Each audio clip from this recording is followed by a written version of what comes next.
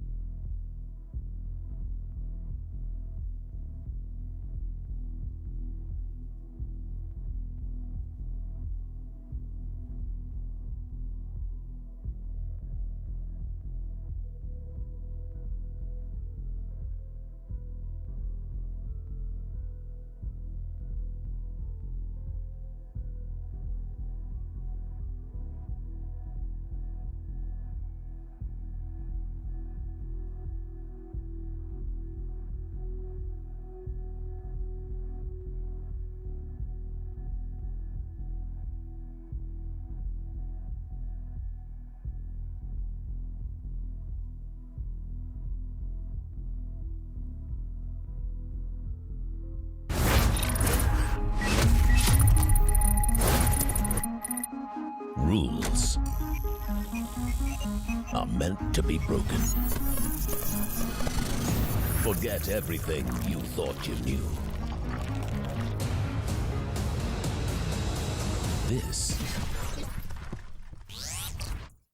is where everything changes. New histories will be written. A major future redefined. The time has come for a major evolution.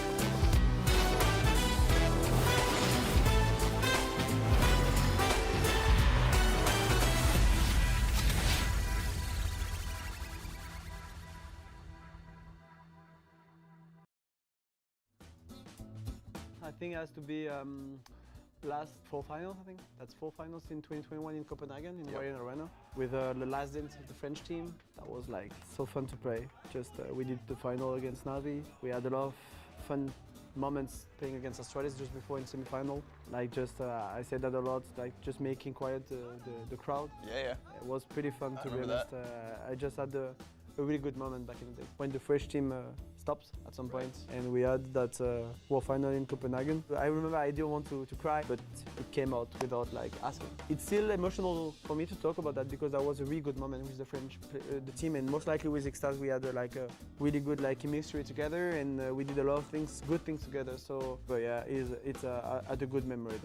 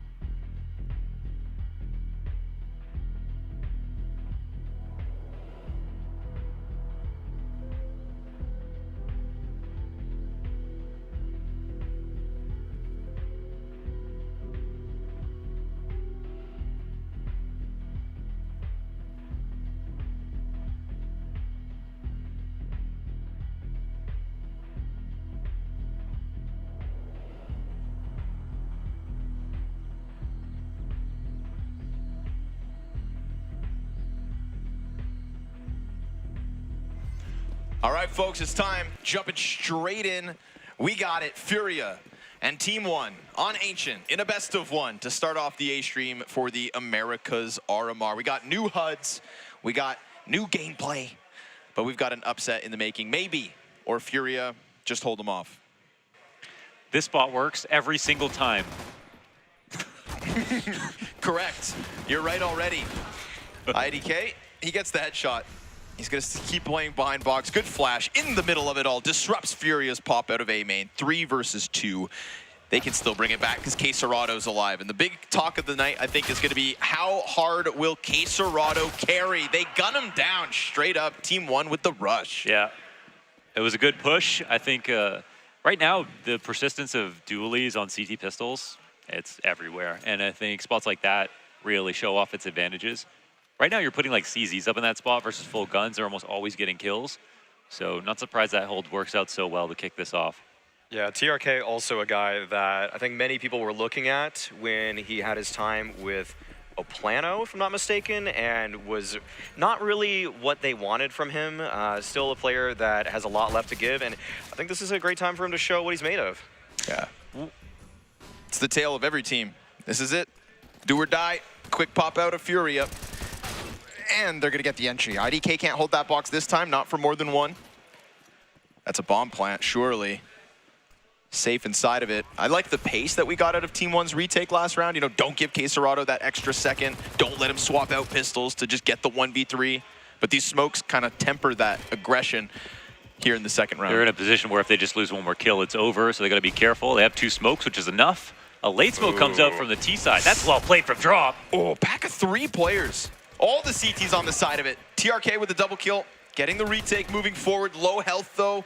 And now, of course, Drop over towards this donut side. Distracts, and bomb ticks too far. Furious pop into the A site. I'd say, what, because of smokes? Works out?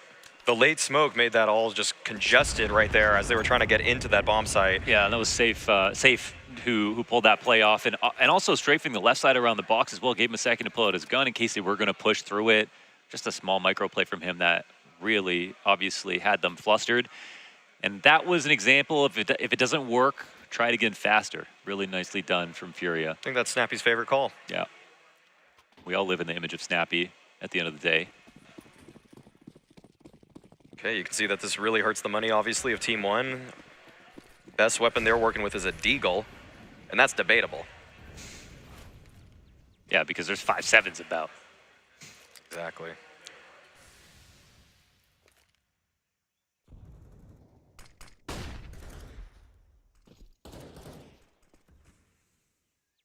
Three of them in the right position. Gonna smoke off the entrance, maybe isolate Queserado behind box. Look at the util pressure here on Art. They do it exactly that. They cut Queserado off from the pack. Still he brings down TRK. Still the CTs pick up more than 1. We've got the 3v3. We've got fights on both ends. And mid push from Pesadillo looking for that gun. A big pickup, but he shoots his weapon so they know he's close. Yuri on high guard, and then the entry into B as well. You think he just had a heavy index finger right there? It's a little cold in here. It's a little cold in here, yeah. I think his hand might have been hard, yeah. Yeah, you think it would stiffen up, but that is unfortunate. I think maybe he doesn't jump the box in that play if he doesn't feel like he's made noise. IDK heard this, though. There's a chance that he catches. Oh, wait, he's making noise now, He's got to catch him. though. He's got to catch him. Oh, that's a chance now. This is opened up. Oh, yeah. Okay, IDK. Let's see if he can make a meal of it. Bomb's in an awkward spot where he has to keep eyes on it every few seconds, but Yuri's got to walk all the way forward through this tunnel, and he doesn't know where the other player's coming from. That other player's right with him. 25 HP here for Drop. Peek out from IDK. Nope, doesn't go all the way. Oh, they spotted. Yeah, they spotted him. They grabbed it, and they could go, but he's got to shoot him while they're feeding back. He drops it a second time. Oh, what a blunder. Oh, he's letting it go now. Oh, it's alive. It's alive and well. Yeah, this is hugely advantage for Yuri now. He can plant this bomb, set up into his favorite position, and IDK is just going to be left guessing for the remainder of this one. You know, it's not impossible still. There's a chance that Yuri gambles wrong in where he goes. And there it is, the early fight, but Yuri outduels him. The headshot in the clutch. And the second round for Furia. 16 health. 16 health makes the difference there between what would have been, I mean, what still is an incredibly costly and painful round, and definitely not the kind of round Furia wants to be dealing with this early. All set up by, again, nice util out of Team 1. Great mid-crunch from Team 1. They understood what Furia were doing, the timing, where Furia would be locked into that jump-up position where they would be at elbow still. But yeah, I think at this point, Furia, they feel like they weathered the storm. Right, and it can only sometimes get worse if you miss these few small chances at the beginning of games. And matchups like this, probably already feeling like the pistol round was so long ago. So they are back on USPs. As Furia look to establish dominance inside of middle. Flash pops. And it looks like here comes the mowdown. Drop will supplant Art's position. Caserado grabs 2. And now only 2 remain. Relatively similar idea to what Team 1 went to in the prior round. This time with a weakened buy and rightly so, not inflicting as much damage. We saw a little bit of the mechanics right there from Mobs, but that's really all they can be happy about. And we'll see more of that. You know, we're definitely going to see a few Mobs rounds in this series, in this matchup. Of course, yeah, it is best of ones today, which is brutal for the teams that don't start off hot. And that could be anybody in the NA RMR. And to get added, right? It used to be the story with teams, you know, on the EU side of things like Na'Vi and FaZe and things like that. It doesn't really happen as often anymore, but it's definitely the NA story these days with Liquid and Furia. There's just a lot of sleepers on the Americas side of things. So many teams where you just know that these top teams aren't really looking at. They aren't putting in the prep all the time because they're always gearing up for those tier 1 tournaments. And even though the RMR is so dearly important in the CSGO ecosystem, sometimes they just look at who they think the late round opponents are going to be. And they never get the direct practice in NA because they're usually in Europe. So I'll give them all the excuses we want. Here's Caserado. Oh, with a flash. TRK's kicking himself right now. He had to turn from that, but it was a catch-22. The swing was perfectly timed. And now they've created a lot of space this early in the round. All a fake, man. All a fake. Bomb sitting outside B site, evacuated already. Wow. Looks like Malbs doubled back. And these guys trying so hard already. Oh, and Art gets another kill. Malbs gives it that little stutter, loses his head to Yuri, so very nicely here done from Furia. Just postured on both ends, and it's one of those situations where if anything goes wrong, you still have your emergency protocol, but in this case, everything went right. We get the Caserado entry, we get the Art kill just a few seconds later, which has Malbs stutter, and then the insta entry in from Yuri. 3 clean kills from 3 important pieces of Furia's success tonight. I talked about it in the pregame, just the fact that Art, when he comes into these BO1s, he really likes to play with his opponents, make sure that they're the ones on the back foot, and this was a prime example of it. Early play towards that A long side, and then immediately just manipulating the rotations of Team 1, and they just, I mean, Team 1, they had no idea what was happening. They're even reaching for the lock-off before the bombs exploded with Art ready to try to collapse on A. Nobody else goes around to hunt, however, still concerned and thinking about their own money first. It's a good priority to have. It's still early on in the half, but 5 rounds deep, and these rounds have gone by quickly. This is a simple tactic that looks very clean and, of course, complemented by Art's play. But at the point that Art even took contact, it wasn't almost necessary that he even got the kill. They were all ready to stage an attack over on the B site, and up the ramp with no smoke in front of him was nearly a done deal. Yeah. See a concession already being taken, that Malbs is on the MP9, and last round with the M4, he was able to find that headshot on Yuri, but you know, this is going to make things even more difficult for him. Cave player for Team 1, such a vital position with the weakened buy. It's pretty much, you're hoping for a one and done here.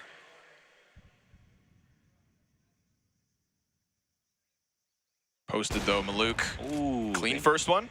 Made it a little messy, but look what happens now. Yeah, talk about messy. Caserado nades in hand as he tries to jump over, and the donut contact doubles back. Silver lining, safe got away with bomb. And we talked about how they had protocols in place if that A hit didn't go well last time. Well, let's see. No protocol success on the other side of the map. Bomb was never able to make its way over. If they're trying to create that space to set up safe, didn't happen. He looks for the head top middle, so they've spotted him out, and there is another player close enough. Safe just looking currently for individual fights, and he's getting them. right? The space here that's between Team 1's players works out well to Safe's favor because not only does he get that donut frag, but he gets away from what was the closest second player in top mid. He's got this close fight versus Maluk. Oh my Just God. saw him. Just saw him. Imagine. But he's not going to miss that close range shot. Team 1 to a second round with 3 players alive. Wasn't a huge fan of the decision over. I mean, first of all, the shoulder peek from from Art in the beginning of the round. The one thing is maybe if they didn't read the money correctly, they wouldn't have anticipated an op, so they could maybe think they could take a shoulder peek like that and not be punished so heavily. Caserado, once he knows the op is out of the way, maybe thinks there's one more on the A side and willing to take the fight, and is trying to get this first outpost of this big box on the A site. But obviously, from our perspective, there's 3 guys on A. The op got the opening kill. It feels like a play you make when you're 4v5 and you're looking a little desperate. Yeah, just the way that Art charged onto the bomb site, nade in hand, just felt like he was going all in on trying to take that space. If there were any rotation from Team 1, and there was, that was just so desperate. And they were afraid of A already, you know, so you would think if the team was worried about the site, then they would have people ready to come and protect it, and that's what they found out. So, well, it won't change the fact that Furia can buy right now. And it looks like Art has the full intention of keeping the speed high. He's got a Mach 10. They've still got the op on Maluk, which is very important on this map to make sure that you can keep A information, deep A information safely. Playing back in Temple, not always sufficient, but I think he has a good spawn to go for a closer peek.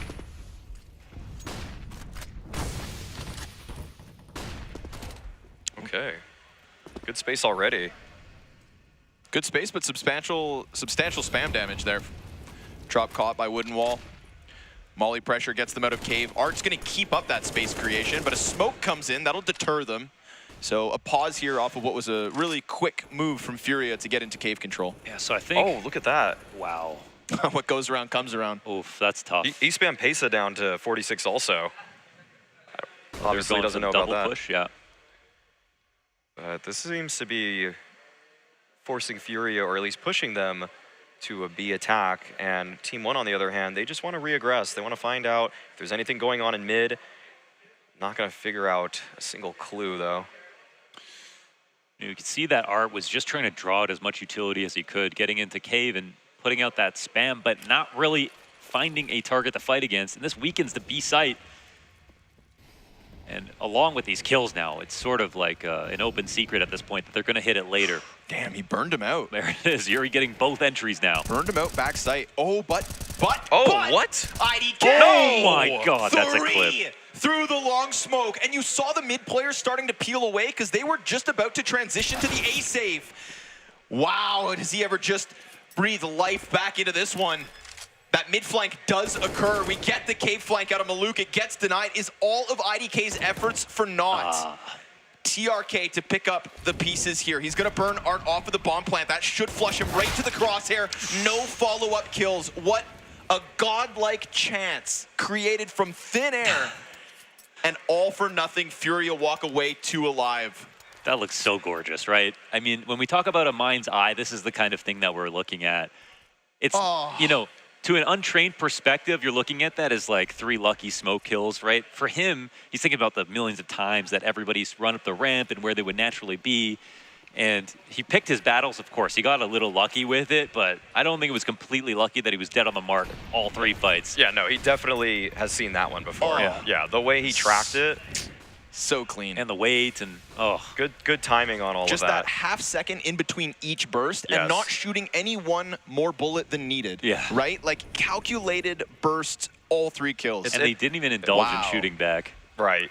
I mean, it's all about creating your own luck in those kinds of circumstances, right? You're never, even though you are guessing that probably was more than 50% luck, it was the fact that he just still knew what to do even though he's presented that opportunity.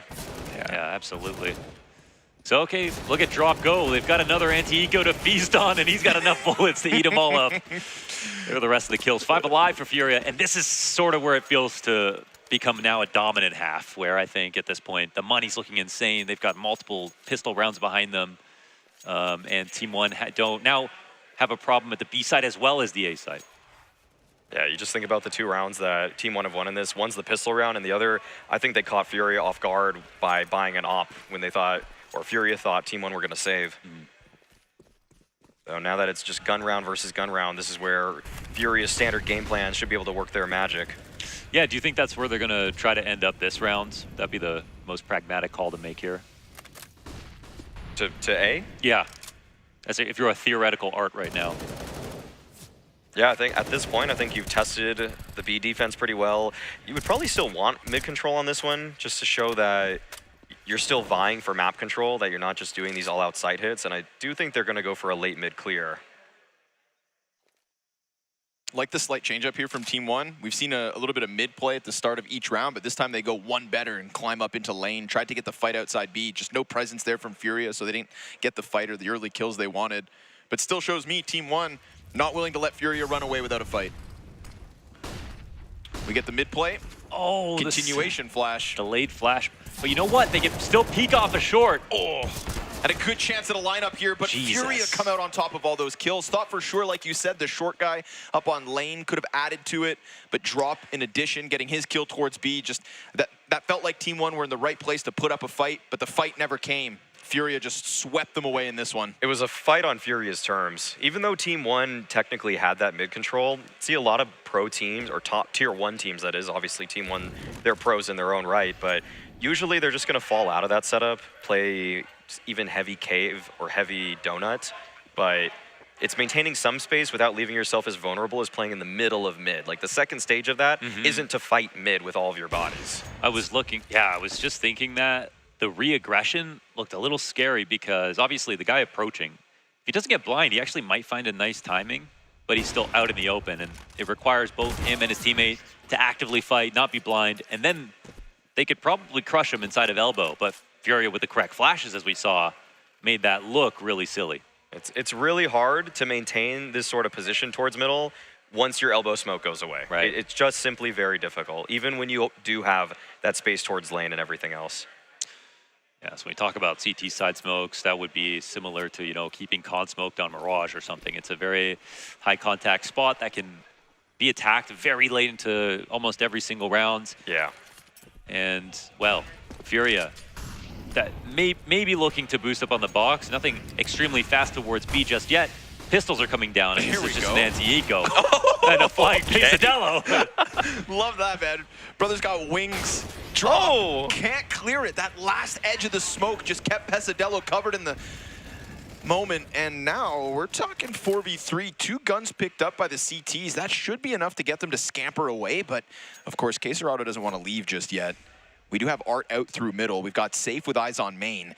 This pistol in Donut, if it gets the blind side, a blindside on Art would be such a doomsday situation here for Furia. All they have is A main, feels like they have to keep up the tempo, and Safe feels that. If Donut's the first point of contact here, he just posts up on the deep angle. So they have to worry about Donuts, but second smoke. Oh, this flank is... Yeah. But it's the only thing not covered by smoke. Yeah. Someone's got to turn around at some point. I don't know. This is hard to read. Temple to B. Oh, they're going Temple. That's... I don't think they can. They're not going to commit to it, though, surely. This would be brilliant if they did, but that flank is just too strong for Maluk. Safe from Temple, 30 seconds left, 1 versus 4. Wouldn't give him a great chance in this one, but we'll see what damage he's able to inflict. Suddenly they don't want to play at all.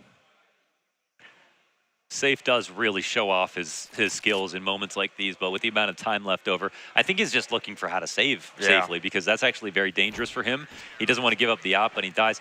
Listen, I'll tell you this much. If they knew that Maluk was there on the flank, they would have just turned around and killed him. And what they were trying to do there is like, okay, if we can get Temple and then get back CT, we have a place to plant.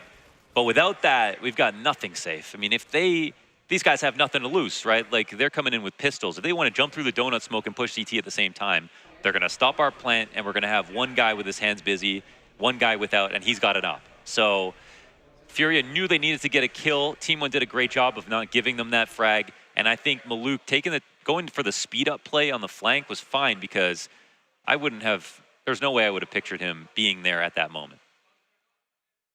I'm glad to see that Furia, being the favorites in this one, are calling the timeouts every single time something is just going the other direction. Team 1, I mean, you would probably write off a round like that. I think a lot of people would just say, you know what, they got lucky with that one. But Furia want to make sure that they finish this one out very cleanly and get every round that they can in this first half.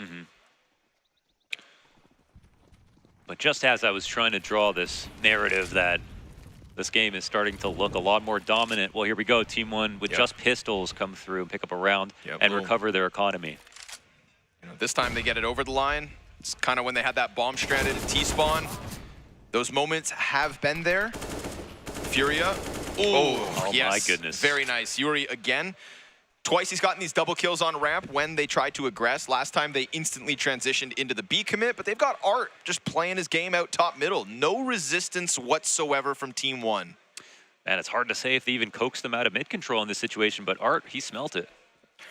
It's just dealer's choice now for Art. Can dictate wherever his team wants to go, and it does look like they want to end up with the B finish. Just have a single player there, and Maluk actually with the op in cave. That's the op in cave. Yeah, that's going to be a really interesting engagement if it's presented to us. And does he feel like he has the keys to take a wide swing or make a play? Because he's still worried about mid, you know, until his teammates clear it out. And now he's going to get comfortable within the site. Man, Furia are moving quite slowly towards this. And there was nobody there, even though they used all their util, but that has now given a chance for someone to occupy lane. Oh, they're waiting. They're obviously buying time for Art to come through. All right. And this op, I mean, it could be in transit. It looks like there he'll die. That's it. That should be the jackknife unless IDK stops more than just Quesarado. He would have had to drop that bomb. It's been problematic for Furia in previous rounds. Desperate for a wallbang or something to stop Safe from putting in this explosive, and now with it, it is Furia to an 8th one. So, you know, if there's one good thing to say about Team 1 there, it's that their proactivity made it look like Furia were about to make the play too slowly. And I think with that full flank, that's something that they decided to do way early into the round when they were down numbers. And it almost made up for the fact that they gave all that space to Art, who was walking his flank all the way over towards the B site. So even though they don't win, I think there are some good ideas here for Team 1.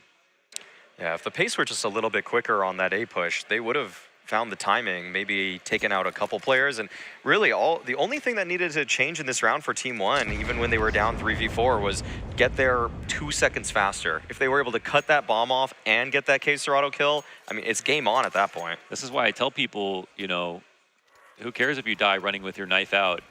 If you run with your P250 out, you might miss the kill, even though it's only 5 movement speed less.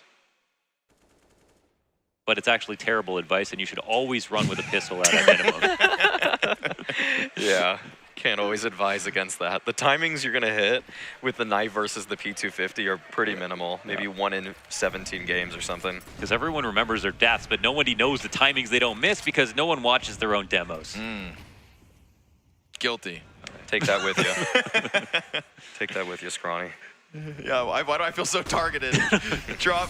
Swinging around the smoke. They kept their heads down. There's a couple players who could have contacted with drop. Instead, it's Malbs to press out along the pillar. We've got Pesadello still towards long, speared out by the Opper. Insta-kill after insta-kill here for Furia. Again, some rounds look so sketchy with Pesadello flying around lane. And then here we are 2 rounds later, Furia just bombing up B ramp like it's nothing. Smoking Team 1 in another gun round and getting back to that narrative you wanted to spin, Mohan, of just this being Furia a step ahead. It's a shame it isn't 100% clean anti-ecos on top of also good rifle rounds, which you just want to see for Furia in the larger scheme of things as a team that's most likely to, you know, get legend spot or go far in the actual major. To win the major.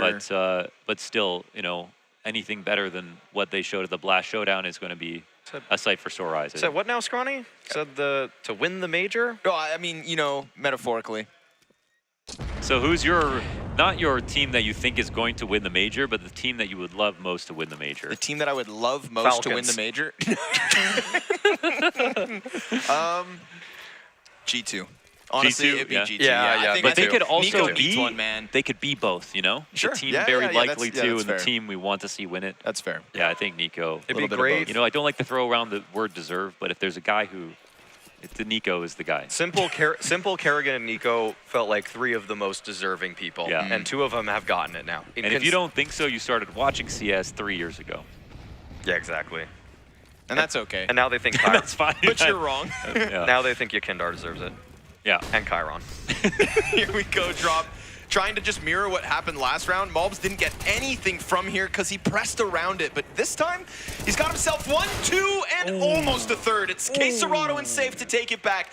Little 2v5, perhaps? Put a pin on it. Yeah, a 2v5. You know, it is Safe and Quesarado with a bomb down. First and second highest rated players for Furia as of late. Safe, dead, nicely done. IDK, throw it back to that round where he's spamming through the smokes. This guy's got really good accuracy at the moment, just making every shot count. His nice name is IDK, but I bursts. think he does know. A thing or two I at think least. he knows a thing or two. That's 4 for Team 1. Is it ideal? Absolutely not. Is it enough? You can be the judge. If they get to 6, I think we can say game on here. The game is still alive. We can say that. That's true. Yeah. Giving Furia double digits in this first half would have been a death sentence for Team 1. And so there's still room to believe, and sometimes that's all you need. On the micro, much prefer the way Malbs put his smoke to the left and stayed behind it, as opposed to last round where he put it to the right and then tried to get flashed through it. True. That's like the natural entry pathing angle to clear cave from, so at least he tried to go against the grain there. Oh, this is a lot of space for Fury to have already, though. For Quesarado to be in Donut with 1:35 left, I mean, it feels like for Art, the world is his oyster. Just so many options available. Even drop, clearing out all of lane. This is the most backwards I've seen any of these rounds go in terms of map control. It feels like Team 1 have been fighting for mid so consistently, and finally, they just gave it up for free. So charitable. So charitable. Let's see if it costs them. I mean, it doesn't even, I think they're kind of closing their eyes right now and hoping that donut control is not Quesarado's, because at the moment, we're not seeing any movement on the map from Team 1, almost frozen in place. You know, as this attack started to take formation, everything gets into position, and, you know, I don't think Fury are asking for much more here. Seems like Fury are just waiting for any kind of reaggress. They expect Team 1 to go for some sort of some clear towards middle, but it's not happening. And now Furia, they're simply able to dictate this split. Are they gonna just, okay.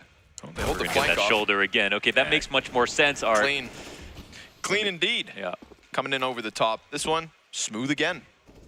Unfortunately, this is the most uninspired round from Team 1. It felt like they really needed to string something together at the end of this half to give us that competitive feeling going into the second, but... Correct me if I'm wrong on my feeling here, but this is the type of round where I feel like as an IGL, you get some weird comms. Oh, timing called, maybe Donut's taken, maybe we have this, maybe we have that. And then as an IGL, you feel like if you make the call for your team to organize around a push, you could be making the wrong one, and then the indecision ends up costing you because you have a fine setup, but it's clearly not dealing with the problem at hand.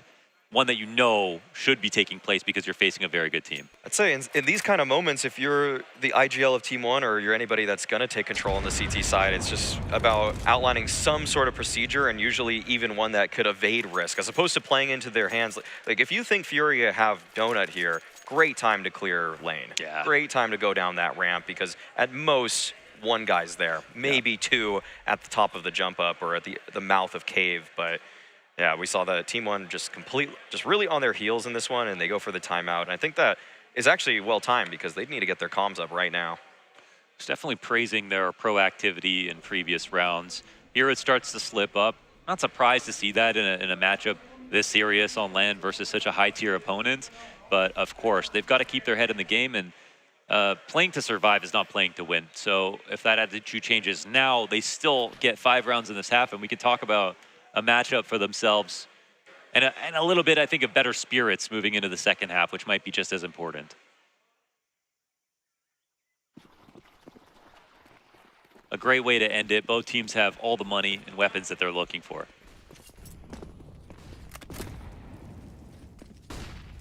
A little vigor on the mid play again. 2 purposely missed smokes, or just 2 most missed smokes? I think they re-smokes because of the first one. Did they messed miss up the both. second one? They messed up both. Okay. Yeah, they messed up both. Okay. Well, not ideal, but not punished for it. Here comes the A-hit real fast. IDK just caught close to the smoke by a flashbang. And now Team 1 are low on smokes already. Yeah. You know?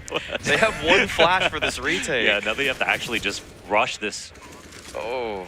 Retake, honestly. Not looking like it's going to happen here. 3v5. 2 flashes, Maui. 2 flashes. Hey, Furia can be throwy sometimes. Double those flashes. That was the call I would make if I was on team 1. But they go both ways. We get the util here out of Furia in the post plant. An 11-round T-side queued up, and that is with the near mistakes we saw at the very start of it, including an actual mistake of losing to that Pesadillo fly out over towards short. So feels like this could have been a better half for Team 1, but it is going to end right here, right now, with 3 Ts peaking Donut. 4 rounds. That's all they'll have to try and bring this back, and we'll see you after the break.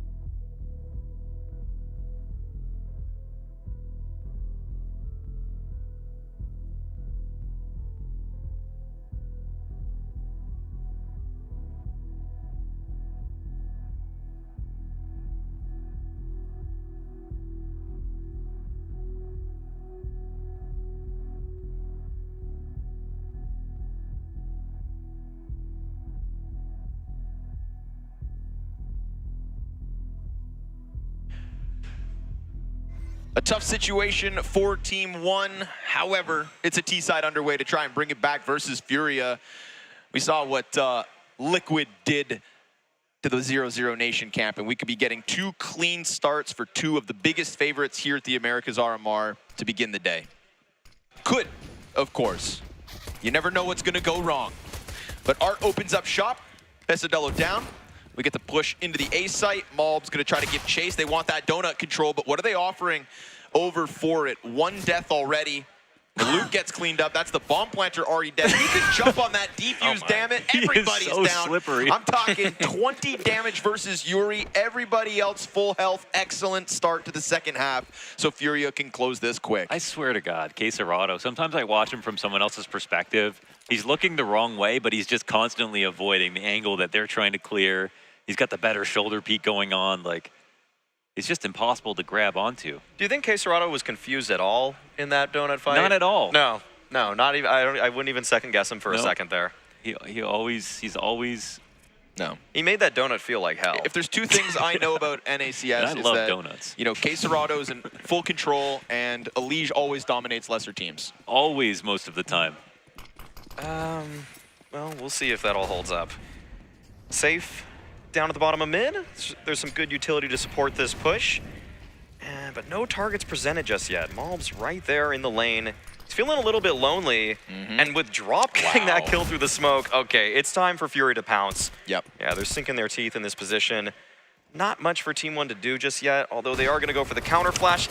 Sort of missed the mark, but okay, that's actually safe to pick things up, and things are looking pretty good, but as soon as I say that, it's IDK that still keeps things interesting. It's just a trades galore, actually. Fury just keep on fighting in multiple areas, multiple directions, and I think they've triangulated TRK at this point.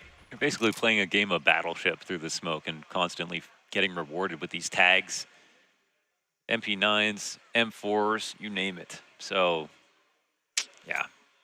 Rock in a hard place here as TRK just sort of volleys back and forth. Spawn and outside of B, biding his time. The longer you wait, the less utility you have, the more suspicion there is that he could have left and gone the other way. Of course, TRK simultaneously thinks that they could have slowly worked on a flank and knows he's got to fight his way out. And, well, the double peek is there. It's a beautiful setup as long as they have mid control. And that was about to be reclaimed as well. So Furia, 13-4, and it looks like they're having fun. That's the most important part, isn't it? It is, because once they start having fun and once they have leads like these and once they can feel as though aggression's there to be taken, I love watching Safe just tap into his inner art. You know, he fits the Furia formula so nicely for that reason, and it's not always with the op. You'll see him get freed up and play these M4s hyper aggressive when they're just dominating wins, like you're gonna get right now. Watch him just continue to throw this acid round out. Okay. All right, well, things don't always go as planned, obviously. Call us casters for no reason.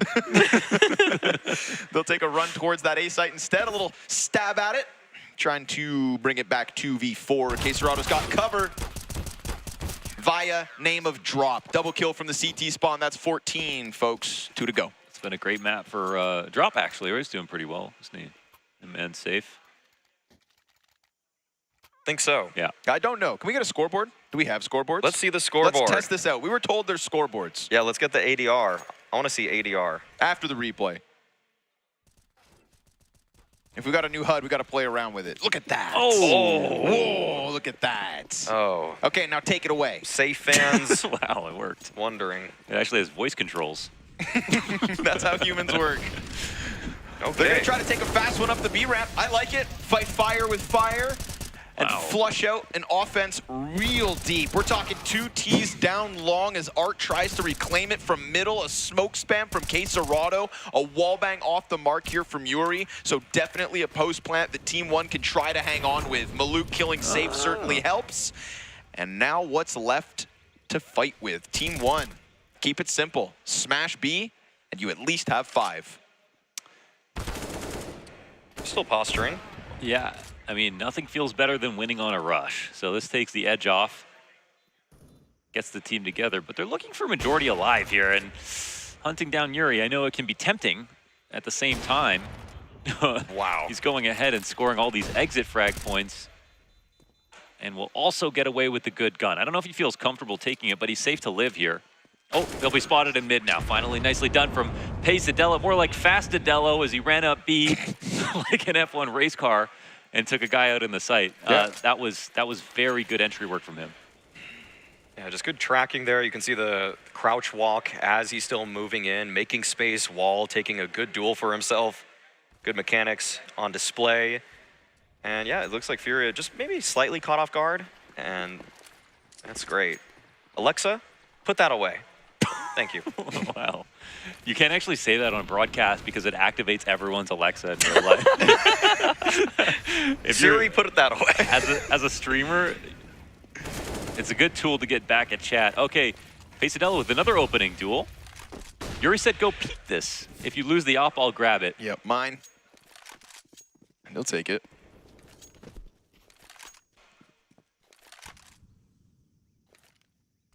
That's still drop on a 5-7. Quesarado on the MP9. They're going to boost the op. There was a chance there. 1 bullet out. But now you got to worry about Cave again. And of course, after that ramp contact, the Cave players did get closer. Oh, if they don't deal with this incorrectly, that's not going to look very good. But look at TRK. I mean, now there's just no reason to not go B in this situation. Or A, excuse me. Nope. Malb's going to fight to his death.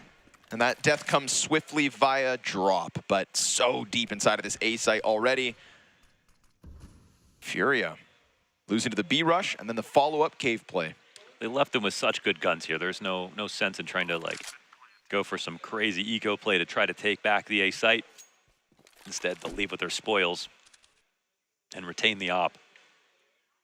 Money's not great though for Furia, so probably gonna just see a mismatch buy. If Art and Safe invest into the next round, I'd be very surprised. So there's a lot of options you have if you go for double rifle, single op, and then just a couple pistols around them. Would really like to see Yuri, or Safe hopefully, be past the op, and then just lock down A by himself. Let the pistols focus on lane and mid. Games like this are 99% over, but just because it's Furia, and I think we, And just because we cast EG Black last week. there has to be at least 1 week where we don't give them the benefit of the doubt, right? Yeah. I think that's only fair. This can be that week. They show up today and they're trying to figure out which Furia they're going to get, right? They came into the EG Black game thinking they were going to run over the team that they were playing against and get to the finals of the showdown. So it's not as if their mentality has changed. But their realistic outlook might have after that match. Yeah, I like how Fury have set up in this one already though. Safe is just locking down A, and then, but they are, for some reason, just kind of floating Art on the site right now with him, and that leaves Yuri on an island towards Cave, and he's got to deal with this with one of the weaker guns on the CT side. And they haven't pulled the trap wire over here on the A site, right, with the op holding down this angle. Yuri dies. Clean. But at the same time, he gets the smoke off, which makes the position a little bit less complicated, or a little bit more complicated for Team 1. I mean, they would have loved to just run up into the site. We saw this lurk come out previously. Oh, timing. But is there a world where he turns around? Nah, not this far. Nah. Oh, doesn't matter. Yeah, because he doesn't like need that. the turnaround. He focuses forward into IDK. That's going to spring the Team 1 B hit. A fresh smoke. Met by Util. That is a plump, juicy, and fresh smoke. Ripe. Yeah, this block is looking really good for Furia. They don't even want to go B, but they have to. That's how it feels. And by the time they do decide to commit to this, we're talking a stack. Quesarado, low HP, but Art drops bomb. Wow. Shredded. Absolutely graded as they tried to get into that B hit. It's not what they wanted, but it's what they were forced into because of that Safe and Quesarado swap inside Donut. Yes. That's the kind of kill that I think the only player on the team who gets that consistently is Quesarado. Oh, for sure. To turn around and think, I'm going to just take... There's the smallest timing called on long. Safe was watching that with an op, hawk-eyed on it until the second that he turned around to Donut. Quesarado was not ready at all, and he still just won the duel. And, it just puts a wrinkle in my brow to see a kill like that go down. But you've got to respect it. Oh, look at this. Okay, round 22 might be Team 1's last in this, and they were trying to go for the contact play. Softened up pretty heavily by that grenade, but TRK, that's a clean entry. Yep, kills exactly what they need. Drop from further back. Takes down Pesadello, though. We've got Art up inside of the donut. We've got 2 rotators trying to join drop. And we've got all 4 of Team 1's members just kind of stalling out inside sight here. Bomb will be planted. Oh, shoot. Safe down to 20. Immense damage, and I think on top of that, it's the fact Malbs gets this deep position inside of the temple. Now he's going to be so difficult to unearth from this spot. Team 1 may have just kept themselves in this game to continue fighting unless the retake is that clean. We get Yuri over the top. We've got Drop now getting on bomb, trying to frazzle them, trying to bring them back, and that is what gets Malbs into the action with an empty gun, but Deagle! The Deagle damage is in. Maluk caught out. Time, though, they get on it.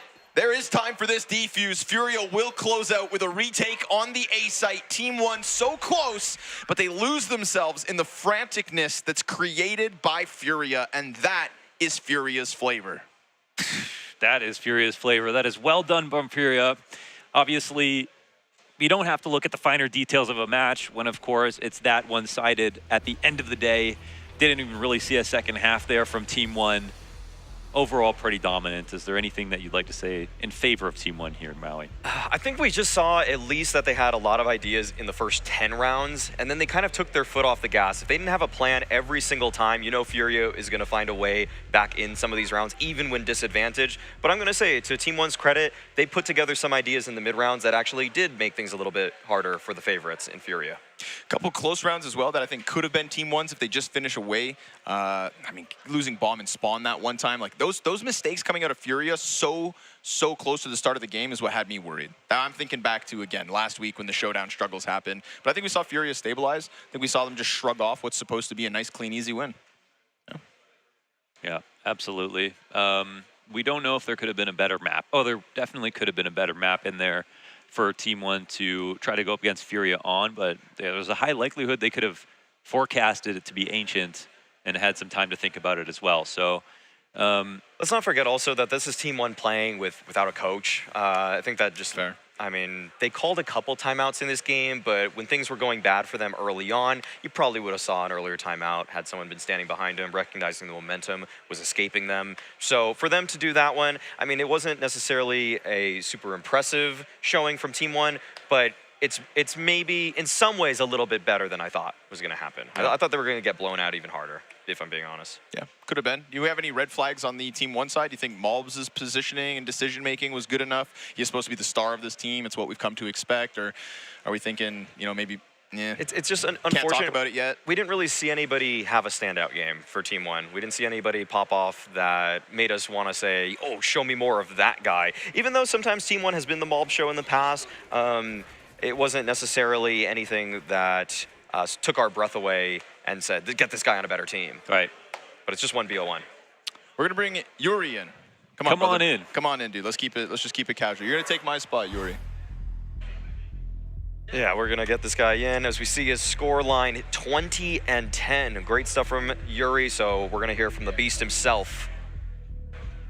Hello See you, and man. welcome. Okay. Yeah. How's it going? Good. Yeah, A win. Yuri, congratulations on the win. Of course, I think you, first of all, you're coming into this tournament. It's much more important, of course, than the showdown was last week, where you had a really rough result for against EG Black.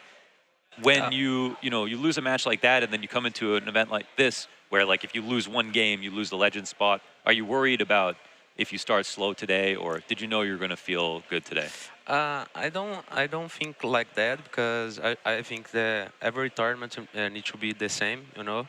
So, but we're going through a bad moment right now because we're losing some important tournaments.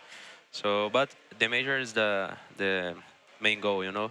So we win today and we won, sorry, and this is good for us. I think we can make like 3-0. Yes, let's try.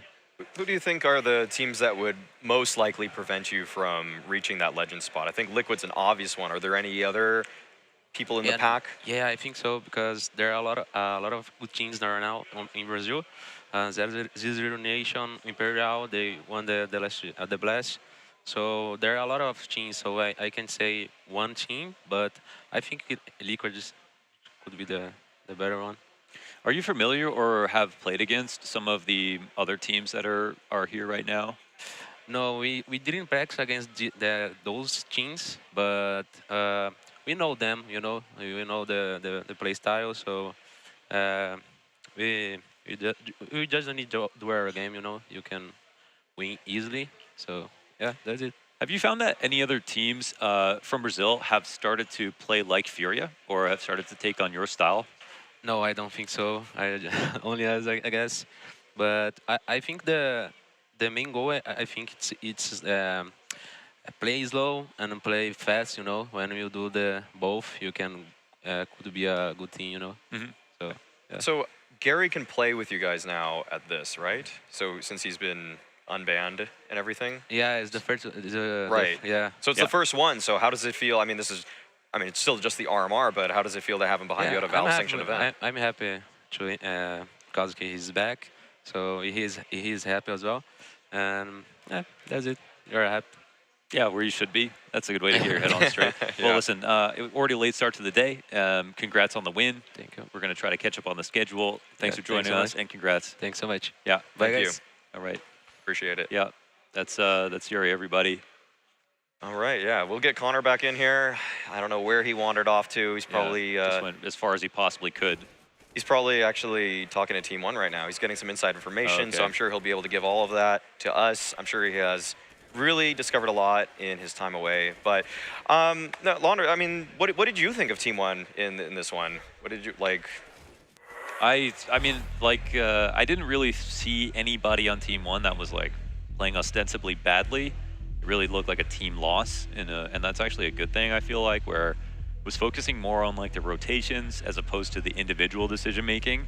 But at the same time, they were still kind of outclassed on all fronts. So I don't know what that means for them in their future matchups with the other teams that are playing here. We're going to get more context today, of course, as more of the maps roll on, because we're going to get new versions of teams who are saving strats for the major, or like learning new things. There's definitely going to be some cramming that came into the RMR, and so really fresh game tape for everybody to go off of. So, Scrawny, when you were gone, I assume you were probably talking to Team 1 about everything that went down. Did you actually get any inside information? No, I approached them and they just said, "I'm sorry, sir, not right now, not right now." Okay, yeah, I mean, that's not part of their media obligations or anything like that, but I think we already see some of the bracket breaking down here. We see that Furia and Liquid's names were bolded. The other team, I think it was 0-0 Nation that Liquid beat. They did. They did indeed. And what do you think of that? I mean, I think you saw the result, right? I did see the result. Yeah, I saw Elige. It looked like he had a hard time for some reason, man. But with Naf going as hard as he did, no problem. Obviously, context there. I painted that as being one of the closer games. I really did think that was going to be closer off the 0-0 Nation Pro League performance. You know, Yuri just said up here that he actually had 0-0 Nation as a team that could be going through. Making it. Yeah. Well, maybe that's just really how good Liquid is at the moment. Then maybe we shouldn't be, you know. But again, it's the format that scares me more than anything, right? Like, it's the idea that now 0-0 Nation cannot drop a best of 3. They need 3 straight. It's twice as important, these best of 1s, than usual. And we already talk about how the first day at an RMR can make or break somebody. So yeah, it's a tough road for them, but it's not a road that's over yet, right? Not over yet. Okay, well, looks like we're just going to be passing this one to a bit of a break. And as we just saw, this was Furia versus Team 1. Furia very cleanly dispatching of their Brazilian counterparts. One Guatemalan in the server, let's never forget him in Mobs. But overall, great stuff from the favorites as they move themselves forward to be 1-0. 30 seconds left. I want you guys to tell me quickly your favorite individual moment of this map. To me, it's IDK with the triple smoke spam over on that site. Quesarado spinning around and getting the kill, even though Safe spinning just around hold the and angle. getting the kill. Yeah, yeah, stolen. All right, 2-1. Quesarado, the MVP moment of this one. We've got plenty more best of 1s coming at you guys. So don't go too far. In fact, don't go anywhere. We'll be right back. I think it has to be last 4 finals, I think. That's 4 finals in 2021 in Copenhagen, in Warrior Arena, with the last dance of the French team. That was like so fun to play. Just we did the final against Navi. We had a lot of fun moments playing against Astralis just before in semi-final. Like just, I said that a lot, like just making quiet the crowd. Yeah. It was pretty fun, to be honest. I just had a really good moment back in the day when the French team stops at some point, and we had that World Final in Copenhagen. I remember I didn't want to cry, but it came out without like asking. It's still emotional for me to talk about that because that was a really good moment with the French the team, and most likely with Extase we had like a really good like chemistry together, and we did a lot of things, good things together. So, but yeah, it's a good memory though.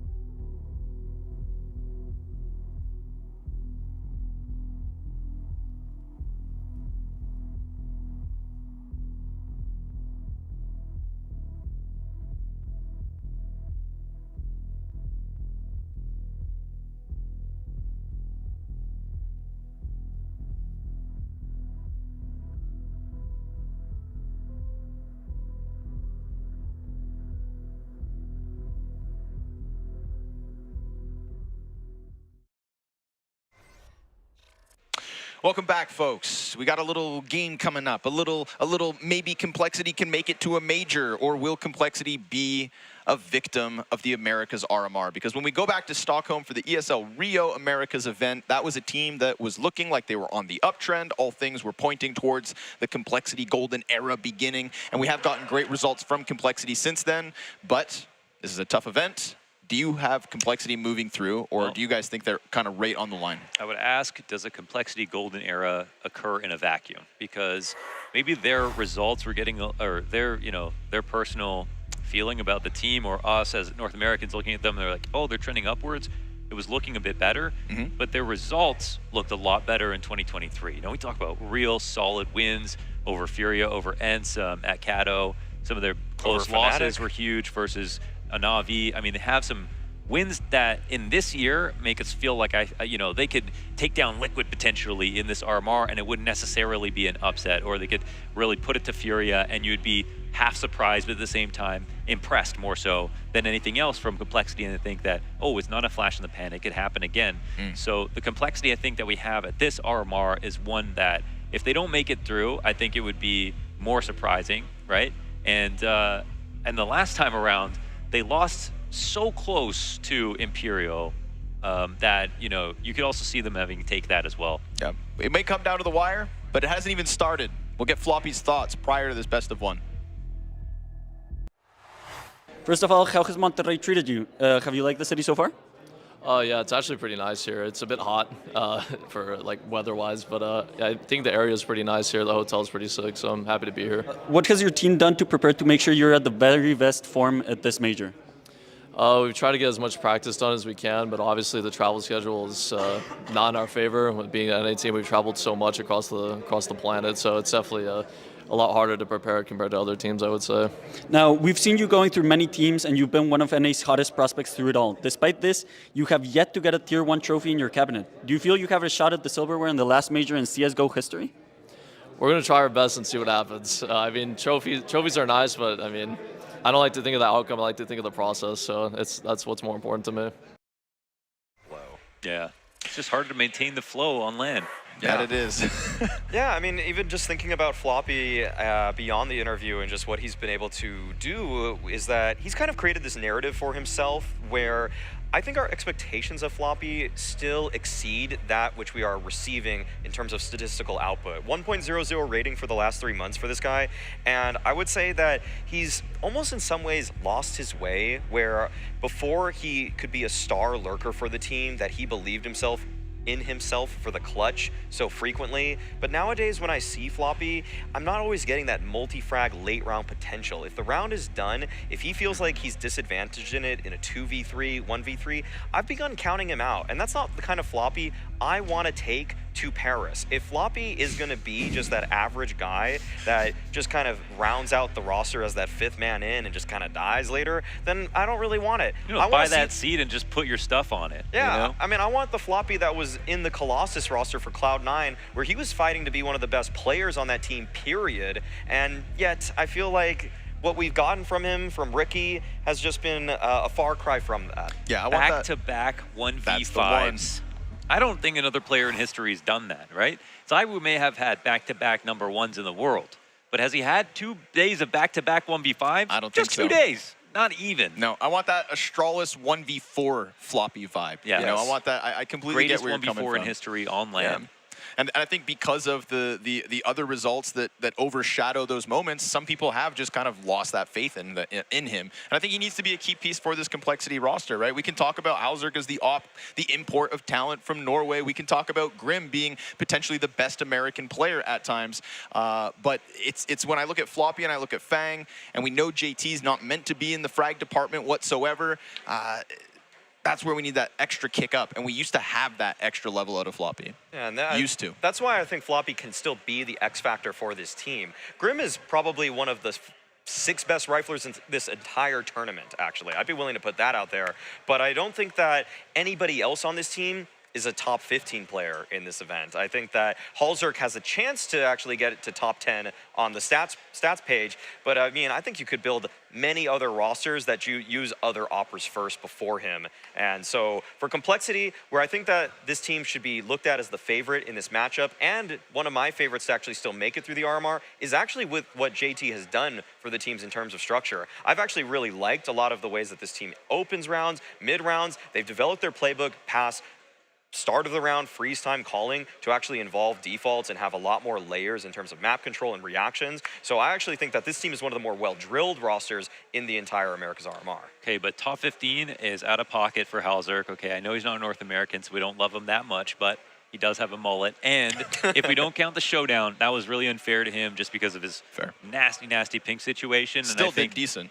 He's still, you know, he's behind Grim, but I think he has been the second best player on the team, which puts him far ahead of some of the other rosters here entirely. I mean, we look at Fuscow now solid with this lineup coming in, and these are one of the rosters that I would say is sort of in the bottom four of more unknown teams that are having results that brought them here from their region, but versus teams like Complexity Furia and who else could we put up there? 00 Nation and things like that.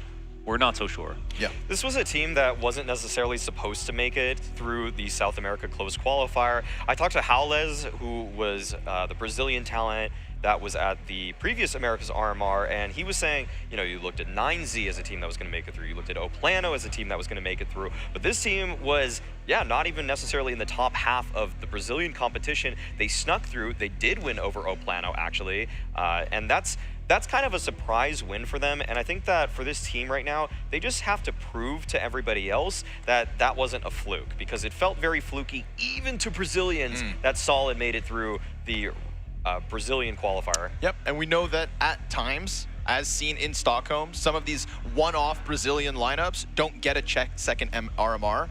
So we'll touch in with Dan Viet to see what he thinks of this run here today in Monterrey. Vocês são a nova equipe da RMR Major. Como a equipe se preparou para este torneio? Cara, a gente praticamente continuou fazendo tudo que a gente já tinha feito antes, porém com 1 hora a mais de dedicação para, tipo, não ficar tão cansativo e ao longo do tempo ser mais produtivo, né? Tipo, aumentando 1 hora a cada dia. Então isso já vem ajudando bastante a gente está bem preparado. Aqui na RMR, existe jogador em particular que você admira? O Fallen. Como você se sente entrando no torneio com 2 equipos underdog? Isso é uma motivação para vocês? Acho que sim, porque a gente ainda tem, querendo ou não, se provar. Porque a gente, querendo ou não, é o tipo, que menos tem chance ao olho do público. Então, a gente vai jogar o que a gente joga e acho que os outros times não vão ter muito o que estudar. Então eles vão entrar achando que vai amassar e a gente pode surpreender. O ano passado vocês perderam uma final contra a equipe dos Surus, que agora é chamados BESTIA. Estão entusiasmados ou animados de jogar novamente contra eles? Com certeza. A gente já entrou naquele jogo, tipo, jogando aquele campeonato com complete, então a gente não esperava, tipo, sair com a vitória e ter dado 2-0 nos caras e ter tomado comeback no terceiro mapa, deixou todo mundo já, tipo, com muita, né, tipo, querendo ganhar mais ainda e agora contra eles, e acho que vai ser um confronto muito bom pra gente. So Dan Viet recognizing that they are coming in as a lesser known entity, as an underdog, and maybe that'll play to their strengths. I like the approach here from the team, just adding an extra hour every day, doing that extra 20%, right? We already talk about how this is the last CSGO major. If ever you were gonna leave your mark, now's the time to put in that extra whatever you have to offer. And it's nice to know that these guys have had the chance to dedicate that extra time, because we see teams sometimes come in with jobs on the side without the ability to have more of an investment prior to RMRs. Very cool, of course, that Team Solid have had that chance.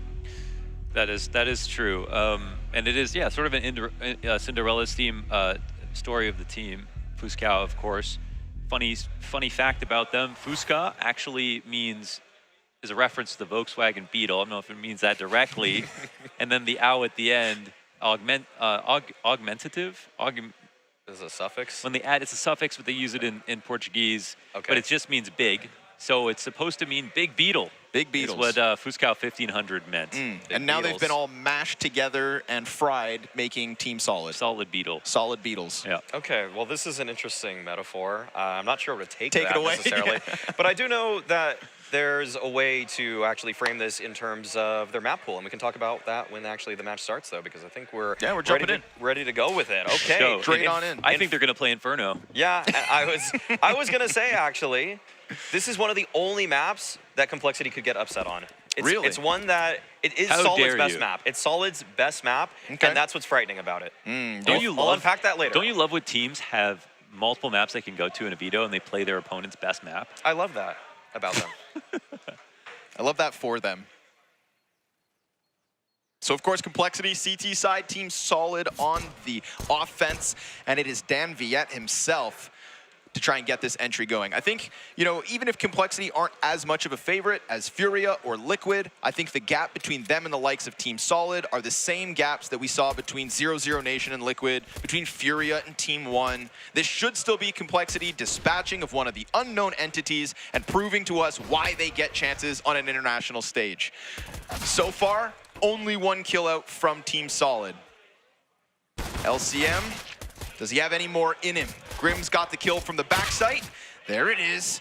Equalizing frag as the Glock crosses over with the bomb. Now, both these teams have their teammates so far away that Floppy's got to wait, of course, for Fang to come and join him. And Roz is still back down banana. Floppy crosses quickly, and it's Roz with a player to the left and one to the right, and a 10-second defuse inbound already. Floppy just trying to dodge shots, has to turn, and now Roz knows he can keep this tucked. He goes back though. Wait, there's still time, isn't He there? goes back in when he didn't need to.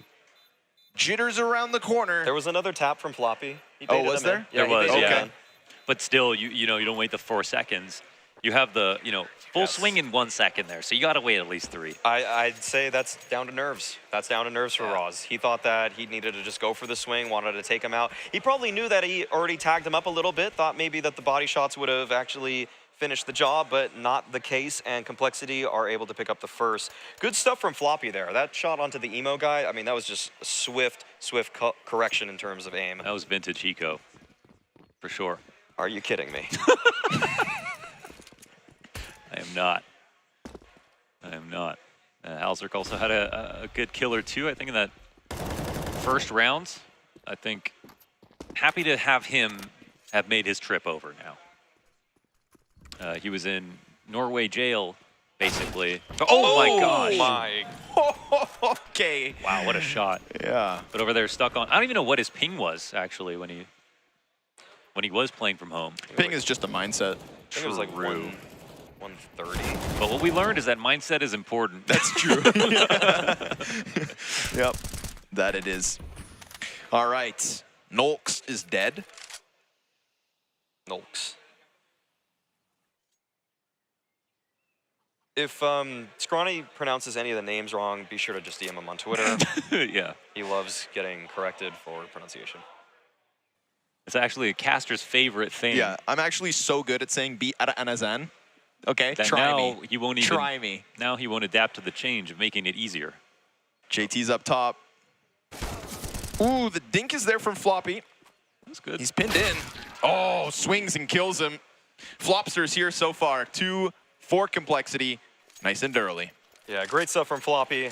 Even though he was tasked to anchor that B bomb site, that is where he used to play. Now the pit player, but with Grimm following earlier in that round, Floppy just went back to his old spot, and you could actually say that is vintage Floppy. I have this strange anime characterization of Floppy that whenever he starts off a game hot, I just picture him being mad.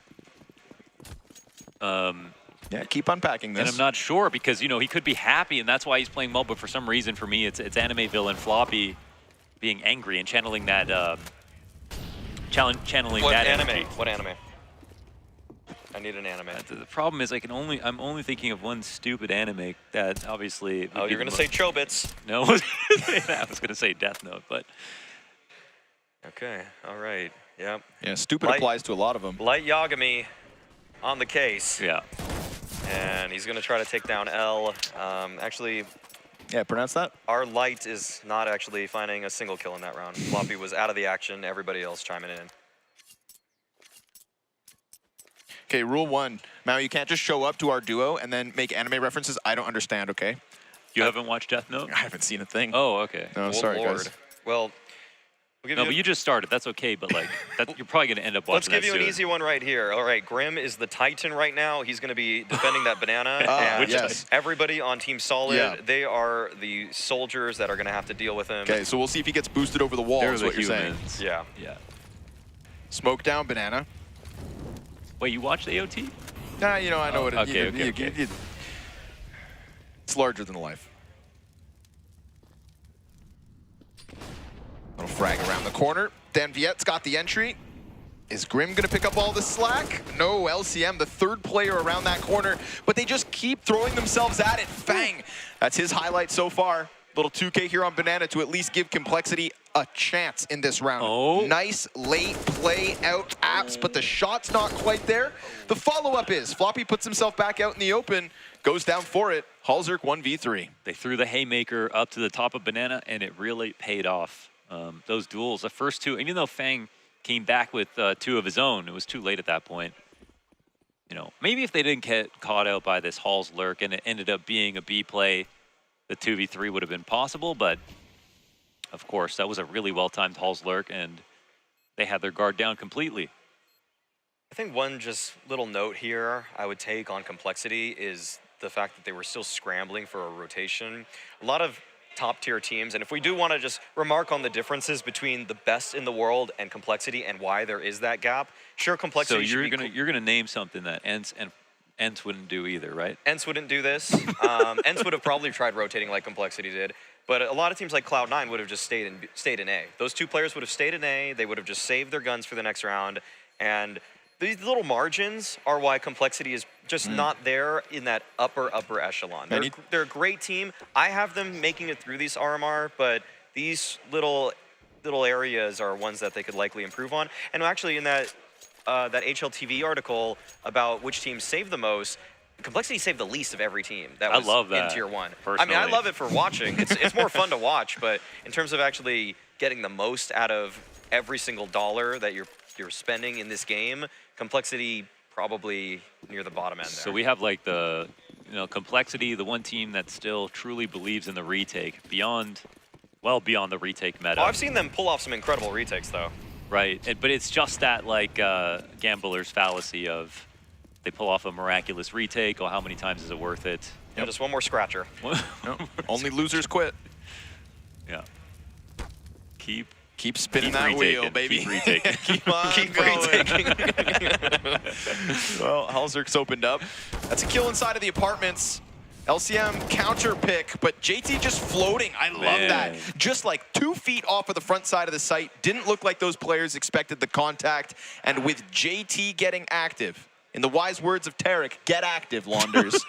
We find Complexity back in control of the situation. A double for JT, double for Halzerk. That's the international imports for Complexity popping off in round 5. Yeah.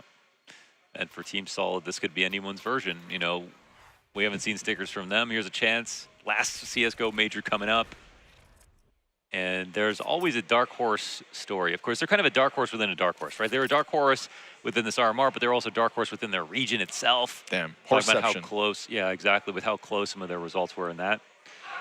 Even just coming into this. So we are learning lots here about Team Solid. And I mean, the way they're swinging, of course, they're trusting each other and believing in their duels, which is good. But I think Complexity are quite ready for the pace that Team Solid want to set. It's been tough to really get too excited about anything Team Solid have brought to the table, but I mean, at least there's been some decent trading here and there. But imagine Liquid versus Solid.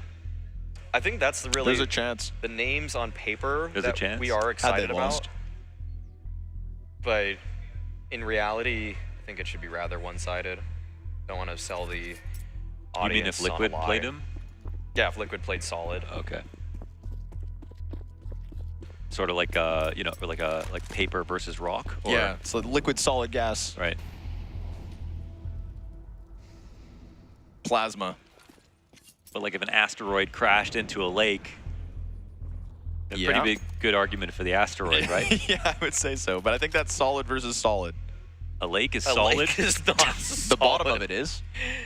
Yeah, but Yeah, we're but talking that about only helps displacing out all the the ass. water. Okay, well, okay. What makes the okay. lake? The water? I love or having the, Maui you know? here to help me out The with water. these. The water. Yes. Fang tears him up. Fang has been The bottom of doing it. great. Doing great work in this game so far. Block kill for LCM over Grim. I think that's probably something we got to look back at. Review the tape. Review the demo. Why is there so much damage, though? Why is Halzerk and Floppy both on 2? These were pistols. These were just measly pistols. And Nolks was looking for his chance, but that one gets shut down by the Opper. Now that damage doesn't matter because it's still 3 up. Yeah, it's true though.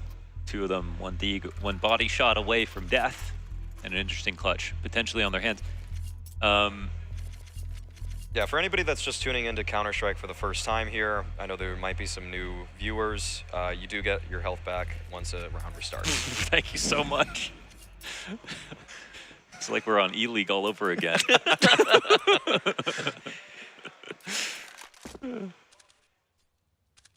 Ooh, op-v-op duel. Love this. Oh, he turned. And he turned. Everybody just keeps on turning. I never look away from my opponent, no matter how meek they look. Even if it makes me embarrassed to look at them. Yeah. Okay, good banana control procedures. Actually, no, I think one of these Molotovs. Oh, no, that's a Complexity Molotov. Good counter utility, actually, from Complexity. Yeah, They've it was stopped really that. great. I don't know if it was 2 different ideas at the same time, because it was too fast to be a reaction, right? I mean, they were just coming through with that. Look at this presence. Oh, with the spray down. What? 3 around the corner there for Cole. And 2 of them die empty-handed, but Floppy just grabs the slack. And we've got Team Solid now just trying to transition to the A site, where all of a sudden Halzerk is indeed very much alone. They skipped the flash. Catches Roz, cause Util off the mark. He just nailed that second. Beauties, absolute beauties out of Halzerk, and now Fang will comfortably walk through the smoke to finish off LCM. Looked like maybe if he was fast enough, he'd get that shot off. But again, it's Complexity picking up wins. They got Fang and Floppy alive. And they got trades that were somewhat favorable on B to make something happen. Halzerk knew the pressure was coming towards A. They knew there was no AWP on banana right there, and they knew the AWP was still up. So even though I have full information on the map, I'm gonna say that there are 2 guys coming back to mid. They should have thrown their default flash to take over lane control or push Halzerk back. It should have been, they were 1 second away from throwing that flash and getting him back before trying to take over a lane, but they wanted to skip the step entirely. And I guess we're happy to not find him on Arch, but that maybe could have set him off. And I think that the reality here is going to be a million small advantages. It's going to be death by 1,000 paper cuts, right, for a team like Team Solid, even if they come in with a good game plan, versus a team like Complexity. And there's a moment where I feel like they could have got a little bit extra. Yeah, and once again, this is supposed to be one of their strongest maps. At the South American closed qualifier in their BO3 to send them to the RMR, they won, I think, Vertigo and Overpass it was. But in a lot of domestic competition, they've really just favored Inferno. Whenever they can pick it, it's pretty much always Vertigo or Inferno. Those are the 2 maps that they want to see in a veto at all costs. And so this is supposed to be playing to their strengths, and you'd expect that sort of composure to show, even in a matchup like this. Easy to get excited sometimes, but it'll be great experience nonetheless. Halzerk keeping an eye peeled here in towards Boiler. Not sensing any danger for the time being. Wants to get active and... Oh, that's interesting. I think that Smoke doorway rotation? just must have sealed shut for a moment when Braz swung across, or you've got a weird smoke rotation. Okay, the playback's there though for Complexity. Flash top mid, JT just the one. Good trades from Team Solid here. Yeah, GBB just on the wall, ready for the flash, ready for goodness. that. Oh, Fang. Oh, Fang. Nasty. It's a massive pickup. Just slides out as Nolks turns around. Grim plays top coffin smoke. Bomb is actually still moving up middle. So Floppy, behind tall box on site, got caught leaving preemptively last time. He gets shot at, so he knows he has an engagement. They poke him, and he pokes right back. He's gonna use that elevation to his strength, and it is Floppy to hold down this site on his own. A little back and forth there between Team Solid. Looked like they were sizing up the B site. Looked like Grim was gonna get his gunfight, but they walked up lane, died, and offered Complexity their 7th. There's been some great individual moments for Complexity in this round. The push through smoke from JT, and the fact that Floppy, even though he knew that player was on the balcony, he had the option there to either just stay tucked behind default boxes or to go for the swing, and he went for the full confidence swing. That's the Floppy that we've been missing for a while from Complexity. He has not played with that emboldened stance that he felt on Cloud9, but at this RMR, he should believe that he's one of the best players here, and to see that, it's good for the future. That's the Floppy we want coming with us to Paris. Premium economy. Minimum. Well, hold on. If they get Legends, maybe. Flashes on Banana. Fang is right behind Grim, so he picks up the kill.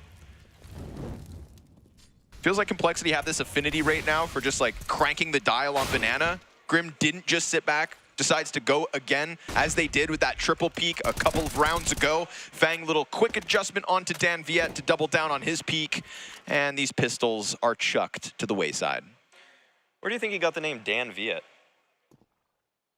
Southeast Asia? That's also possible. Yeah. That's kind of an impossible question. It is an impossible, it is a tough question to know the answer to for sure. But maybe he served.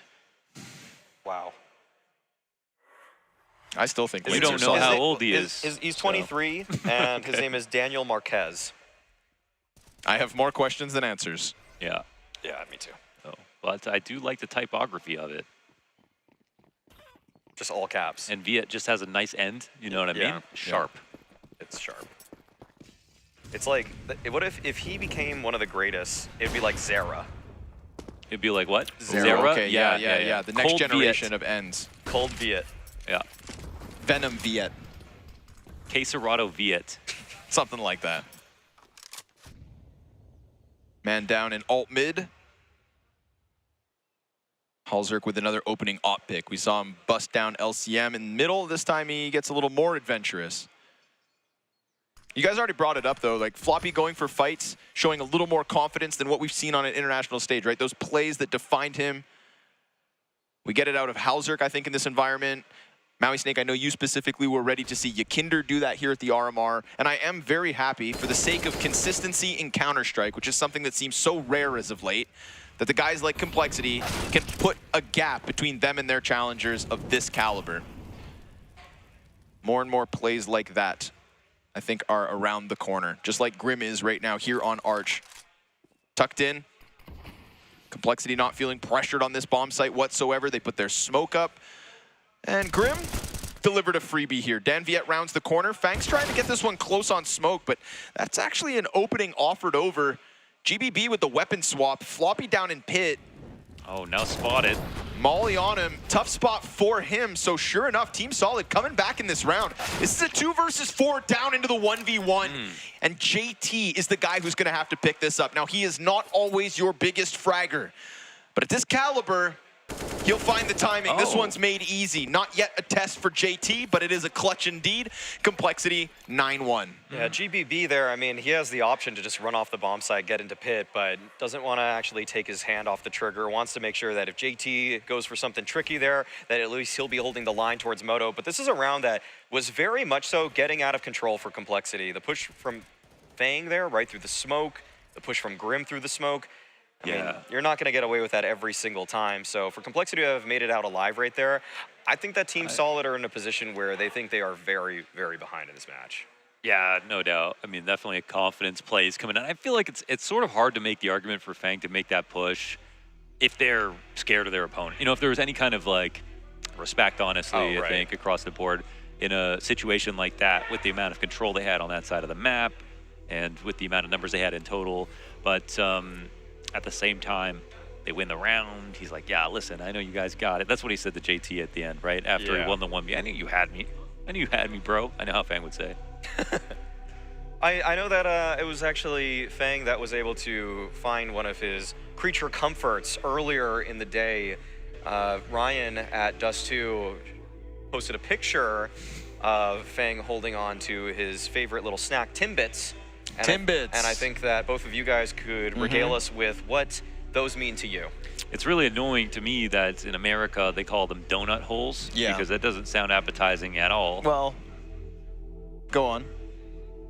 That's the end of the sentence. Oh. I don't really punctuate it that well, but Okay, sorry. I think one thing that I'm just going to bring up for people at home is that Tim Hortons, they have a stranglehold over Monterrey. There are like 50 Tim Hortons in the city. Yeah, and as a Canadian, that's, you know, that's a donut shop that I think a lot of us grew up with, very near and dear to our hearts. But Tim Hortons has changed over time. well, you it know? was Canadian owned, I think, and then it was American owned, and then now I think it's Brazilian owned. the same company that has Burger King. So next is Burger Antarctica, King. I think, at this rate. I don't know how far south they're going to go. Right, but there's just so many of them, and now they're, you know, they're about soups and sandwiches and foods and They're trying to be the Panera bread. I will say the menu was the worst when it was American owned, and it's definitely far better now that it's Brazilian owned. Yeah, that's true. They have upgraded their sandwiches. But it their is bacon less is definitely authentic. healthier. Those pigs are dying happier. It's less authentic since being Canadian owned, when it was really just about fresh donuts. Why Because don't now you- it's frozen donuts That's true. shipped in and warmed up, Ooh, yeah. as opposed to previously when I grew up, it was donuts made on site, fresh every day. Man, that happened so long ago. You know, I almost forgot. But Right? That's true. Yeah, man, they really changed.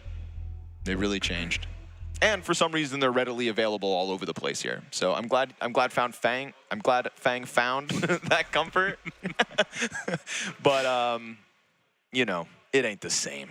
And I don't know if this was just they sold their coffee recipe to McDonald's. They changed suppliers. Tim Hortons changed supplier, and then McDonald's in Canada picked up Tim Hortons' old supplier. Wow. Okay, well that's enough for Timmy Ho lore, and This is your fault, by the way. we're gonna get Fang empowered once again with those Timbits right in his tummy, and actually, oh, Roz actually overlooked this. Fang, he's right behind this smoke. Okay, this is the trap card that Complexity are ready to flip over in He this is one. foaming at the mouth right now. Oh, but yeah, you got to take that shot. First one gets delivered while the smoke's still up, and Grim finds the kill on the other end of that one. Fang is going to be feeling real confident at the moment. Off of the pause, straight back into the action. Fang throws caution to the wind, soars, sails, flies his way straight into a 10th round win for Complexity. Point blank up shot from Halzerk. He's not missing. And it feels like right now, everything that Complexity needs to go well is going well. Every individual's offering their moments. We've gotten like a highlight glimpse out of each of them so far. And no real chance for Team Solid to have gotten back in yet. Right after a tech pause like that also, to see Complexity just go for a proactive play, just not let Team Solid get back in any facet in Bad terms of manners. momentum. It's good Bad stuff. manners.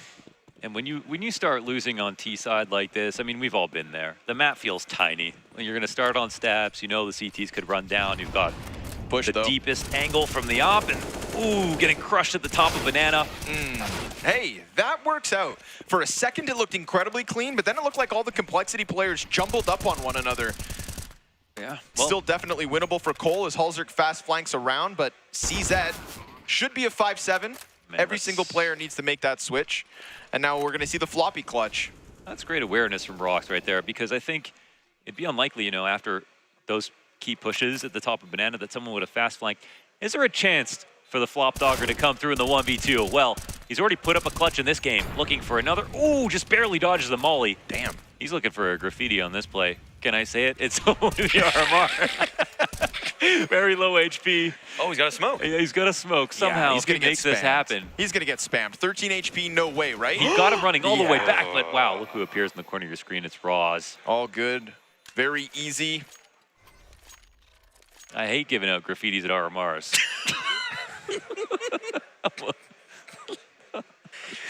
Almost had to with that one, though. My goodness. You see the way he left off the site over the coffin as the molly was spreading right behind him. Absolutely miraculous. Okay. Yeah, things really unraveled for Complexity there. It did look pretty good, but just all the nade smoke actually seemed to conceal the oncoming Tech 9 player there. Visibility will be better in CS2. Yes. That'll be Complexity's round. But this through is and your through. final try with this visibility to be able to win a major. Uh-oh. So. Got B, gets the opening. A second. There are no vowels. B site. That's true. Cracked wide open.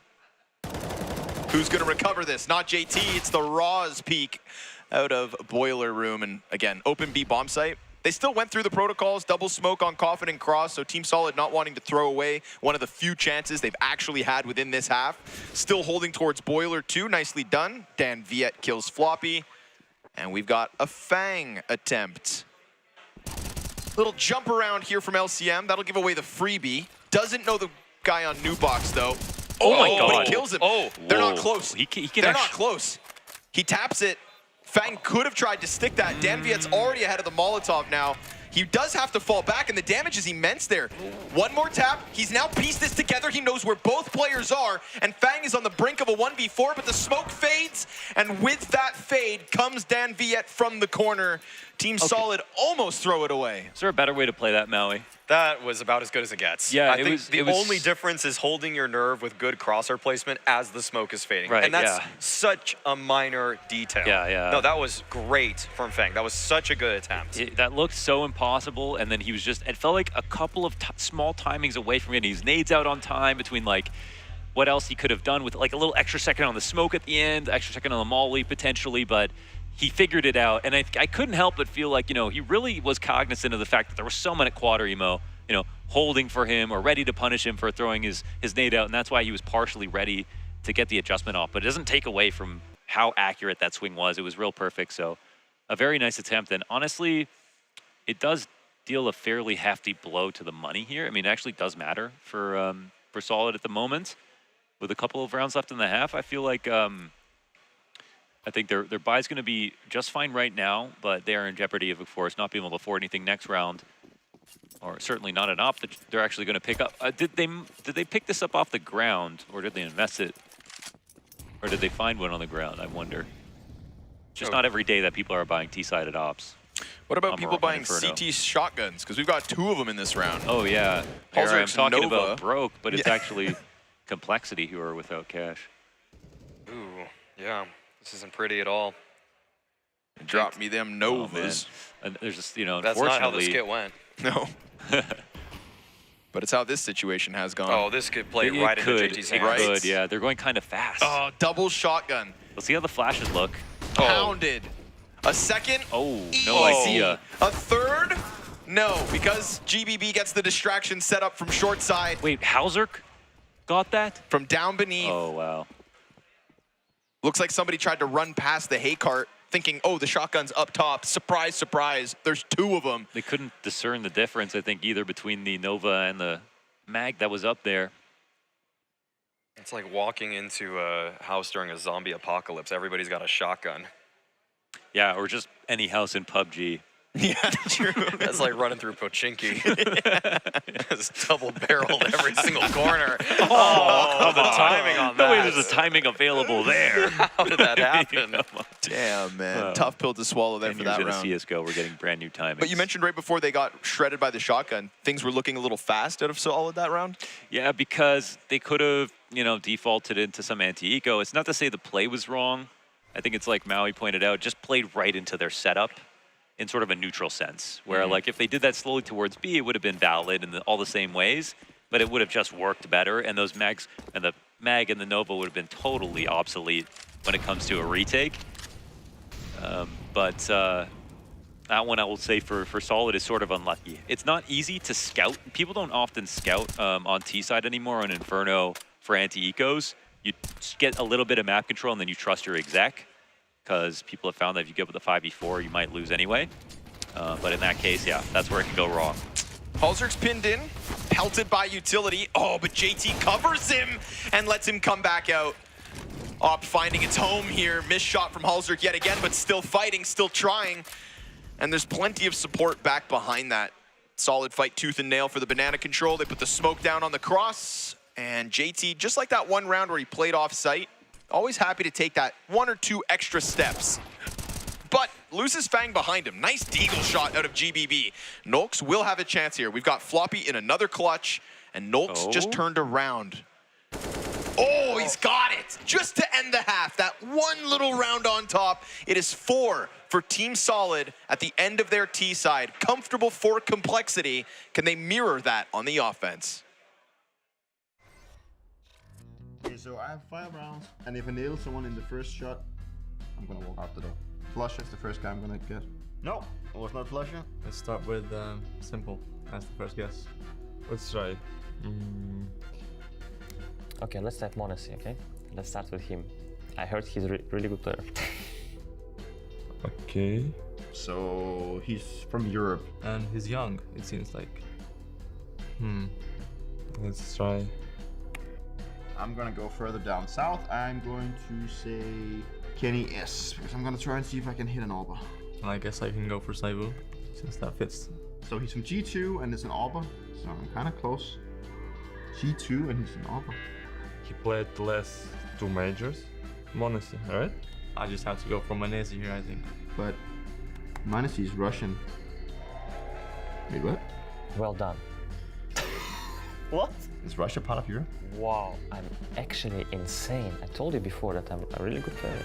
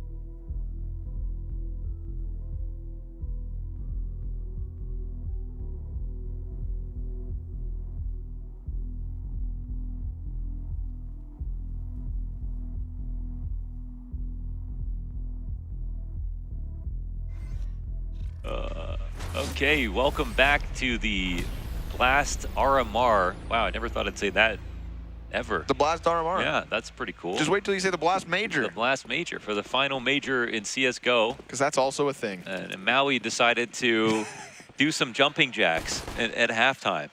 So, well, Team Solid jumping on the chance to dive bomb middle. So after what's been a bit of a beating in the first 15, they decide to take an initiative here.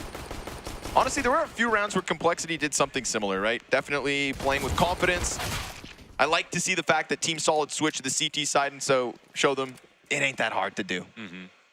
But if Fang cracks open this A site, if the bomb goes down off the back of it, then they could have problems. And sure enough, with just 14 health, he pulls that one off. Oh, Dan's gonna be so frustrated about that. I mean, depends how the rest of this goes, but pick control makes things a little bit more dubious here as the T side starts to scale and another kill goes down. And you can see LCM, you know, constantly thinking about Pit now and cannot properly scale because of that frag that went down. Oh, he's gonna run it in. He gets distracted by the player flying off of the balcony. Honestly, can't blame him. Guys flying out of the sky, and now 3v5 instead queued up.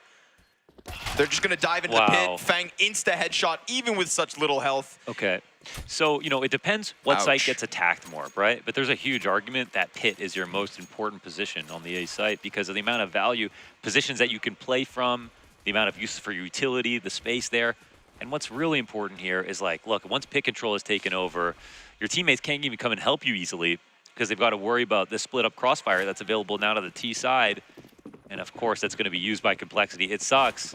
And Dan Vietno, he was just one bullet away from ending that kill, but just a player alive in that position can spell death.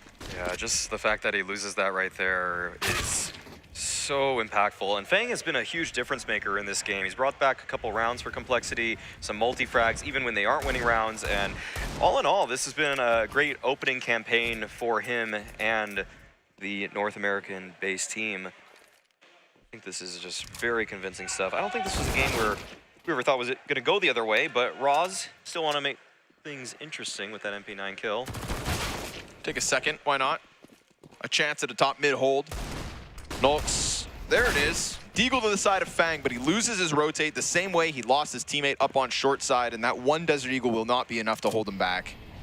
Dan Viet's met by fire, by smoke, and by a very lonely reality in this 1v3.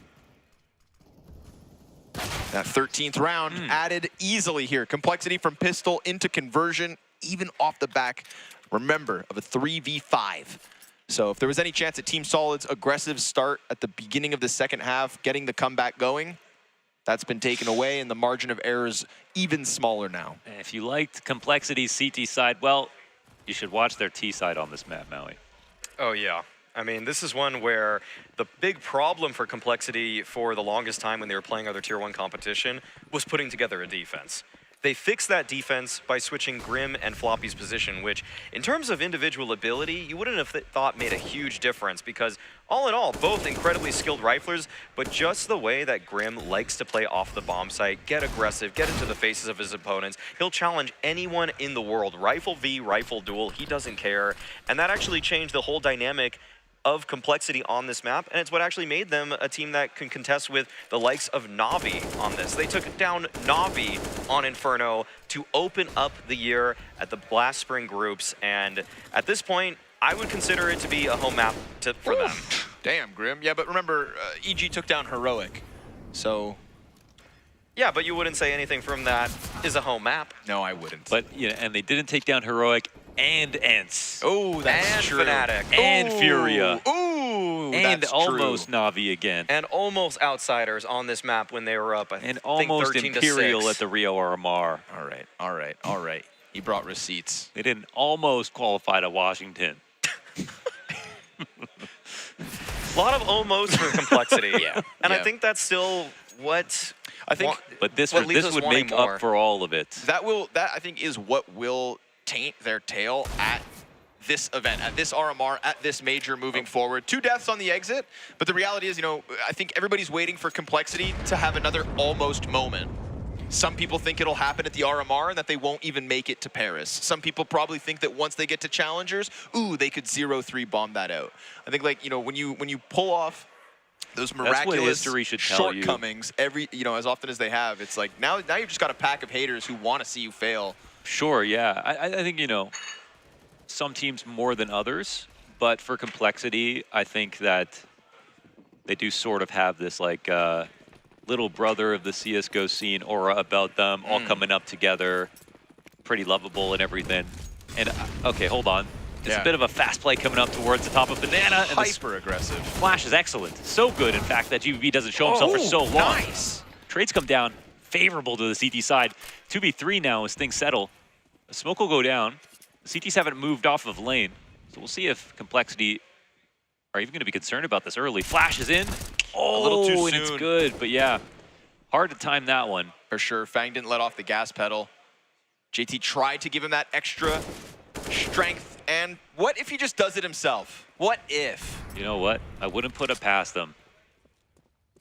People write off JT too often because they see him get battered in Tier 1 opposition, but that is not the case here. This is the kind of environment where JT is an equal, if not still a superior. He has effectively flushed Solid away from the bomb site. His mind's eye in this moment is so good. He knows the rotator's either middle or towards Arch, that he has this fight on lane side, gets himself a second. Wow. Wasn't quite ready for Dan Viet to be in the exact same angle, but alas, 2 kills plus the plant. JT tries his damnedest. Good spacing, Maui, though. did you see that GBB jump up headshot? Yes, I did. That was the huge difference maker in this round. Just some mechanics on display at that corner Banana defense, and that's the difference maker. Even though JT was so close to bringing that back, just had to hold down the spray, didn't exactly picture that next fight coming his way. And yeah, we're gonna definitely see that one back. This is really, oh, okay. Nope. Well, that's okay. That's okay, because we get to see this, the final kill of the round. Yeah. Have you been there, Scrawny? I think that's near your house. Yeah, it actually is down by the creek. Catch a crawfish. Can you go fishing in the creek? Yeah, pick him up in the creek. Wash your feet in the creek. Wash your feet in the creek. Smelly old things. That's what his feet always smell when we Yeah, travel. keep them away from me. Yeah. He's trying to put his feet on me right now. Get them down. Mama said, get down the creek, do your laundry. That's actually how Halzerk's family talks. No, they don't. They're Norwegian. I forget Where's sometimes. my That's my damn bad. keystone? I read something online yesterday. I read a comic. Some guy's like, "Wait, are you telling me he's actually not from America?" Like they had like bought. And I No, he's understand fully that. assimilated. Like, Yeah, he fully assimilated. If you just know complexity on a surface level, if you've never pulled up the HLTV page and seen the flags, you know the way he plays into it. You brilliant. can't blame him. Yeah. He's a method actor. Yes, sir. Yeah. He's the Christian Bale of our time. Clean. The Daniel Day-Lewis of the CSGO space. Oh, yeah. Okay, nice positioning up top. I thought with 3 pieces here in place and the opening op kill that if Complexity even tried it with the util, it was gonna look like too much. JT, another clutch attempt. They said almost. Try again. And he will. But we know how clean GBB has been, and that's exactly what we get out of him once more. Holding off on Banana, keeping this game within 8. Ain't bad. We're looking for experience points here for Solid. We're looking to scare opponents for the next matchups as well. You know, all of that complementary to winning, of course, but to put that aside, some of these other smaller goals I think are also pretty valuable. And if they say put up over 10 rounds, 11 rounds, then we talk about them in a different light when it comes to some of the competition that might be closer. So I think Team Solid at the very minimum, if they're going to lose this match, they want to lose on a high for the confidence and the psychology of it. Nothing's guaranteed, but some say wins are the only thing that's important. I don't think that's necessarily true. Some people say the only thing that's important are championships. Yeah, and that's not wrong. Oh. But it's close. Oh, okay. So you're backpedaling. That's what you're saying. Well, Complexity, there's no backpedaling here. 4 Glocks through the apartments. This is a round for Roz. And after this, he's going to probably be stacking up, looking like Rop's actually in the bomb site. And Halzerk somehow, with that single Glock, is able to take him down. He forgot the P in Rop's. Put him down. Wow. Okay. I mean, Complexity, they're not going to have any questions left for themselves if things end as they probably should here on this T side of Inferno. But as Team Solid keep climbing slowly, of course, and growing in confidence, you know, we can at least find more about how they fare in a matchup like this that should be, you know, pretty steep. So, whoa, confidence play coming down mid. GBG with a teammate behind him on a sharp angle here into underpass. Nice. And the continued push. Perfect swing. Love that. 2 rounds back to back. Last time, obviously, anti-eco with the MP9, but it is good to see him kind of moving the ball forward. It's how they started out this half with that pistol rush down mid. It's how they want to play some of these gun rounds, not losing themselves. And it's important at the end of the day to not lose who you are. Projecting much? Or Yeah, you want to unpack that also? Not yet. All right. Not ready. Yeah, maintaining identity is something important for Solid, and they want to keep it up as they close this out. Fang 1 versus 4, and they just dumped a smoke right on him. He still wants to show who he is, though. Okay, Yeah. kill onto Roz. This thing might get interesting if he's able to dispatch of this pit player, but maybe he's just going to avoid him. Creates his pathway into the bomb site. Ooh, there's a chance. Win this duel. Win this one. 1 tap. Nope. Pulls back. At least has the pillar to still have cover. Smoke's going to be up soon, so Pit becomes a problem. Spam damage finds its home. Leaves him on 21, and that nade dunked on. I don't even know if it was meant to hit the box or if that was just a rebound, you know, but it's a wazzy, it's a woozy. It lands where it lands, and he's got him. Little weasel wazzle there. Yeah. That's what they call it in the business. I agree. I don't think the nade was going to land there, but question I want to ask for you guys. What's the score line where you're worried about Complexity here? I talk about this dignified territory that's around, you know, like 9 to 12, and then worried is honestly, I think for me in this matchup, it would have to be like 14 rounds. Wow. You're not even going to be a little bit worried at 13. I don't think so. Mohan doesn't worry much. That's just not who he is. Heart's not beating very fast. Yeah. Just barely here. I want to get that checked. Yeah. No. They'll be all right. What about you? I'd be a little bit worried about Complexity's mental strength at 12 for Solid. At 12, At 12 maybe you for should Solid. take an L-theanine and relax then. You know what? Have a green tea. I don't know how that interacts with my Prozac, but we'll see. Well, I was going to say skip to a Zanny, but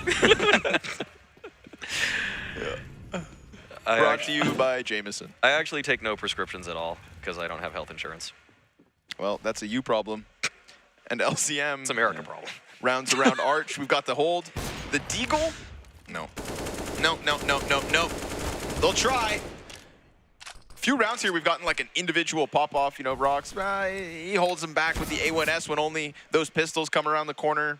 These are the kinds of rounds I'm happy Solid aren't even close to losing, really.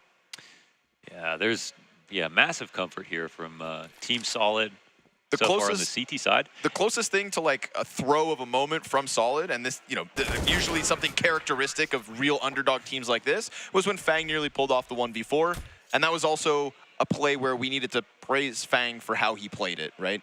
Yeah, he made that as hard as possible to figure out. You could 100%. see that it scared them and that maybe that caused a couple little misjudgments, but it was also excellently played on his behalf. Every other round there, no sketchy situations here by Solid, I don't think. Yeah. CT's looking good, and I think because they got their fast, aggressive plays out early on in the CT half, they don't have to beckon on them again until a few rounds from now, maybe, and they can go to what they would consider their most solid defaults on CT side and try to fight Complexity in the more simple rounds, and also have the benefit of Complexity respecting the fact that they could come down at them at any time and have them burn out nades quickly, have them run down the clock a little bit more. Like, I feel like they've done actually a pretty good job of conditioning at this point. JT's lost in smoke. Dan Viet's traded at least. Good op actually, support from LCM. Yeah, it was a team clash on JT in the first place, it looks like. Oh, but there's only 2 defenders here at A. Yeah, and a fast move. So fast. Smoke. That's excellently timed. It is. I wonder if they've got the boost coming up over it, of course. This is a classic move, but we'll see if the defense is going to be ready. Oh, they jumped up. Yeah. Nolx gets burned out of the pit play. Roz starts to get distracted by that boost, but because his pit player's dead already, those guys slide right in. And Complexity, I think, really good engagements in terms of making the moto player catch the site guy, then the pit kill comes through.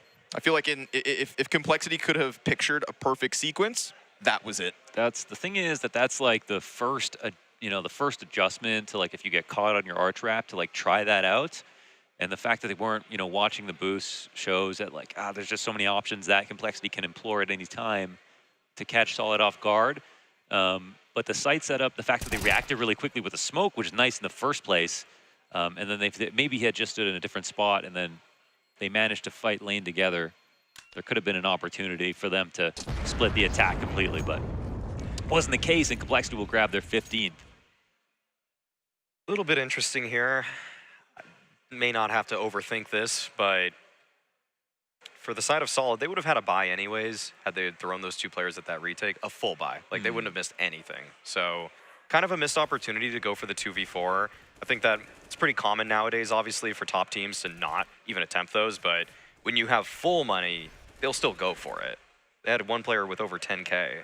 So, who knows if that would have actually changed anything? Probably not, but last time out here for Solid, and you can see that there's a Matthew McConaughey impression right there, dead center.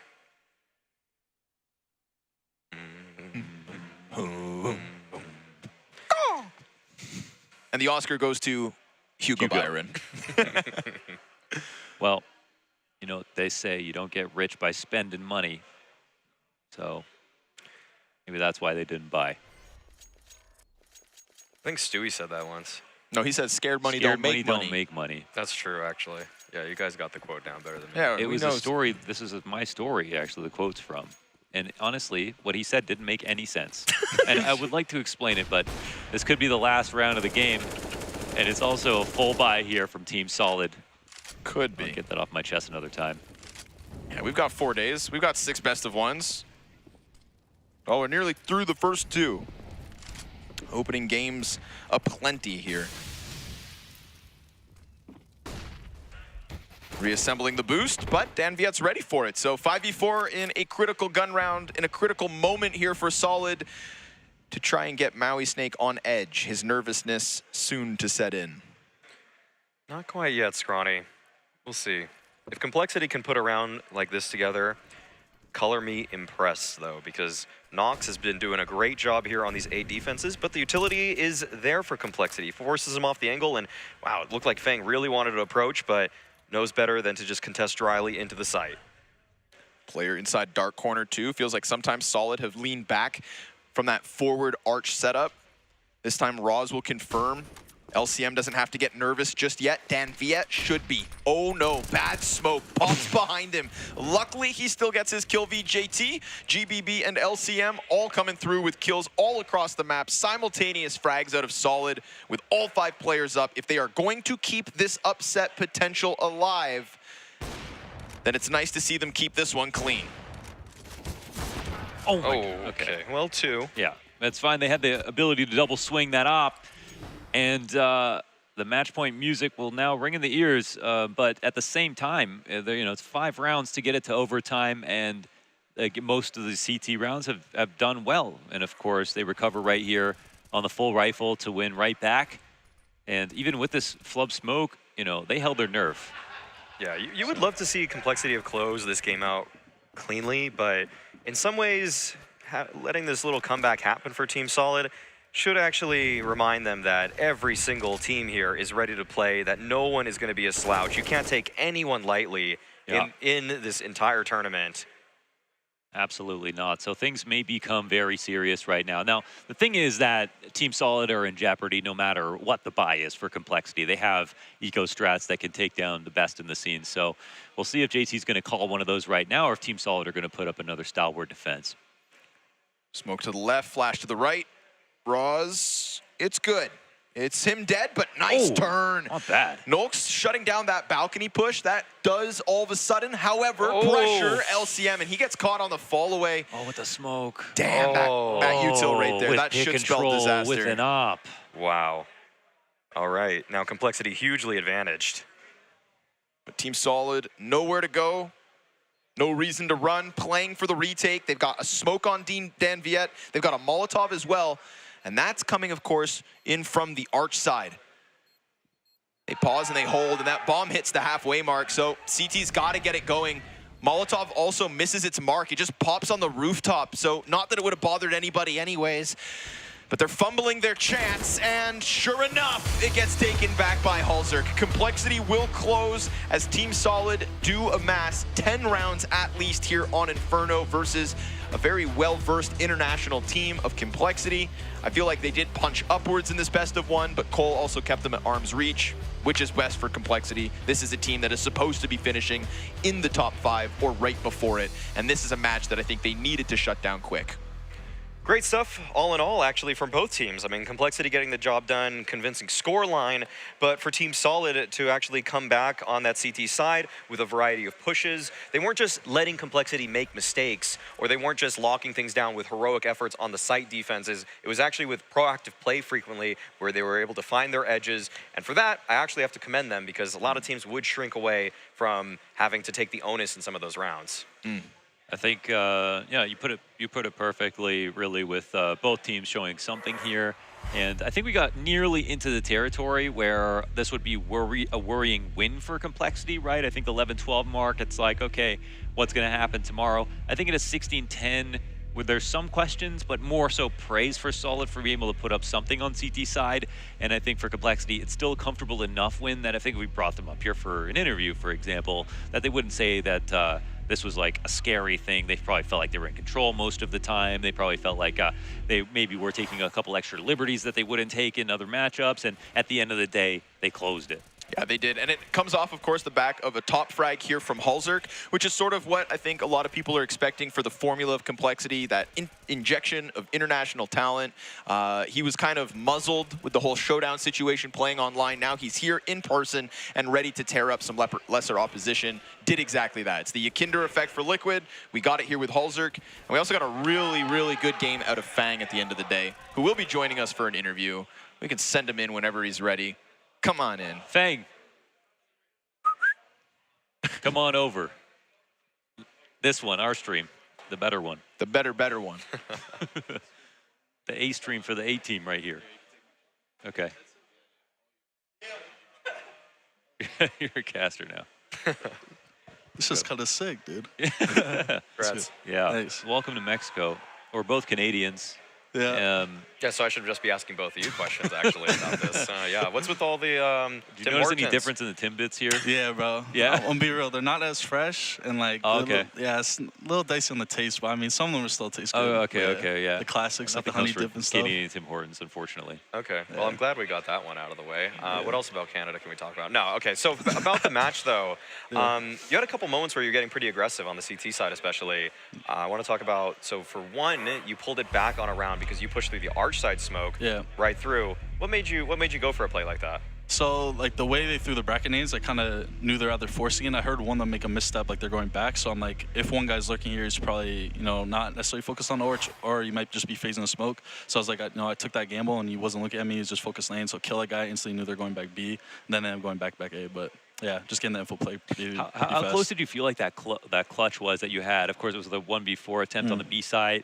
And when we talked about it right after, we're like, man, I can't even figure out how he could have done anything better besides maybe like, you know, having the molly come out a little sooner or something like that. Yeah, in your head, it looked good. Yeah. No, it's a little, you know, I'm just trying to think preemptive, like one step, because I knew, like, at least one was toward A, like Hall side, so I'm like, he's probably going to be C2 or late banana, if not both of them. And one guy obviously instantly started shooting me banana, so I tried, you know, modeling just to isolate him. I think he went through it, but just giving myself the most opportunities I could, because honestly, they gave me a lot of gaps, so obviously, then CT, banana, site everywhere, so trying to just take advantage of it. Yeah, you've been pulling off a lot of clutches, actually, the showdown as well. Yeah. Been a real closer for the team. Is that kind of how you're seeing yourself right now? Yeah, I think, you know, how our teams kind of transpired a little bit. I'm more of like that kind of role now where I'm taking a lot of early round engagements and map control, and that allows me to, you know, make my mid rounds and whatever I want to do, you know, in that set time. And if that doesn't go through, I'm kind of that guy, you know, throwing different nades or looked up in that spot, trying to, you know, close around in the fashion I like to. What did the prep for complexity look like going to this one? Obviously, there was the showdown, but I think you guys were like in a boot camp for some of that, right? Or like yeah, some of you guys were on the facility at least. Yeah, so we had a 2-week boot camp in Serbia, and then we played the showdown from the HQ. But obviously, Halzerk didn't attend. They're like, he was, you know, had some visa issues. So I mean, we were still practicing, but it was pretty rough for us, just due to the fact of like practice, and you know, Halzerk was also sick too, so it wasn't really a good combo. Wow. So double whammy. Yeah, so it made it pretty hard for us, but coming into it, I mean, we're still pretty prepared. We added like a lot of new stuff leading up to this event and even prior to Blast. So, you know, we feel pretty prepared. Nice. Okay, yeah, I guess going into the rest of this RMR, given that it's basically 2 lives and you're out of this, I mean, does that add any pressure? Because obviously, I think last time you guys had some slip-ups, like I think everybody remembers the Imperial one, but like there was even kind of that one with 0-0 Nation and stuff like that. Does that add just more pressure to all these matches, or how does it feel to be competing in this format? Yeah, honestly, no. I think for all of us, I mean, especially myself, I know we're just trying to make the major and, you know, doing everything to do that. So, you know, coming to, if we lose 2 games, I think, you know, that's just how it, you know, how it occurs. But I mean, we're just trying to go 3-0, focus, you know, take each, you know, game as it comes and just get the win. So this is a good, you know, good feeling. But moving to the next one, same thing, get the win, and just, you know, continuously just trying to move on. Everyone talks about how jealous they are in Europe of the North Americans that get to play in the Americas RMRs. But what do you have to say about the fact that they get to play against teams that they scrim against all the time? Yeah. And you have to come over here and play against teams you maybe never even played against before. Yeah, no, it can be a little difficult. I think you know, when you're playing in Europe constantly like that, you have a just general understanding of like how the, you know, the way the play is, and also there's also, you know, different calibers of teams there too. And for us, looking at some, especially like the Brazilian teams, a lot of them you don't obviously get to play, and they, you know, they make it here and they prove that. So coming into it, you just gotta make sure you understand like how the team style is, and you know, get an idea of like some of the players how they like to play, and then just, you know, come through off that. Got to stay flexible. Yeah. Yeah. 100%. Cool, man. Well, thanks for talking to us. Congrats on your first match. Yeah. Starting off well. Hell yeah. Thanks, Good guys. stuff. Keep it up. Sick.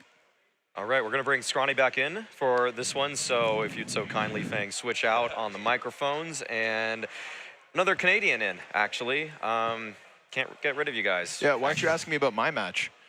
What match? Well, yeah, congrats. Really you know, like it was a close loss, but I thought. But you top fragged. Yeah, damn right. Is that I okay? did. Yeah, that's good. That's enough. okay for you, yeah. Cheers, bro. Right. Yeah, so Fang all wrapped up, man. The game. I just want to send Solid off with a little something here, though. Well, they're not gone yet, but all right. Okay, well, just that I think that some of the individuals had like these moments again where it's like Team 1, what we saw versus Furia, to me didn't look as good. I think Solid, if I have to take Team Solid or Furia, or Team Solid or Team 1 right now, I actually liked what I saw from Solid more. Yeah. Yeah, personally. I like the fact that we got moments of aggressiveness and confidence out of the likes of GBB. There was times where I thought, you know, Team Solid could have gotten lost, but they put forward a decent look. Will it be enough in a best of 3 tomorrow?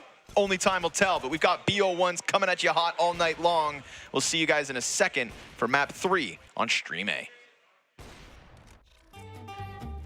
Our first time Royal Arena, playing in 2017. We want to win the first time on Danish home soil. Device is sick. We have to play with Dennis as a stand-in. I don't sleep 1 second the whole night. I didn't even understand. I remember me 5 in the morning, going outside, going for a run. I was like, what is going on? Why can't I sleep? And then I go back, I try to sleep. My heart is pumping. I was like, why did I do that? Why did I even go for a run? We go to the venue the next day, and I see the makeup artist, and I'm like, you gotta help me. I didn't sleep the whole night. We somehow managed to get to the grand final. Everyone is really happy, and we're 9-0 up on third map. Easy. And somehow we managed to lose that. We were 9-0 up on T-side catch. I'm never going to watch that game back. Never ever in my life.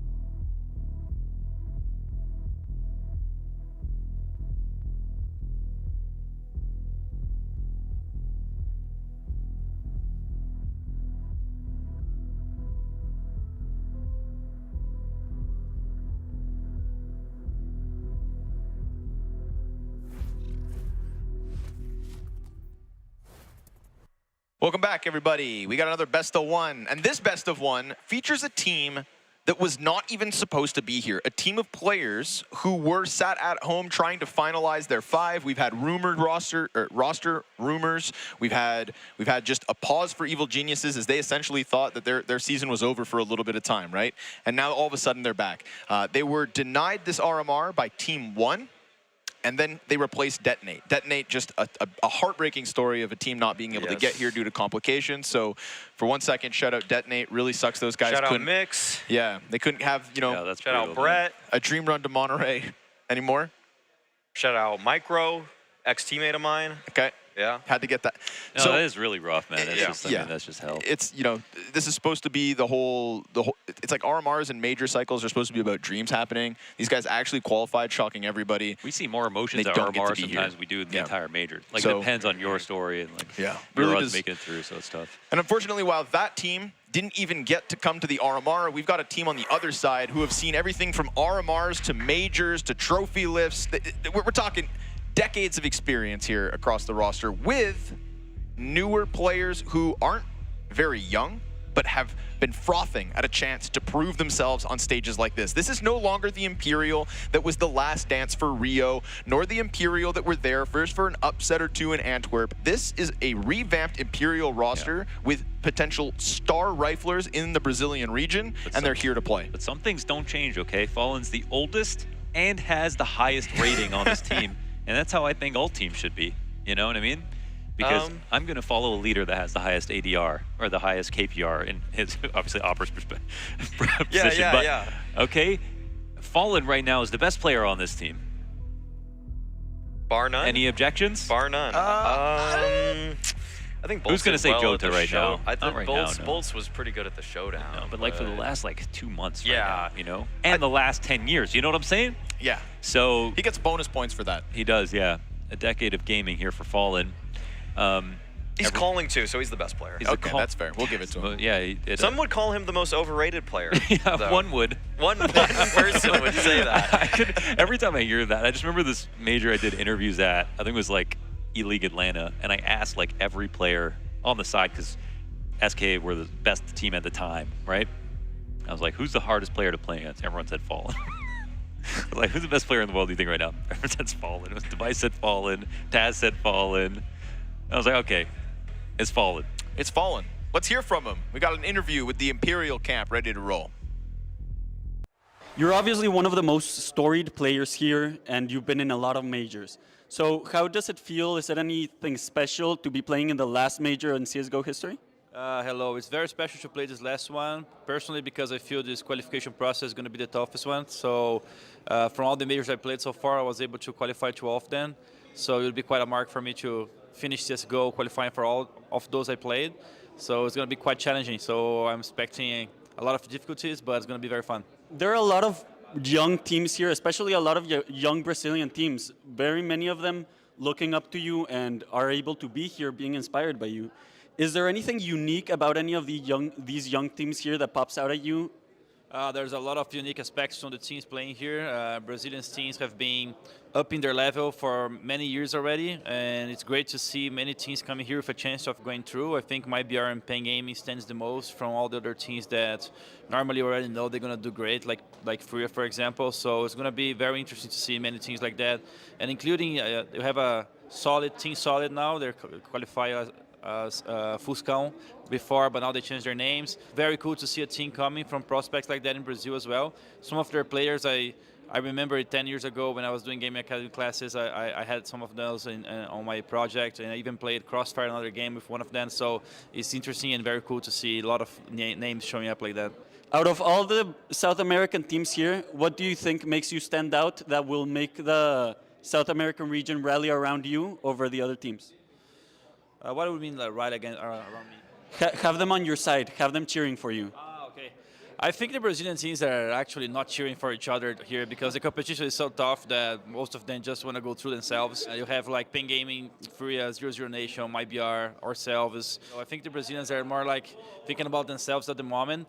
But overall, Brazilians, you know, if you are already out of the competition or if you have nothing to lose cheering for someone, I think they will go cheer for other teams. So in the end, after you lose your chance to qualify, I think most of the Brazilian players are going to be cheering for the Brazilian teams. But before that happens, it's war for everyone. You just beat EG Black recently. Does that make you any more confident going up against the new EG roster? Well, honestly, it doesn't mean anything because it's a different team. And even if it was EG Black again, like every single new game, it's a new game, new ideas. They already have a background on how you play. So it's actually better to be playing someone that you didn't play before, in my opinion. But it's going to be a tough game. They have very good players on the other side. Even though the organization has been going through some changes and testing new players, new lineups, they're still a scary team. And even though they didn't qualify at first, having the second chance for sure is going to pump them up, and they're going to come as strong as they can. So we got to be watching out and play the best we can to get the first win.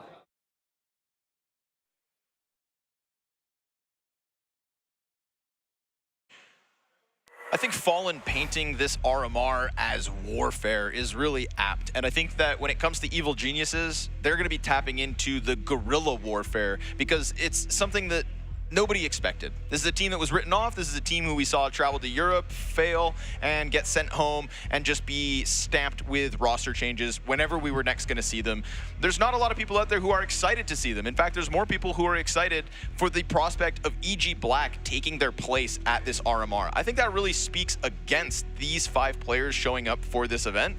But I do think that it's also exciting that maybe they get one last run. You know, it's like you leave it all out there. Hex had a tweet earlier today, said, "Never did I imagine I would get this chance, but here I am, one final attempt, nothing to lose, leave it all out there type mentality." And I think that's, again, a very dangerous approach for guys like Fallen and Imperial who have a lot of pressure on them to show up and qualify.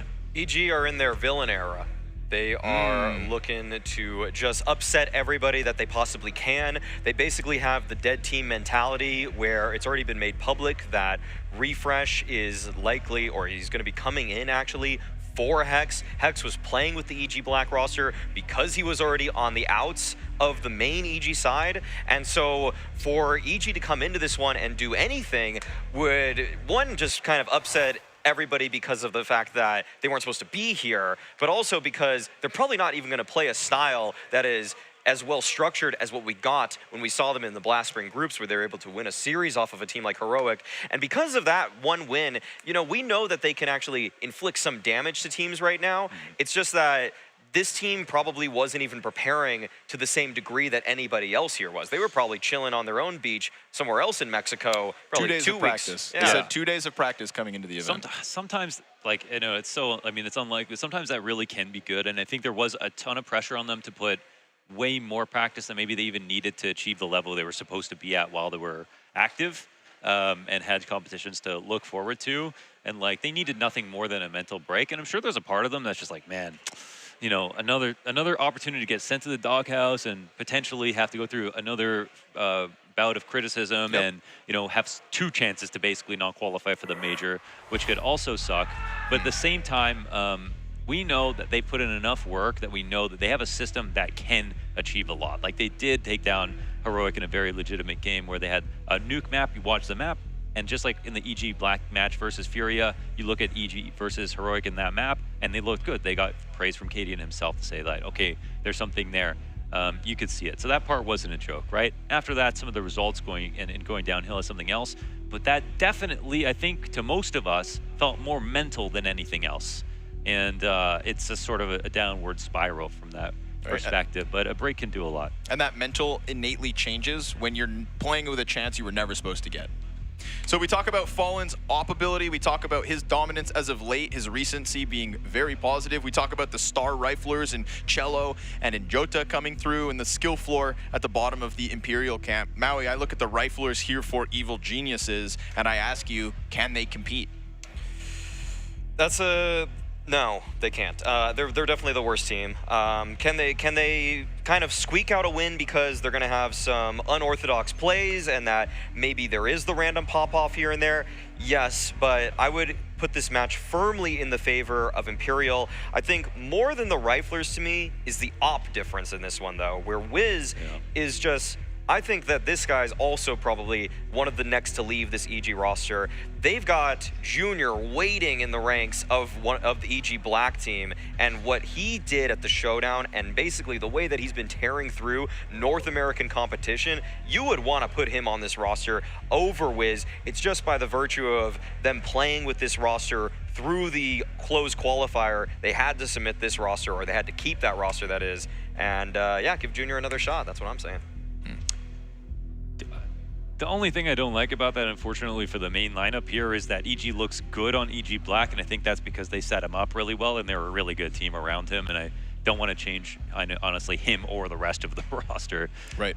Sadly. But yeah, when we talk about this team specifically, you know, recent form, dips in form, peaks, and things like that, it's all over the place for all these guys, right? We have everything from winning a major to being a part of a team that could potentially, you know, take down Prime Astralis, to Hex, who just looked really good with EG Black, for Nealon, who has shown prowess as an IGL, and Wiz, who's just come in recently, like super recently, to sub in for an opera that was subbed in for another opera that's been there for a very long time, and we have no idea what it's like. And like, I'm sure Wiz has lots of potential that we might not ever see, because you're on a roster that everybody else is not only thinking about the team results, but trying to keep themselves afloat as much as possible. So you're just coming into a dark cloud, and like, if you're not the one, you're not a Monacy coming onto the team, you're not going to change that for the whole roster. It's going to get really bad for you too. So I honestly feel for Wiz at the same time as everybody else. But yeah, and when we talk about recent form between Imperial and Evil Geniuses, there's no comparison. Imperial are even higher than they were at the Better Rio, you know, at Rio, where they qualified, and Evil Geniuses have literally never been lower in the org's history. Difficult stuff, and one of the individuals with some of the most history for this team is one of NA's few major champions. Let's get some words from Automatic ahead of this best of one. How has the mood in the team been after the news broke that you'd been invited to compete here in Monterrey? I don't really think we got a chance to really process it. We're obviously very grateful for the opportunity, and we're just going to try to make the most of it. So recently, your team has been under a lot of scrutiny, so you have a lot of eyes on you with this opportunity that's shown up at your door. You feel you're going to set things straight during this RMR?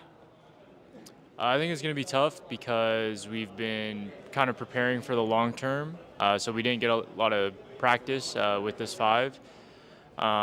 So it might be tough, but I think, like I said, we're just going to try our best and make the most of this opportunity. All right, and for the last question, Breeze has been the #8 player in the world in 2019, but for some time he's been struggling to find his footing. Has anything been done so we can see him shine during this RMR? I think we're still in the process of trying to figure out what works. I think one thing's for sure is that he's lacked a lot of roster stability within the last few years. So I think that's like step one, is just to have a stable roster. Even within the last 2 years, we've made a lot of roster changes. So yeah, I think as long as we have a roster that we can build with for the long term, I think that's step one.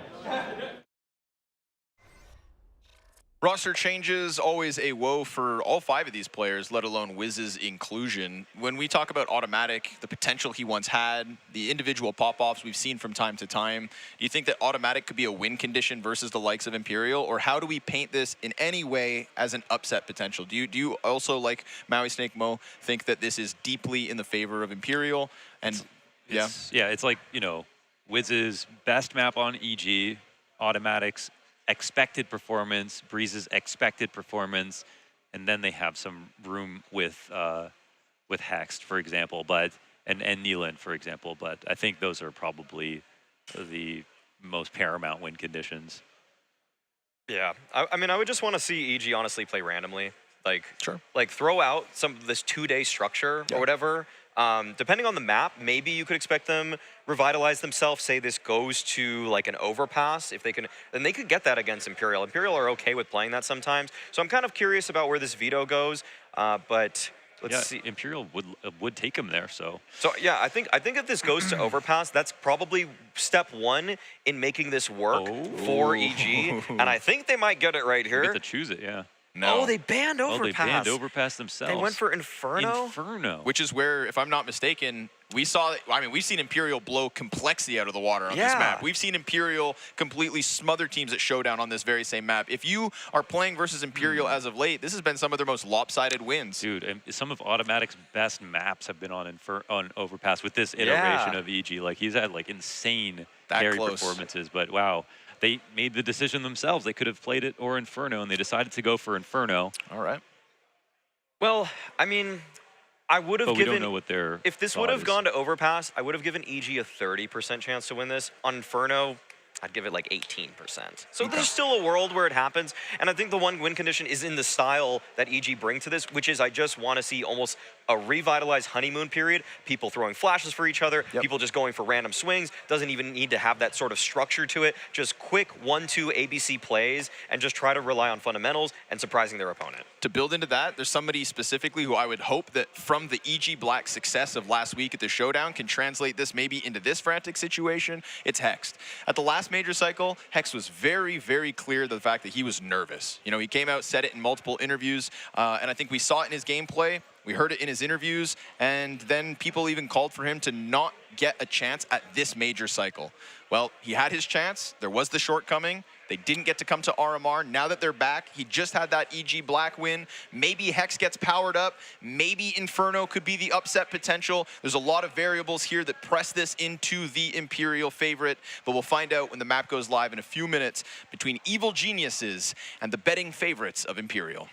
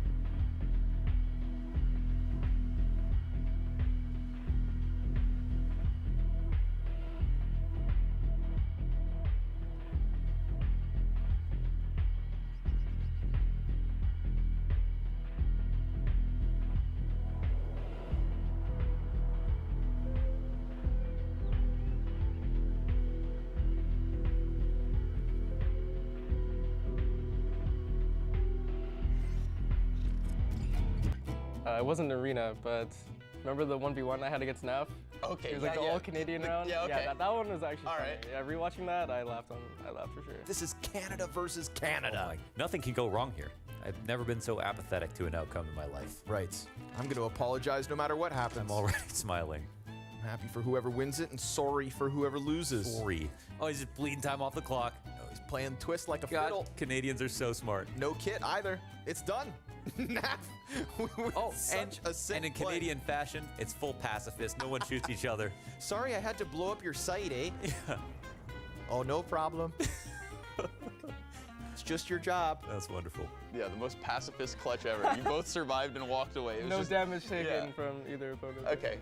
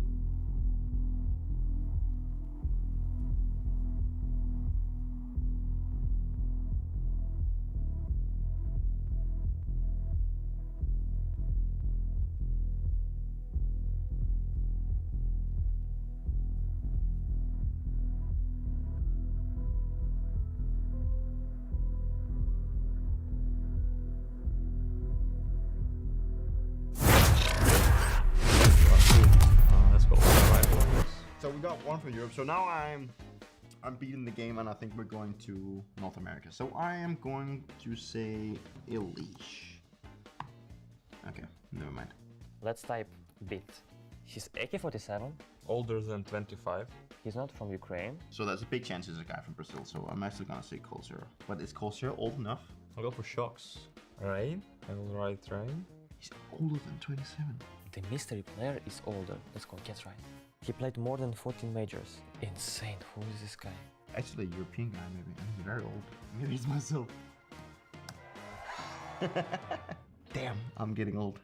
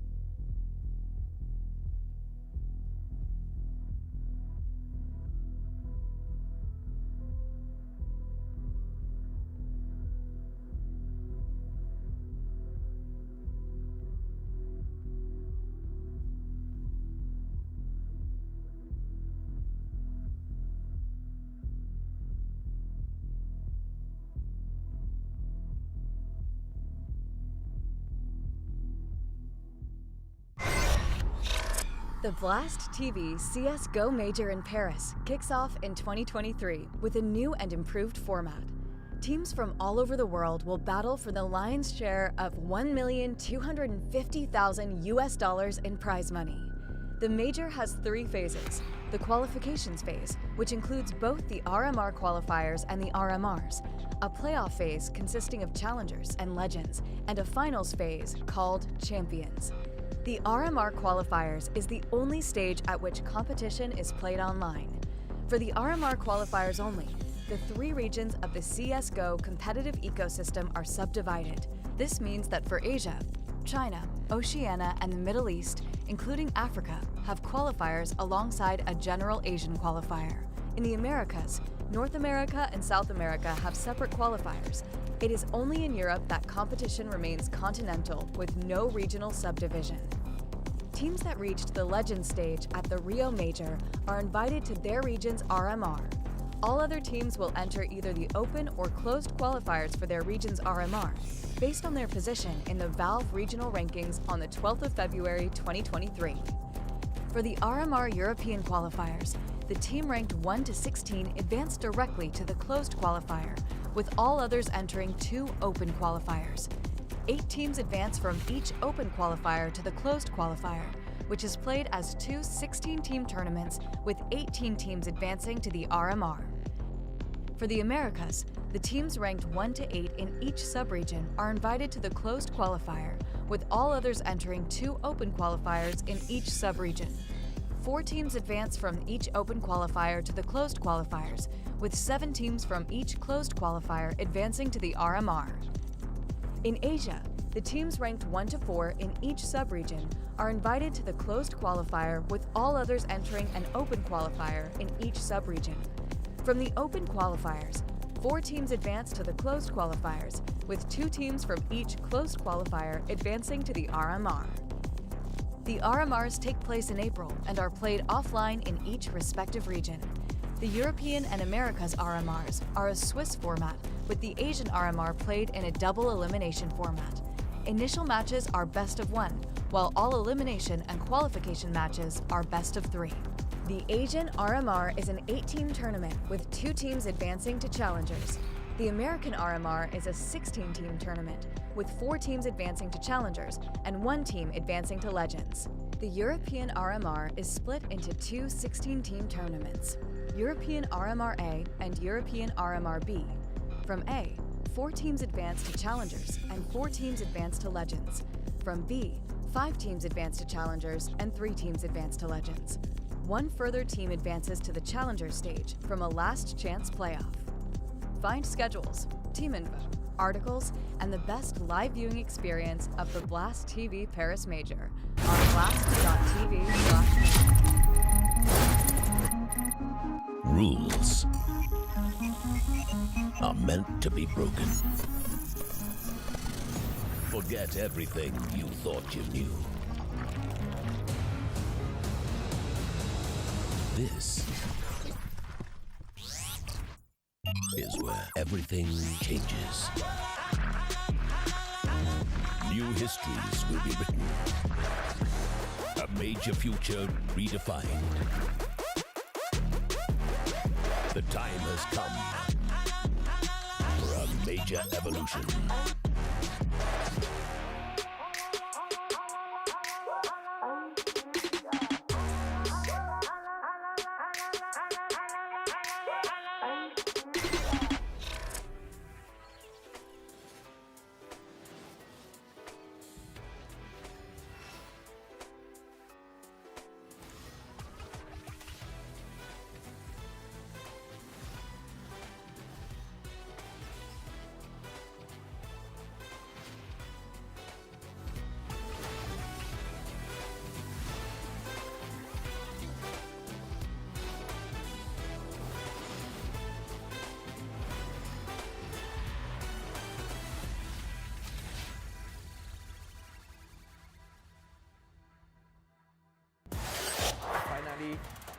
It's coming.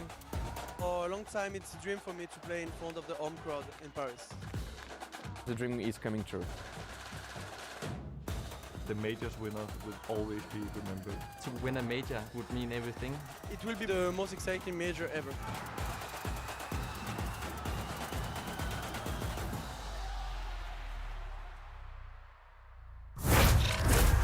The Blast TV CSGO Major in Paris kicks off in 2023 with a new and improved format. Teams from all over the world will battle for the lion's share of $1,250,000 in prize money. The major has 3 phases: the qualifications phase, which includes both the RMR qualifiers and the RMRs, a playoff phase consisting of challengers and legends, and a finals phase called champions. The RMR qualifiers is the only stage at which competition is played online. For the RMR qualifiers only, the 3 regions of the CSGO competitive ecosystem are subdivided. This means that for Asia, China, Oceania, and the Middle East, including Africa, have qualifiers alongside a general Asian qualifier. In the Americas, North America and South America have separate qualifiers. It is only in Europe that competition remains continental with no regional subdivision. Teams that reached the Legends stage at the Rio Major are invited to their region's RMR. All other teams will enter either the open or closed qualifiers for their region's RMR, based on their position in the Valve regional rankings on the 12th of February 2023. For the RMR European qualifiers, the team ranked 1 to 16 advanced directly to the closed qualifier, with all others entering 2 open qualifiers. 8 teams advance from each open qualifier to the closed qualifier, which is played as 2 16-team tournaments with 18 teams advancing to the RMR. For the Americas, the teams ranked 1 to 8 in each subregion are invited to the closed qualifier, with all others entering 2 open qualifiers in each subregion. 4 teams advance from each open qualifier to the closed qualifiers, with 7 teams from each closed qualifier advancing to the RMR. In Asia, the teams ranked 1 to 4 in each subregion are invited to the closed qualifier, with all others entering an open qualifier in each subregion. From the open qualifiers, 4 teams advance to the closed qualifiers, with 2 teams from each closed qualifier advancing to the RMR. The RMRs take place in April and are played offline in each respective region. The European and Americas RMRs are a Swiss format, with the Asian RMR played in a double elimination format. Initial matches are best of 1, while all elimination and qualification matches are best of 3. The Asian RMR is an 8-team tournament with 2 teams advancing to challengers. The American RMR is a 16-team tournament with 4 teams advancing to challengers and 1 team advancing to legends. The European RMR is split into 2 16-team tournaments, European RMR A and European RMR B. From A, 4 teams advance to challengers and 4 teams advance to legends. From B, 5 teams advance to challengers and 3 teams advance to legends. 1 further team advances to the challenger stage from a last chance playoff. Find schedules, team info, articles, and the best live viewing experience of the Blast TV Paris Major on blast.tv/major.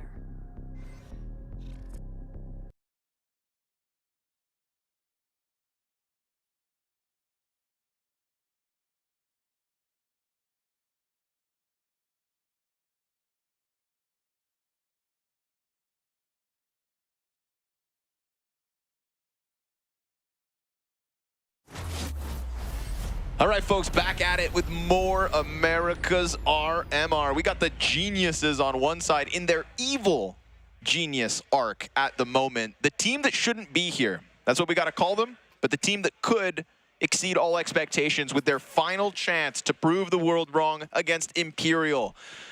One of the best players to ever do it from the Americas region in Fallen. Star-studded roster with Cello and Jota. And it is going to be Breeze to open up shop, the first kill versus Cello. Let's see what stress-free Breeze looks like. I think this is going to be a Breeze career event. Yeah? That's kind of hard to beat, though. What about ESL New York? By career, I mean last 2 years of his career. Yeah, you can't make that the first thing you say on this best of 1, Maui, unless you're going to back it up. I'll say last 2. This is going to be one of the better events of Breeze's last 2 years because he's playing without the pressure of everything that's been surrounding this team and org. And, you know, in that pregame interview, Automatic was talking about it, just that, yeah, they're kind of trying to feel things out for Breeze. They wanted to give him some stability here and there, but you know, sometimes it's a lack of stability. I think when they played with Daps when he was off the team, but all right. Fallen, contested here on the long side. One headshot for him, but this is a free A bomb side for EG. Very free. Completely clear. Entirely open. Young Canadian in Hext, one of 6 Canadians at the Americas RMR. And you know what it is, Maui, sometimes when you play on a team, you just lose so much. There's so much baggage there that, like, even the normal stuff doesn't work anymore. Oh my god, everyone's getting gushed.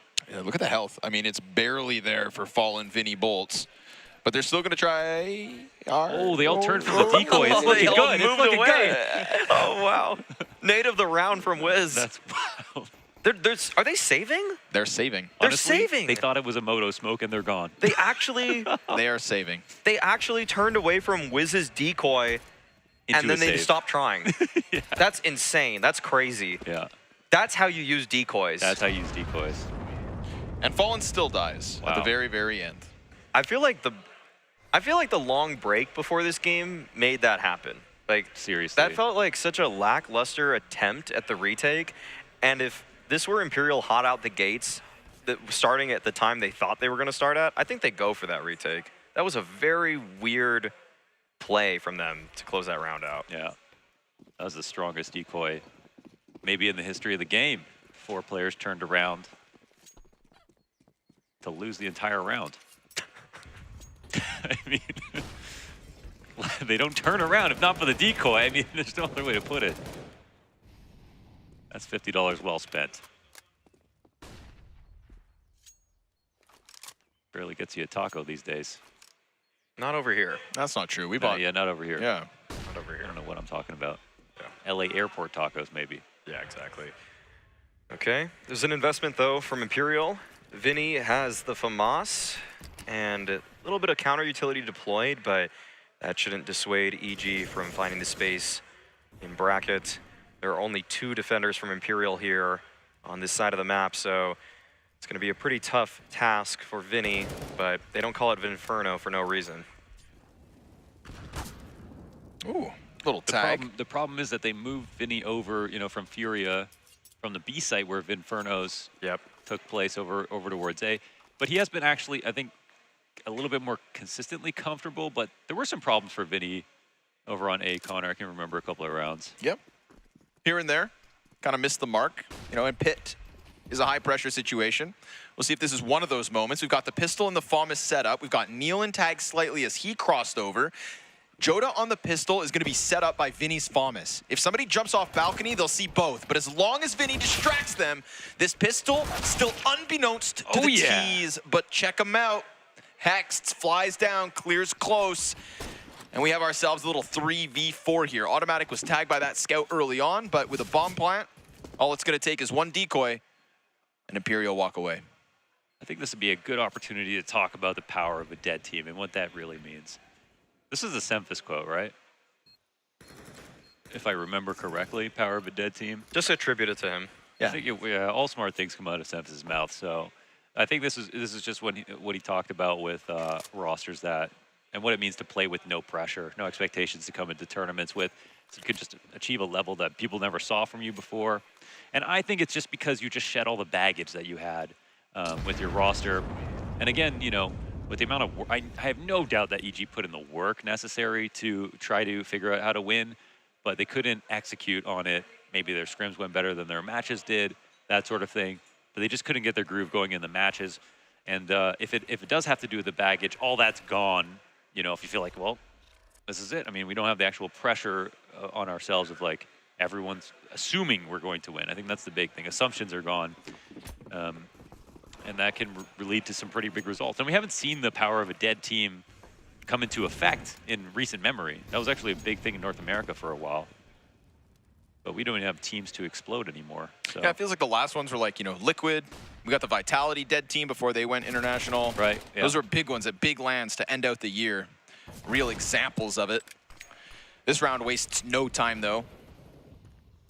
Minute 30, we already get the boiler frag here out of Breeze. Feels like Breeze is, I don't know, he's feeling kind of spicy right now. Looks like he's looking for the gunfights. Looks like he's throwing himself into the action. Looks like a guy who wasn't planning on playing Counter-Strike for the next month or so.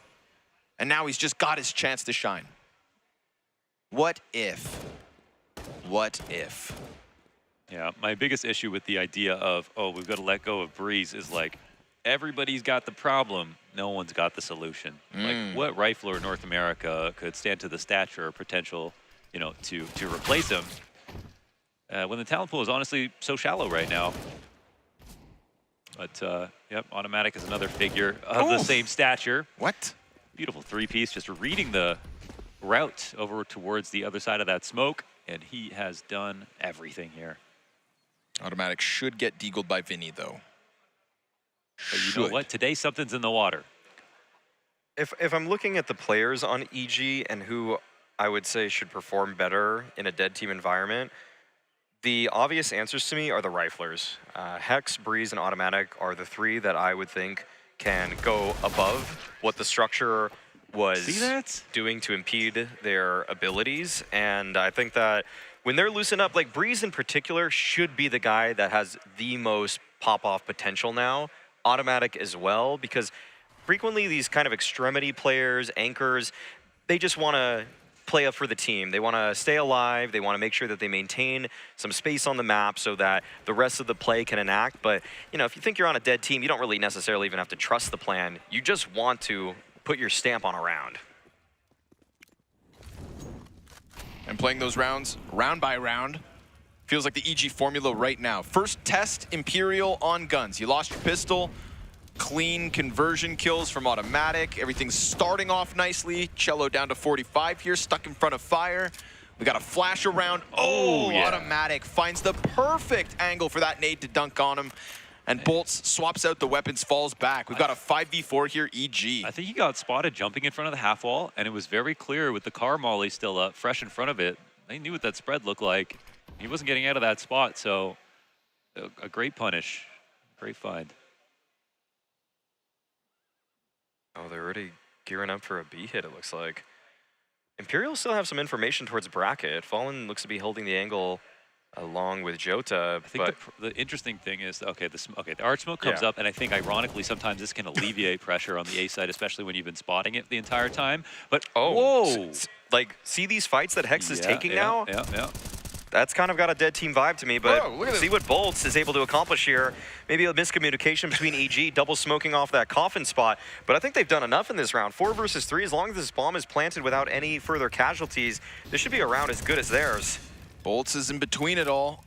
Bomb being planted on the coffin. Wiz will get that down, and sure enough, with that, Bolts surely not going to play for the retake. Jota comes over just to take a glance, a quick glimpse into the B site. Smoke to exit, wants to make sure all 3 of these rifles can be held onto. Vinny's already got Fallen's op. So we get the opening kill on Cello behind the wall. The Hex play out mid. And a few smoke grenades. Maybe a couple too many, but a few smoke grenades to guarantee this 4-0 start. Let's not get excited, Maui. It's not over yet. I'm not. Something's in the water, and Maui knows all about it. That's true. And I think the better that EG continue to do on the map, the more interesting the idea of them taking Inferno in the first place will become. Again, with Overpass being an option, it would be lovely to be able to do an EG, winners match interview and ask them some questions, especially on a positive note, which again, it feels like you're just getting a barrage of, negative questions in pre-match games and things like that. There's nothing really else to talk about with EG, but I'm sure it can just become tiresome, but we'll see. It's crazy that a situation has arisen where finally it feels like there's no pressure on them, right? The whole entire year, ever since that heroic win, was all about, why can't you do that again? Ooh, it was a fluke. Well, now you could just get eliminated. And he's so dead. Nobody gives a damn. Oh, he survives. How did he? Was there a second nade? Oh. Okay, he's dead now. Yeah, for sure. Oh, look how fast they're going. Okay, they're whipping up these 5v4s like it's no one's business. Oh, there's a little bit of a help from Jota and CT, but this is just Bolts on his own behind Nubox right now. They've already spotted him out. He's got to come up with more here. There's a flash from Jota to help him out, but he is mollied out of position. This is a clean execution from EG. You like the layers with the late molly as well. You throw that too early, then the guy can respond with a smoke, and the molly is rendered useless. But in this case, again, it's the layers. That's what making you look like a really good team. So Also good spam damage. Oh, nearly catches a foot. That would have been a tough way to go. But Nate will catch Nealon in the end. However, They still play a 3v3 retake? bomb down. One of the first retakes we actually get to see attempted here from Imperial. Okay, they wouldn't do Wiz. it in the pistol. They didn't do it in the conversions. Wiz is going to be up close and personal. Here they come. Miss flash. Still, Joda gets that frag. Automatic in the backside. Immediate trade. Dives into the cover. Close CT smoke. Back and forth. Imperial will get on bomb with time. That is their first. And the first attempt at a retake goes successfully for the Brazilians. Well, obviously, you know, elephant in the room here. If Wiz hits his shot, the round's over. I think that I was going to, you know, really have a lot of praise for him for taking that hard angle in the first place. But at the same time, you miss, and it just looks really bad. So what can you say? There was no rifle cover to deny anyone from trading him out as well. That would have helped. But at the same time, he kind of made his bet going there. He had an option to play it from quad, I think, honestly, which maybe would have been a more sound decision. Shout out Bolts. None of that happens if he doesn't at least dodge all that util in the backside and get away with what he did. Money's still very fragile for Imperial, though. Gotta string together consecutive rounds, or you can expect EG is going to have a very strong half here. True, it was a tactical loss. You love those. Yeah. That's how Nealon's thinking ahead of the pack. Cello fighting for this corner, but dissuaded by that oncoming HE.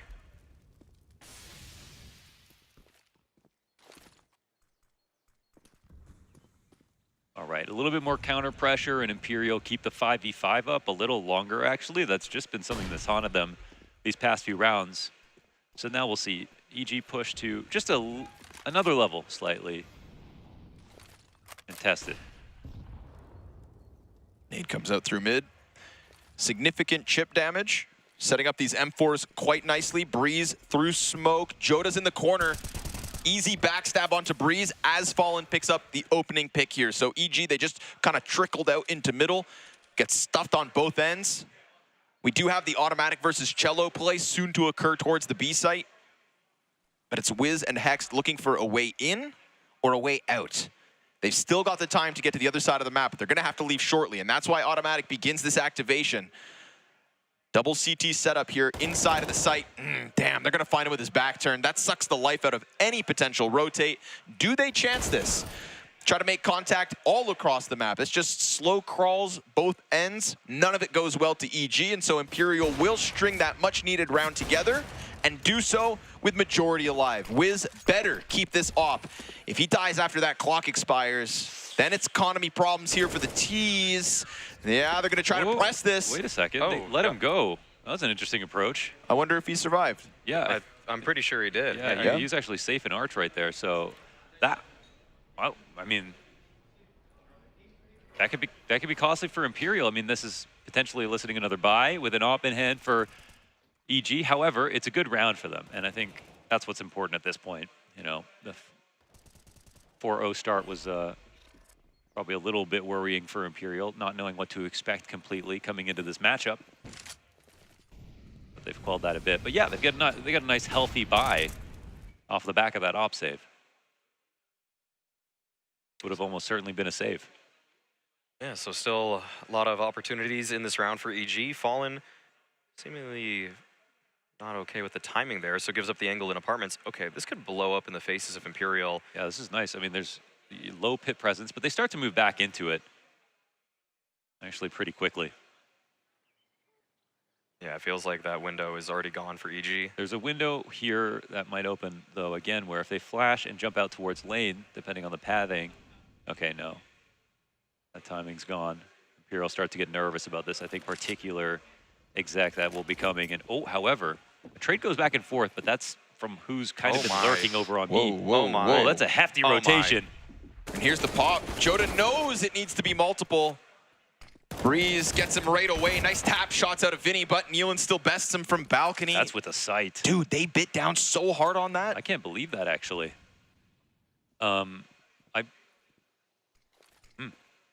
Yeah, I mean, automatic is opening things up for them. He's already been finding a couple kills towards Banana now, but yeah, this is... Look at Fallen. Yeah. I think they're shocked that that Fallen had rotated out. Oh my god. Wiz is making sound here. Big fight, both miss. Oh, but he peels back, and Wiz picks off his teammate. At least killing Cello. Oh. Swap out to the rifle as well. That's an invitation for Fallen to just leave here. Doesn't see his chance back in. Calls it quits. Wiz may have missed in the 1v1 versus Fallen, but getting that second kill, making sure Cello can't come in through the retake, will punish Imperial for that peel off of A site. Wow. Okay. So they start off automatic B defaulting into a 1-for-1 trade. That alone is not enough to peel 2 guys off the A site.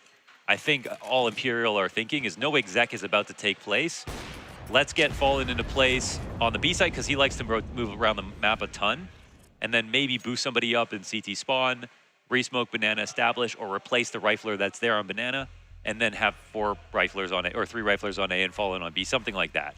And in this in-between timing, EGs just simply attack and make it look like they so heavily rotated in an unwarranted position. I can't believe Cello still had an idea. That we saw that fight break down there, and he was able to peel off after killing Automatic. He didn't see anything else. There wasn't a single other nade in his direction. There's obviously no sound cues because no one was there. Yeah. And yet they rotate 2 players over. Yeah. I mean, I think it's easy to say in hindsight that that was an overreaction from Imperial. Yeah. Yeah. Overreaction and absolutely punished. Now, a couple of things. I think in the past Imperial Inferno maps, it's true that you can abuse halls versus them, and there are timings to kill their lane players, and they oftentimes will leave pit open. And the other thing is that in that round, that was a good example of where Fallen, he will sporadically rotate, and they'll try to organize around it. And they'll do it so quickly in a mid-round timing that it's usually not a problem. But the attack from Evil Geniuses were so decisive that it made them look really slow. Oh, timing there. That's another timing, yeah. Yeah, that would have been an opening pick for Imperial. Wiz doesn't know how lucky he is right now. And this time around, it looks like Automatic will be assisted in his banana take. A few players here from EG. Smoke comes down ahead of them.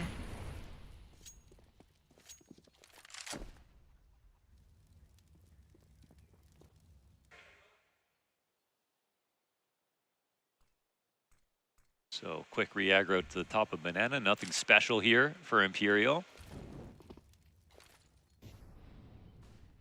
How disrespectful are we going to get? Automatic has some flash support maybe coming in behind him, yep. But Wiz, it might just be throwing that to listen. I don't know if he's going to turn the corner. He does. I think they spotted 2, so they must know that there's 3 on B, right? You'd assume. I think they're only sure about the 2. Whoa. Surely wouldn't have double up sandbags without a Coffin's flash or... I don't think they made that read. Unfortunately for EG, they are running into a 3-man stack on this B site. And Hext getting up arch side. Hasn't activated on anybody just yet. It's going to be 3 defenders. 3 defenders here to stop it. Down to the final 10 seconds as well. So if anything goes poorly here, this is going to have to be clean and concise, but backside bolts. Oh, he gets 2, but he doesn't stop bomb. Oh my God. Clean and concise were the keywords. Nealon smothers a double on the side of Oranges.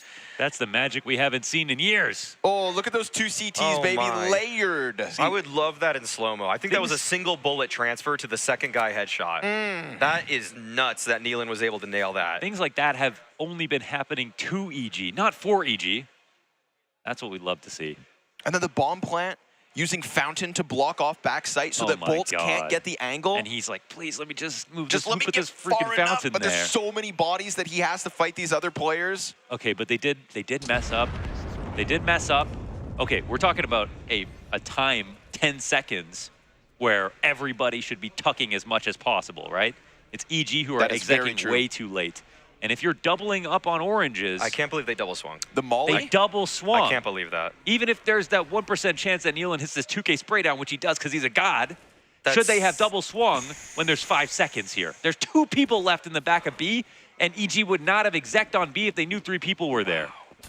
The margins were so thin in that round, though. I can't believe he couldn't get him. That's just a perfect plant position from Wiz. Right?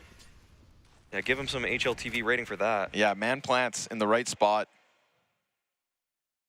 We get a reinvestment here from Imperial. Now this half is, I mean, again, by the skin of their teeth, But Imperial are making mistakes and shaking up. And when we saw them beat Pain just a few days ago, it was all about how they thrived in those moments. Well, they just gave EG their chance.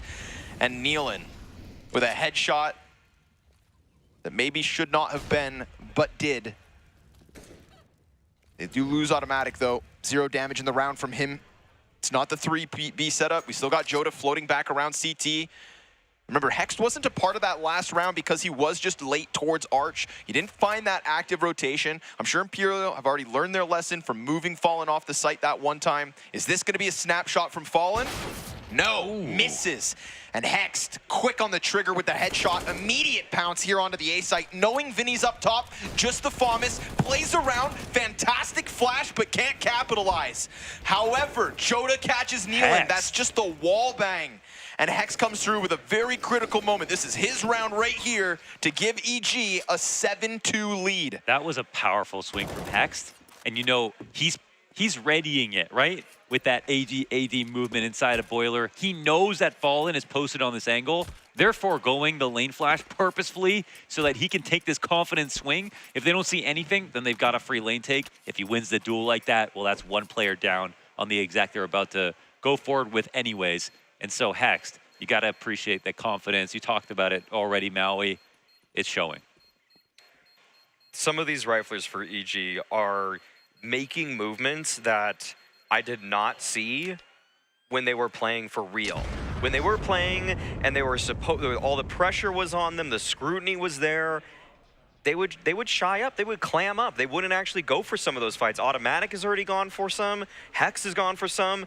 I'd love to see Breeze chime in too, because if you get that trifecta roll in, then this team moves from maybe taking this half right here to being a true upset potential roster in this RMR. I hate to take off-camera talks into the game here, Scrawny, but you did off-camera characterize Imperial as a guaranteed team to make it through this RMR. Yeah, I did. Now, if EG somehow won this best of one, which you said is 2 times more important than it was at the last RMR, then what are their odds of making it through? Slightly less, I'll tell you that. Slightly less than guaranteed. Slightly less than guaranteed. So almost certain. Yeah, almost certain indeed. Oh, 7-2 T side, coming out on top of all the close moments. This is a dead team walking that has hit the ground running. They're going for the push. Wiz holding the angle, and he hits the blind shot. Might as well have clicked for him. Everything is going the way of EG. And look at this, Breeze nailing that player right there in the cubby. Fallen wants to chase. That's fine. Automatic can stick around. The rest of the team will flood out, but Vinny's still in the pit. Man, pressured by a sea of utility here. He's just hiding, cowering in the corner. They're going to come clear it all. It's going to be him versus Hext. Bomb will be planted. He can't do anything about that one. He's trying to buy as much time as possible. Hext holds the smoke, deals with him, and just like that, the little bit of life, the little bit of hope of Imperial gets siphoned out of the round. That is 8-2 on this T side. Those are great zoning protocols, right? They throw the molly wide, but the smoke on Bicycle. Vinny does a natural swing out to the left because you can one-way it on numerous minuscule angles and just slightly edge your way out. And after that, since he goes back in, doesn't disrespect the molly, well, you're just waiting to die. All they needed is one tag in the smoke to know that he was there, and then he's screwed. So dodged all but one bullet, and that's all it took. But good coverage there from EG. If the names were switched in the servers, and we've just been lied to this entire time, would you be surprised? Would you say that this I know a Hex swing when I see one. Yeah. Because this is fooling me right now. This Hex is looking like a Jota performance or a cello performance. Oh, yeah, but this is a Hex that's been inspired by his performance at the Showdown. Wiz is making some of this magic happen that I would expect Fallen to make happen. Is getting played like a fiddle, okay? This is unbelievable. Listen, man, Hex came back from EG Black, walked into the room with the EG guys, leaned over and said, I found out how to win. And now, here we are versus Imperial. Oh, me, oh my. It ain't over. No, it ain't. But for Imperial, it sure as hell hasn't even started. 2 rounds on this defense. We said Imperial had the better AWPer. We said they had the better rifles. We said they had the better in-game leader. They've got the better previous results. More majors and everything. But what EG have is nothing to lose. And they have embraced this moment. 6 rounds over Imperial to start their RMR. We've got a lot of movement here. Utility usage down banana. Doesn't look like EG really give a damn. Not really giving too much attention to it. Fixating themselves to what looks like the A play. But smoke's about to fade. Maybe they clear out corners first. They can do exactly that. Cello will be left on an aisle. Fallen is still boosted, anticipating a flash. He's gonna have to give us a snap towards the cover. Double out of Imperial here. That couldn't have gone any better, especially with Cello on 13 health. Fallen double dips. The nade goes deep. Cello swaps sides. That deep control here works out perfectly for Imperial, even though it was a sketchy spot. But what if EG just go pounding into that A site, throw caution to the wind, and somehow crack open this hit? We've got Vinny dead already. It's gonna have to be Bolts here. His teammate doesn't have a line of vision, and sure enough, between the two, they'll get that third to Imperial. This CT side has a chance to truly start. It was a nice one back from Breeze, but then they got popped like balloons trying to come up into the site. Really great defense, though, on Banana. I mean, we could look at that again as a beautiful adjustment shot from Fallen and great work from Cello as well. And EG actually, when they tried to hunt back the kill, did a great job, but Fallen dodged the molly and the HE, getting over towards Bell from Logs and made that really difficult. So, well, the better that Imperial play, the more impressive the victory will be for EG. If you're Imperial, it's just about not getting reset here. Oh my, Fallen. Oh, he just wants to run through that so bad. Yakinder would have. He wouldn't have seen fire. Oh, they're speeding up on this. Yeah, they are. Trying to clamp down. Man, they could actually, you know, fluid transition into a full B take if they'd like to, right? Dude, look how far away A players are. Yeah, they're holding on to lane right now. I mean, no movement out of the A site. Yeah, and clearly we're just an alt holding for any lurks to come out, but they're not seeing anything. Imperial crossing their toes right now, hoping that evil geniuses are just bluffing. Oh man, these B-side defenders have to be puckered because, I mean, this hit is coming, the smokes are up. And you'd honestly rather not have an op at Coffins, if you ask me. Yeah, this is likely to be smoked off. Fallen maybe can get one shot here, but okay, the flash is there. And yeah, you just can't see right through that smoke. Players are getting closer to him, but he's none the wiser for it. Bolt still tucked in at second oranges. He has to get something done, but now his position is revealed. Automatic pressing on forward. Breeze is the one to find the headshot. This is clinical from EG. Jesus. They're clipping wings. Molly will stop bombs. CTs do get here eventually, but just a little too late. Are we talking about no smoke on Coffins? Yeah, we are. And a plant that's so exposed. Dude, Cello could have just swung for that. Now Wiz reveals op back sight, nade with his name on it. Cello still applying pressure from Coffins, brings the banana player back. Hex just crossed over. Okay, that could have been it. This could still be it. In fact, don't you dare throw this. EG, players on the back sight. Joda's trading him out effectively. It falls onto Vinny. One close right. It's him and Breeze, and Breeze has snuck past perfectly. And I mean perfectly. Silently rounds Vinny, the last on the retake, which means Imperial just offered up everything they had for that and don't stick the landing. We're getting multiple instances of key frags coming in from Automatic and Breeze, and I'm looking at headshots in the kill feed. Crispy one tabs, crispy bursts. And these were just simply not the kills that we were getting in these past few weeks, past few months from EG. So you'll like to see that. Imperial using 3 out of 4 timeouts here. In the first half. In the first half, and it's their CT side.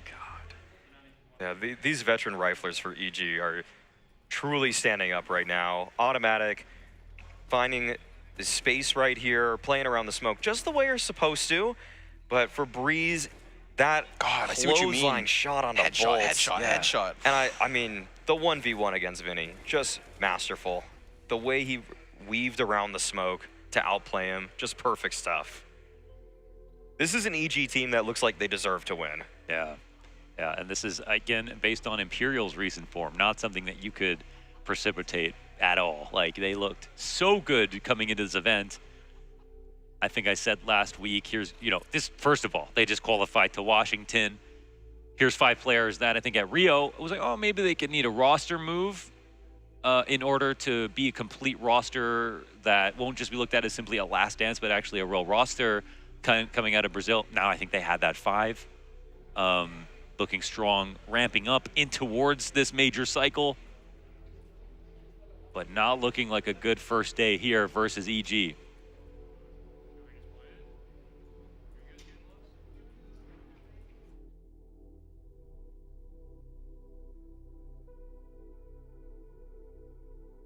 You know, I don't think there's anything left to be desired in terms of the types of rounds we're seeing from EG's T side at the moment.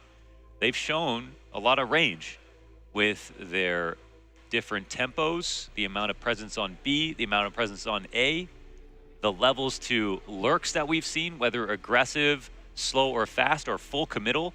And then we've also seen the X Factor plays, like from Hext, inside a Boiler, some of the entries from Breeze and Automatic.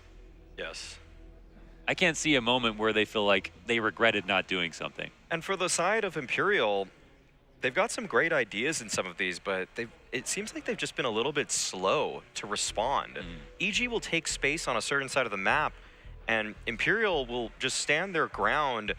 We saw on that very last round there that EG were firmly in control of Banana, and Imperial just kept this triple setup towards A with no information. They didn't re-aggress towards bracket. They left those 2 players at B on an island, and then the execute came in, and then you're just playing a 2v5 at the whim of the T's. Yeah. And you would love to see a team like Imperial with so much veteran savvy actually being active, looking for a fight, trying to find out what's going on across the map, because playing Inferno in the dark is not really an option in this day and age unless you have some of the absolute best anchors in the world. And it's safe to say Imperial just don't have those personnel. And it certainly feels like they, yeah, in those moments that they close their eyes and hope that EG don't see the mistake they made, which is, in the broader scale, a losing play. You know, you're banking on the other team being bad, which even like, let's say you actually thought the other team was bad, you'd be even more proactive. You know, it almost never makes sense. Right. So you'd take the quarter banana fight, you'd push into bracket, you'd put re-aggress into apartments, just doing something just so you have a little bit more of an inclination as to what the opposing team is doing. And sometimes also just figuring something out and telling your team, prepare for this, that gives them the added focus that they need in order to have a lockdown defense on a bomb site. If you make a jump spot on overpass and you see that all 5 Ts are coming up through short, that's all you need. It just helps out your defenders. Mechanically, they're going to be more ready for the fights to come. And Imperial, they're just, a lot of these rounds, they're flying blind. Yeah, that's another salient point as well. You know, people don't really see outside of the server, but if you know a site hit's coming and you've got 2 people there, even if there's an overwhelming presence from the offense, being prepared can make the difference between an extra kill or 2 sometimes. Whether that's getting utility out soon enough or just being sharp enough knowing the guy's going to turn the corner for sure. And if they don't have that confidence and the communication isn't there, you're not going to see it from the outside. But you'll certainly see it in the round score. Isn't it just odd, though, that we don't have that confidence and that communication right here, right now, but we did just a few days ago? Like the Imperial we saw at the showdown was active, was engaged, was confident, was just steps ahead of their opponents. That's one of the reasons they look so fantastic. What would cause you to lose that in less than 72 hours? Pressure. I think pressure for me. If Imperial were boot camping, we saw they were in a boot camp for the showdown. Everything was going so well. Sometimes just think back to so many teams that when they think they have a good boot camp, good practice, the scrims are going well, they're winning, they get into these matches, they think that they're going to take that energy, they're going to ride the momentum from everything that they were playing online. And even though this is an experienced team that has dealt with lands and pressure before, sometimes this is like the added pressure of this to qualify for the last LAN or the last major in CSGO history. You could finally see some of these guys on Imperial start to sweat a bit. Crazy. Crazy indeed. Unfortunately, guys, this technical issue has complicated itself. So we are indeed going to take an actual pause to the game. We'll keep you updated when we can. We'll catch you guys when this one comes back as well. Thank you for your patience.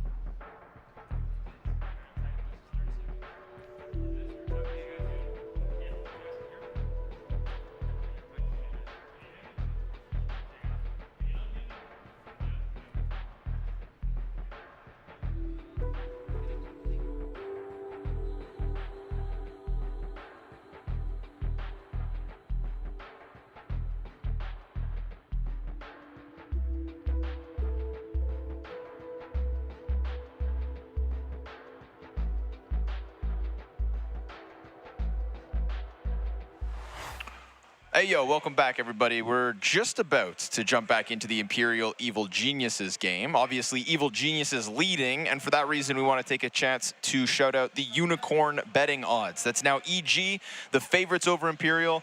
We didn't quite catch them before it started. I don't know what they would have been, but it is still shocking to see. Imperial, I guarantee you For that. sure, right? And to, like, I would say a large margin. A large margin. So for that to be reversed now, obviously reflects the 9-3. I put that like a 5-1 probably, you know. It Maybe was worse. It was 1 to 3.75 roughly. Really? Yeah, honestly. Dude, Maui always knows the odds going in. And also after the pistol round, EG were the favorites.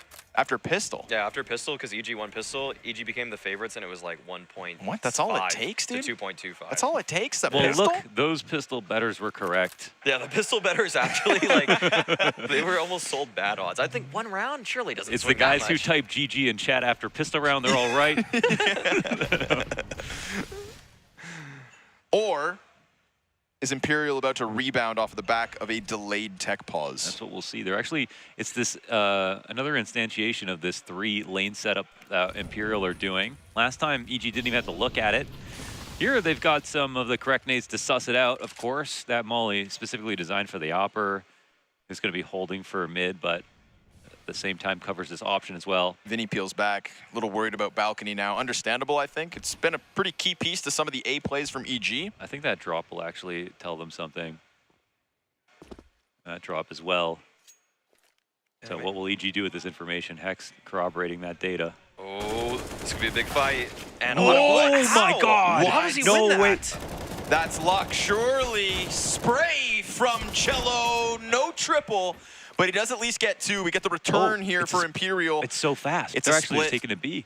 It's a split. It's Hexed. a great call. He's running the spawn, Fallen. He's got no support. He's got to get active. They're not looking, but he misses. Oh! An automatic on the ops. 5 HP as Bogdan's Law takes effect, and EG will find an open B site. Cue it up, 10-3. What I need to know now. They're going for it, right?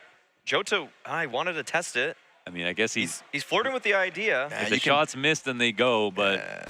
There's a flash, and okay, once you miss that kill, I don't think you can justify this. I want to know if Fallen hits the shot, does he still die? That's what I need to know. You know, someone ready for that swing right away with no nade out. I just need to know that that shot didn't matter. That's what I need to know. I don't know, because the Wiz has been bottling some of these moments. But he had an AK. Yeah. And Fallen had 10 health. But it's Fallen's movement in a micro situation. Yeah. I just need to know comes if Wiz... up with 2 sometimes. Yeah? I think it's possible. I know what you're saying. I need to know if Wiz was right there. Because they weren't ready necessarily for that top mid control. Fallen just busted one. So, top car control, excuse me. That's big, though, for EG's confidence. Long tech pause like that. And and he saw him for a second, so... Bolts ran right back in. into it. Yeah, damn. Cello almost pulled off that ×3. You're trying to strafe in front of a blind man. You're just playing yourself. Yeah, that's the one place you don't stand if fighting a blind man is right in front of him. Literally walk around him. Tiptoe around him. Oh, talk about Wiz, Maui. Talk about him. Yeah, he's got the op. This is what he's here for. Locking it down. Oh, Imperial. 4 versus 5. And this already feels like EG got this one, but if you give him 11 in the first half, if you give him 12 in the first half, Yeah, Imperial, then what? Then what? Then, I mean... Then say hello to 0-1, baby. Ooh. Oh, wow. I mean, the good news will be is it'll be sort of like death by a lightsaber, you know, instead of by a little shiv. Shiv. The kinds that Maui has in the UK.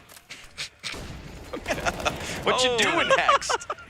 Going for the wall bangs. We get a little jump here from the rifles of Imperial. Little life left in them, so it seems. A fallback that could get punished by Breeze. Vinny's right there, too. Smoke back on Arch. Neelan's getting ready for the apps pop. A 3 versus 4 is not impossible for EG to pull off here. But first, they're going to contact bolts. Watch Automatic get this. Nah, not this time. MP9 reigns supreme. Cello point blank. Oh, takes a headshot back through the doorway. And Breeze is going to punish that mid-aggression here from Jota. That could down mid serve as the push in, surely. That's a really curious push from him, but with 20 seconds left, it's pretty hard for EG to piece this one together. You know what? The decisiveness is there. They have made the decision. And yeah, they got out of there just in time. Why not? 10-3. Few The pieces of flash is util left. good. Bolts. Oh, Okay. okay. Offered up a back. And that right there is the end of that one. So at least they had the confidence to run at it. That was the only way that was going to work is if they made the decision quickly. So at least they did that. But when I say quickly, it's, you know, when we see it's 8 seconds, then of course, you know, it's because they had to.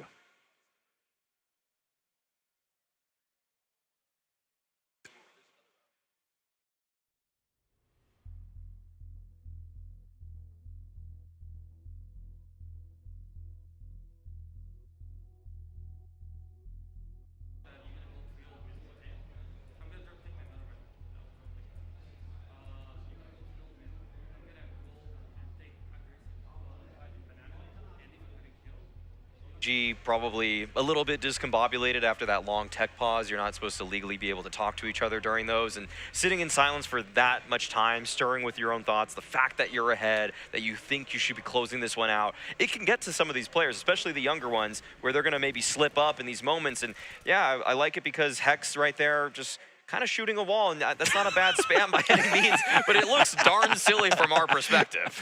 He just walks into the room.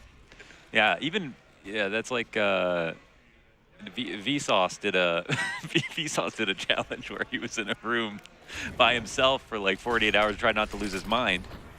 Who knows what would have happened if they gave him a gun? Yeah, you probably shouldn't. Glad they didn't. Okay, well, minute 30, already a 1-for-1 trade. Shooting for 5, man. I would have never had Imperial coming into this half, getting a 5-round best case scenario. This is what RMRs are meant for. Even when you fail to qualify for them.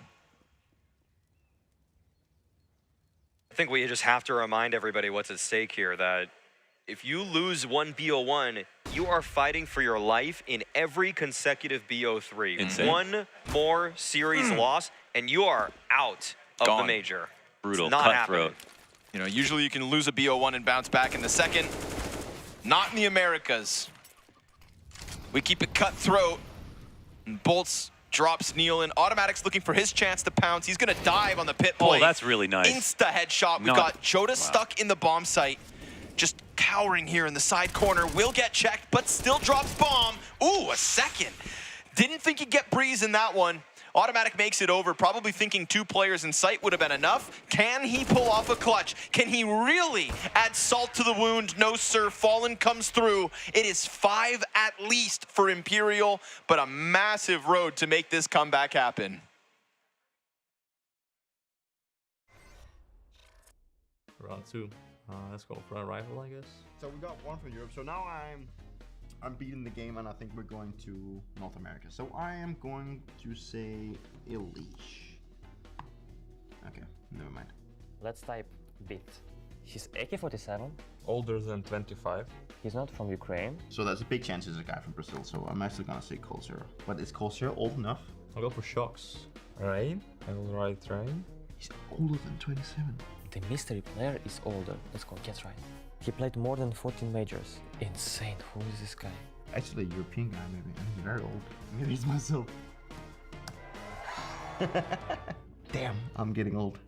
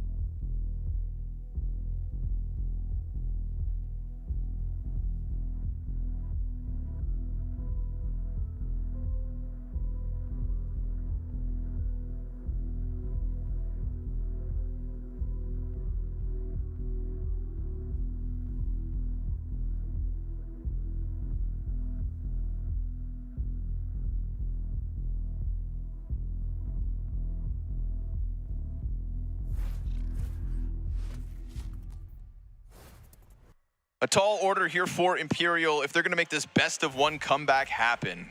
Evil geniuses showing up in a second life and dominating the recently improved and recently impressive Brazilian team of Imperial. Let's see what their defense has in store for Imperial. And I'll leave this one with Launders. Hi guys, I'm Scrawny, ready here to cast this pistol around. I wouldn't do that to you.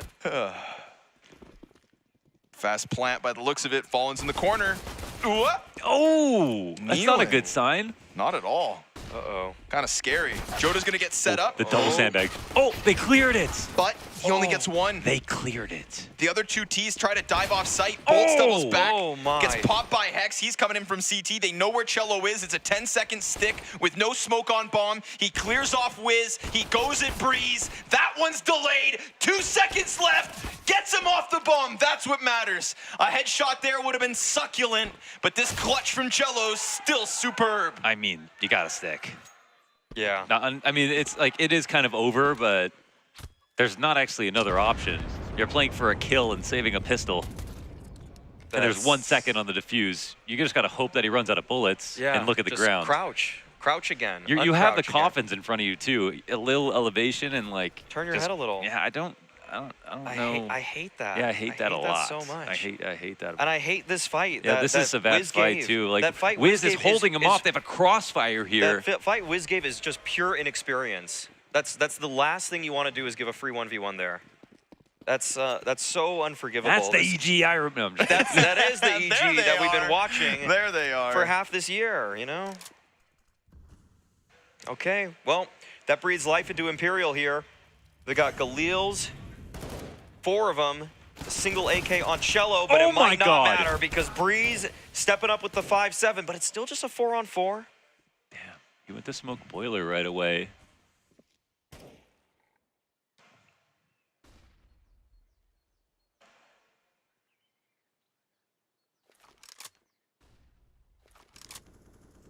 Ooh, they got them to push. Joda keeps it clean on automatic. That's Wiz to fall back on A. Nealon getting up and a little closer on Banana. Bolts has now got eyes on that. There was no movement. Now they see the smoke. Yeah, I think lean back into the A play is the right call. And Hex is going to round this arch corner. Nothing from him. Fallen with the headshot. Wiz P250 point blank. Ooh, these headshots coming in quick. Imperial on the T side, rifles looking clean. It's like, why wouldn't you 3-2-1 the swing in CT spawn with the bomb down in a 3v1? You know what I mean? I think that the one guy I've been looking at in this game, EG, and if I want to really put the microscope on him, is just as Wiz has had a lot of moments like that though for me. Yeah, he's just not playing off his team very well. That's why when we were talking about last half, Fallen gets that kill on automatic potentially. Is he going to get the second one or is he not? That's why I think he could have also. Yeah. Wiz has had these hesitations. He's not clearing his angles as closely. And Imperial, they power up in these high pressure moments. When the going gets tough, it's always been the other teams that have fallen apart. We've seen Complexity fall victim to this multiple times. We've seen other domestic rivals fall victim to the veteran savvy of Imperial many times. And they always seem to find a way to make it to the major, to make it to whatever their goal is. They set their eyes on it, and they go full steam ahead where other teams falter so frequently. Yeah. Even right here, I think if they just held for a second, they've got a high-low stack on top of that 5-7. It's dangerous for Imperial to come and trade that. Maybe just chill. They had a 5v4. We know what that can mean. Of course, you're worried about the team running away to B, but small decisions add up. You know Imperial are going to make EG sweat for every single moment now. Yeah, you think they're always able to do it when it's up against the youngsters of a team like Complexity, but They do have problems on anti-ecos, though. Yeah, that's true. Little stack here, dismantled. They do usually have those problems, Mohan, but I do feel like we also talked about how in the last week, in their most successful run lately, they were improving on that specifically. They were falling less to these kinds of rounds. Yeah, versus Pain, at least in the last map that they played, they were pretty clean about things. And this one's going to be another instance of exactly that. We've got 4 up here for Imperial, little A-Rap, very little there for EG to fight back with. Let's see if their purchase with an op on Wiz can start to get those winning ways back to their favor. We've got a tied game. If not, it's coming. It certainly feels like it's already tied in some sense. Like, I think you have to always give the edge to Imperial in this match if the score is somewhat close. And had a very apt Inferno team, and already EG picking Inferno was like, okay, what's going on? What were they cooking? But then they showed that they could play it, but it never meant that that Imperial couldn't. It just meant that they were a little off earlier, not looking 100%, getting a little outplayed here and there. It's fair to say that Imperial had a bit of a slow start in this one, and some of the individuals overperformed from the side of EG. Definitely. There we go. But Nate back. Wow. That's a big one. Clean one from Hext. Now I'm looking at Hex too as someone who might be sharper in terms of recent playtime for sure. Like having the cameo with EG Black, he's playing a few extra scrims, an extra match, a couple matches there with him. You'd think it would make the most sense, right? While the rest of these guys probably still have a spot on the EG main team, we knew Hext did not. So while everybody else is kind of sat on the side waiting for the roster to come all together, probably not I mean, Hext was actively competing elsewhere. Yeah. So you're dead on. 100% more hours than anybody, maybe, on this EG camp. At least that we've seen in officials. Yeah, true. Yeah. And officials guaranteed, so there's that. I mean, fresh match experience, like 1 week old match experience, I would take over, 3 times the experience a month ago, for sure. Those like land jitters or just match nerves in general or feeling rusty. But just this, man, just Breeze pushing out through apartments. We didn't see this from Imperial once on the CT side. Far and few between. Now the B-site player is going to be that much more confident that the hit is inbound. We've got 5 seconds to spare, and Hext is real deep on this backside hold. 7 on the clock. They've got to start planting. They need to give cover, and the flash comes over to stop it all. Cello, Joda, go ahead, get your kills. It's the fact that Hext prioritizes stopping that plant off the flash that comes from CT. Yeah, as a second flash as well, and then the coverage of the fountain. Of course, that could have been a tragedy if just the timing was a little off there. But that's a symptom of the time that was burned off the clock with the early banana pressure, top of the kills that went the way of EG into the delay of time, and then also Imperial. They like to play it to the end of the clock a lot, very often. So they're oftentimes playing with fire in that respect. This time they get burned. Oh. But. Wow.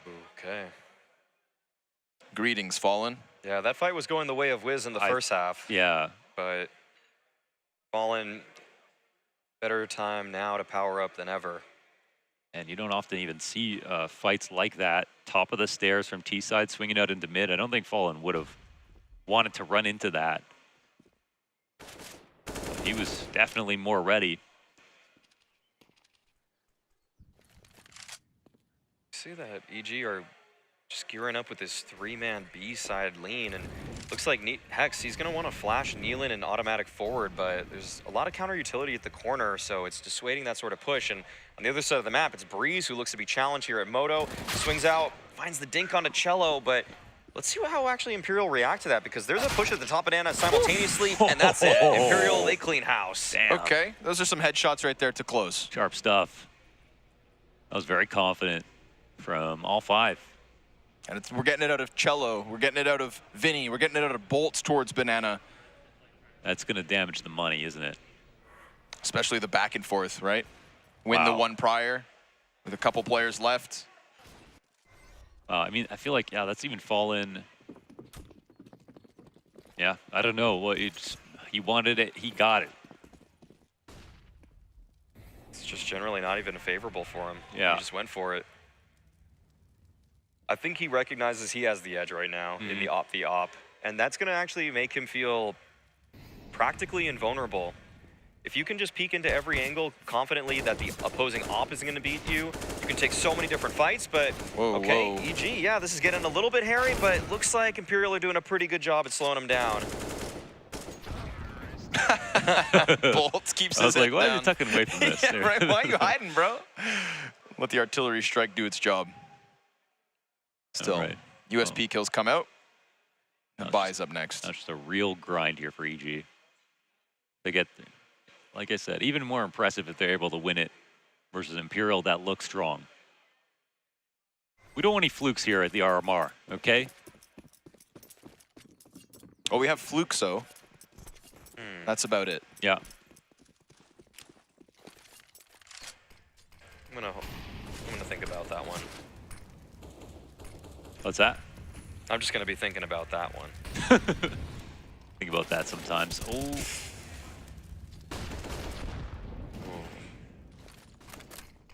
You know, Nealon, he doesn't shy away from danger. He might even jump again. Not today, though. Not today.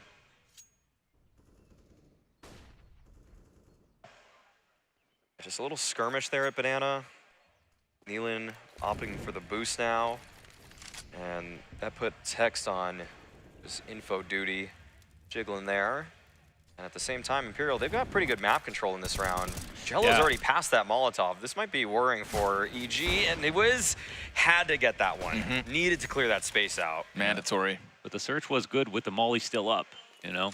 So there was no one to fight him inside a middle while he took that clear.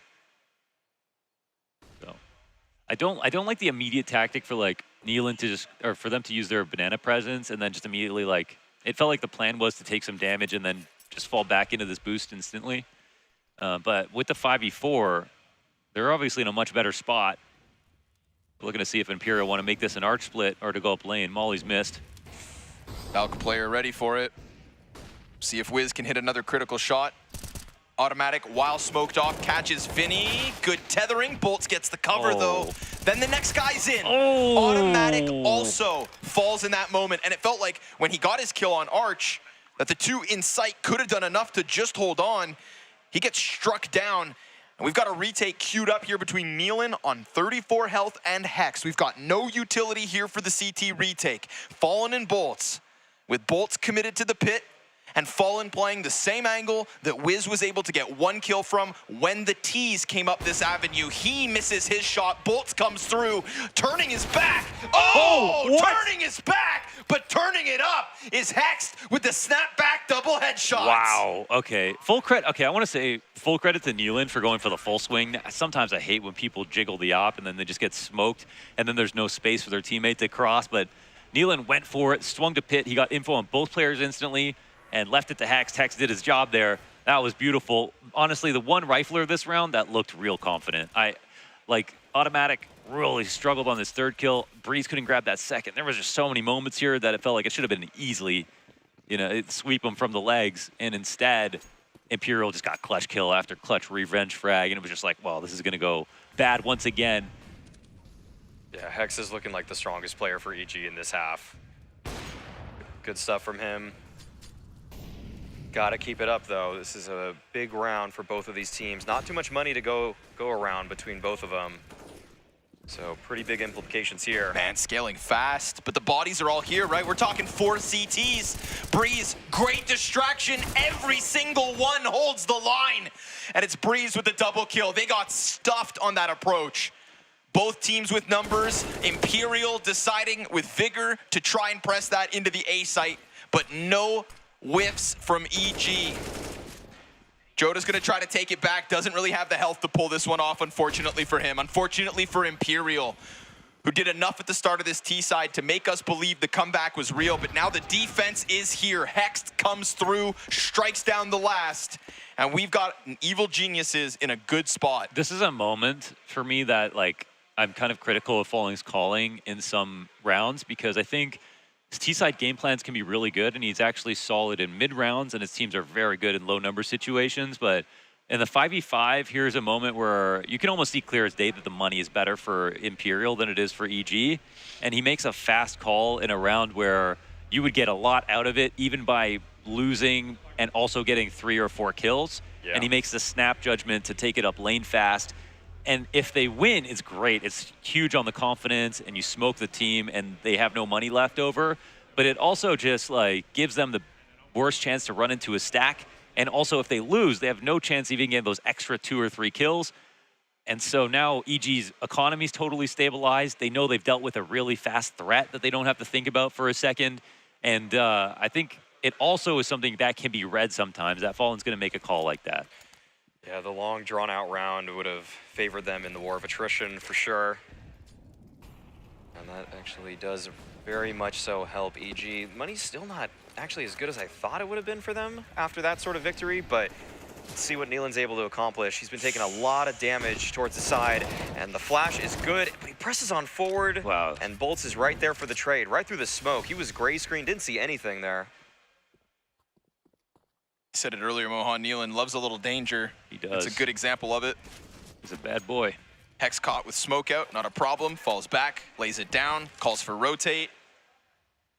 Imperial are able to upgrade one of those guns, 2 of them in fact. Off Vinny's dead body and the corpse of Neelan. We've got a full-fledged Imperial. Minute to the clock, banana control, no active press out from EG towards A, but another smoke to just slow things down. I like that from Automatic. He could have been a bit more, frugal with his utility, but understands that the threat could have been very imminent, and Imperial look for these in-between timings. So there it is. Again, he seems pretty well aware that this is going to be coming their way, and they're starting to exec through it. Yep. So how much utility do they have to... Oh, it's a first layer, isn't it? No other smokes, though. Oh, no other smokes. They can't re-exec fully. No other smokes. Oh, there's the mollies coming out. Here we go. They're going to hit the site. Automatic tries to press out, just gets a dink. Hex can't hang on. Oh. At least brings one with him, but in that split second that he dies, it's going to push EG into the save. Imperial, with everything on the line in this round, the fact that Automatic throws that exact smoke at the same time that Imperial throw the last one they have. Okay, my problem with this is you can play the setup if you have flash support to flash through the smoke, take a kill, fall off, or have Hex peek at the same time as they're running through. I feel like otherwise, you play watching the smoke or close to the smoke with both people so that maybe they're worried about Molotovs not being able to smoke them out, even though they used 2 smokes in the actual choke point. But that setup that they used was missing either additional utility like a flash in pool for Automatic to take a safer fight, or for a third person to be there in spawn, or a boost up in CT so Automatic can peek, die for a trade, and then the boost up guy and then the quad guy has a crossfire. You'd really want a multi-frag position like either the CT boost or the new box boost there too. Yeah, I mean, one of those could have just made a world of difference. It allows you to get a safe kill, back up, stay alive, and I felt like there was actually pretty good information for EG. I was looking at the radar earlier, and it looked like Wiz was in front of an arch side smoke, or he at least should have known there was no presence towards bracket. Could have called for a stack, but they really trusted That's on the that B guys 2-2. though, right? I mean, they have to say something about that. Yeah, I'm not really gonna put the blame on the A side players for that one. But we'll see what Wiz is able to accomplish. Once again, he's been having a pretty quiet time here. So for him to come alive now when he's got one of the hero rifles, the AWP in hand, that would do wonders for EG's confidence and their likelihood for being the victors of this match. Let's travel back to that short push on the A site when Fallen decides to go fast. Surely he learned his lesson in that round, and we don't get that here in this one. Surely that doesn't happen again now that Imperial have let EG get one step closer. They recovered from the 2-pistol buy. So right now he's respecting all the utility and getting pushed back to all the usual positions, which is fine because he's still staying alive, but they've heard his scope already at the top of Banana. Now they're just going to avoid it. It's a pit bait game between Automatic and Breeze, it looks like. Oh, actually they're doubling up on this. Emphasis arch though. First time we've seen Imperial go majority arch on the A split. Could unravel that pit setup. Automatic with the USP to finish Cello. Hex comes in with his pistol, and it's Joda and then Bolts as Wiz tries to press out through arch smoke with the op out.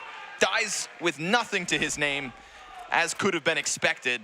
And Imperial get through that one. That should be now a hard save, surely, out of EG. It's crazy, the rifles on balcony and the pistols in pit. Yeah. I feel like that should be reversed every day of the week. Yeah, especially with the R-Trap coming in.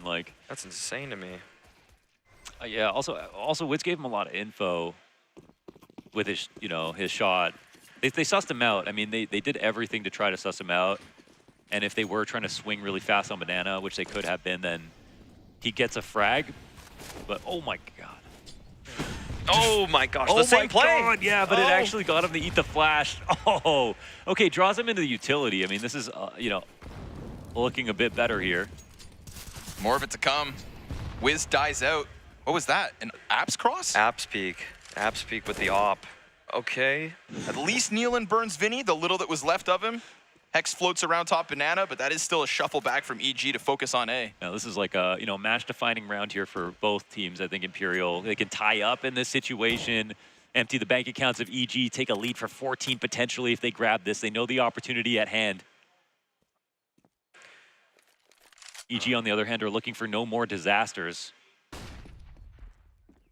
Okay, 55 seconds. Yeah, Hex is going to play to block, but with this timing, you would hope that the EG A-side defense does something to gather some information. But, oh no, this might be enough, actually. Wow. He's pushed them away. Oh, they might just run right into the three-man stack. This would work out beautifully for EG. All they got to do now is hit their shots. Yeah, it's going to be the full committal. And like you said, all they've got to do is hit their shots. Sometimes easier said than done.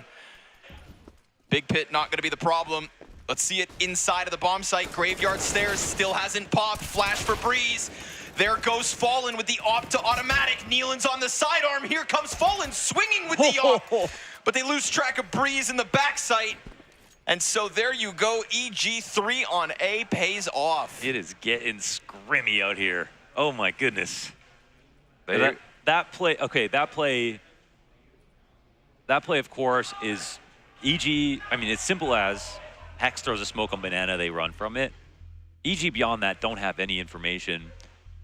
They're playing so, what do you think they're thinking in terms of gambles there? Do you think it's like a mind game that if they throw the smoke at this time, like, Imperial have scared them so much on B that they're going to over-rotate so they don't move? They've played 2-2 so many times now, EG. They've played so many 2-2 defenses that they just trusted that this stack was going to be good enough. One smoke is going to push them into the strong side three-man defense, and it actually worked. Like, I think as soon as Fallen saw that smoke, he probably thought it was 2-2. Yeah. And that's just simply how EG have been playing. To their own detriment, might I add. But this time around, they actually thought ahead of how Imperial was going to mid-round based off of that knowledge. Well, okay. I mean, I said that could be a match-defining round. The money is as low as ever here for Imperial, but it's still a buy. It's no op involved, but they're trying to defend against map point. And again, in a very important best of one. Nealon out in front of this. That could have been a cute kill to find, especially with the upgrade that would have been in store for him to go from an MP9 to an AK. He'll lose that chance, but he'll also score some damage.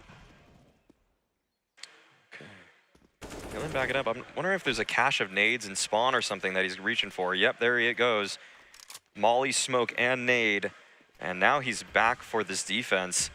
Imperial, they don't have much utility left. I think they have to commit to B. There's no way you can actually put together an A-side attack with this little left. And we've seen some sort of, questionable B setups, or ones that, you wonder if they could have done a little bit more with the players that they had in their positions. Now a rotator is finally coming over in this situation while they're freed up on A, but the attack is coming in just as fast. Front sight smoke though, they're gonna dive construction. This is to get Cello around and through, and maybe to just unravel this from the back end, but instead Nealon shuts that down. And with the CT cross not smoke, this should be easy. It is. Automatic Hex to kill a piece on that. Fallen trying desperately to claw back here with 30 seconds to the clock. Breeze comes through with his, and it is EG, rock solid defense, backside. We see the extra layer from Imperial, but that gets stamped out so quick. Literally so fantastic from Hex. I knew you were gonna say the same thing. The way that he played that couldn't have been any better. Also, the rotation, it was just in time. I mean, the info for Nealon made the difference to set up Hex to look as good as he did, because he got that trade inside of construction, stopped the RAF from coming in. That would have been the tragedy of the round. But finally, EG making that third player rotation makes the difference into a strong B defense from the players that stand there. And Hex, of course, using his utility and his angles perfectly to lock it down. And it's a nice capstone round from him on a half that has really been all about him. And the situation they give themselves, golden opportunity here to close this best of one. This is dire for Imperial. EG have 3 chances to send Imperial packing 0-1. And Imperial, they've got to weather the storm with 4 Tech 9s, a CZ. This is as good of an opportunity as EG are going to find to put themselves in a 1-0 spot here at the Americas RMR.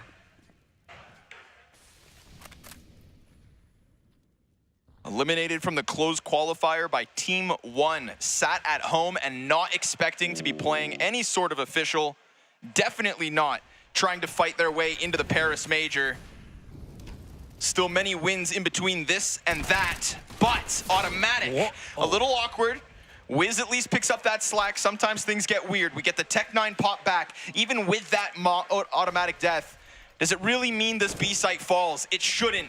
On the back end, we've got Hex, who has looked lights out. Drops bomb, snaps shot, almost killing all, but there it is, the 16th from EG. Dead men walking, hit the ground running, and drop Imperial with their lives now on the line. Whoa, that is such a massive win for them to take here in the first round of the Americas RMR, and for a team, again, that should have had no business being here. What a beautiful way to start. It's just unbelievable stuff for EG.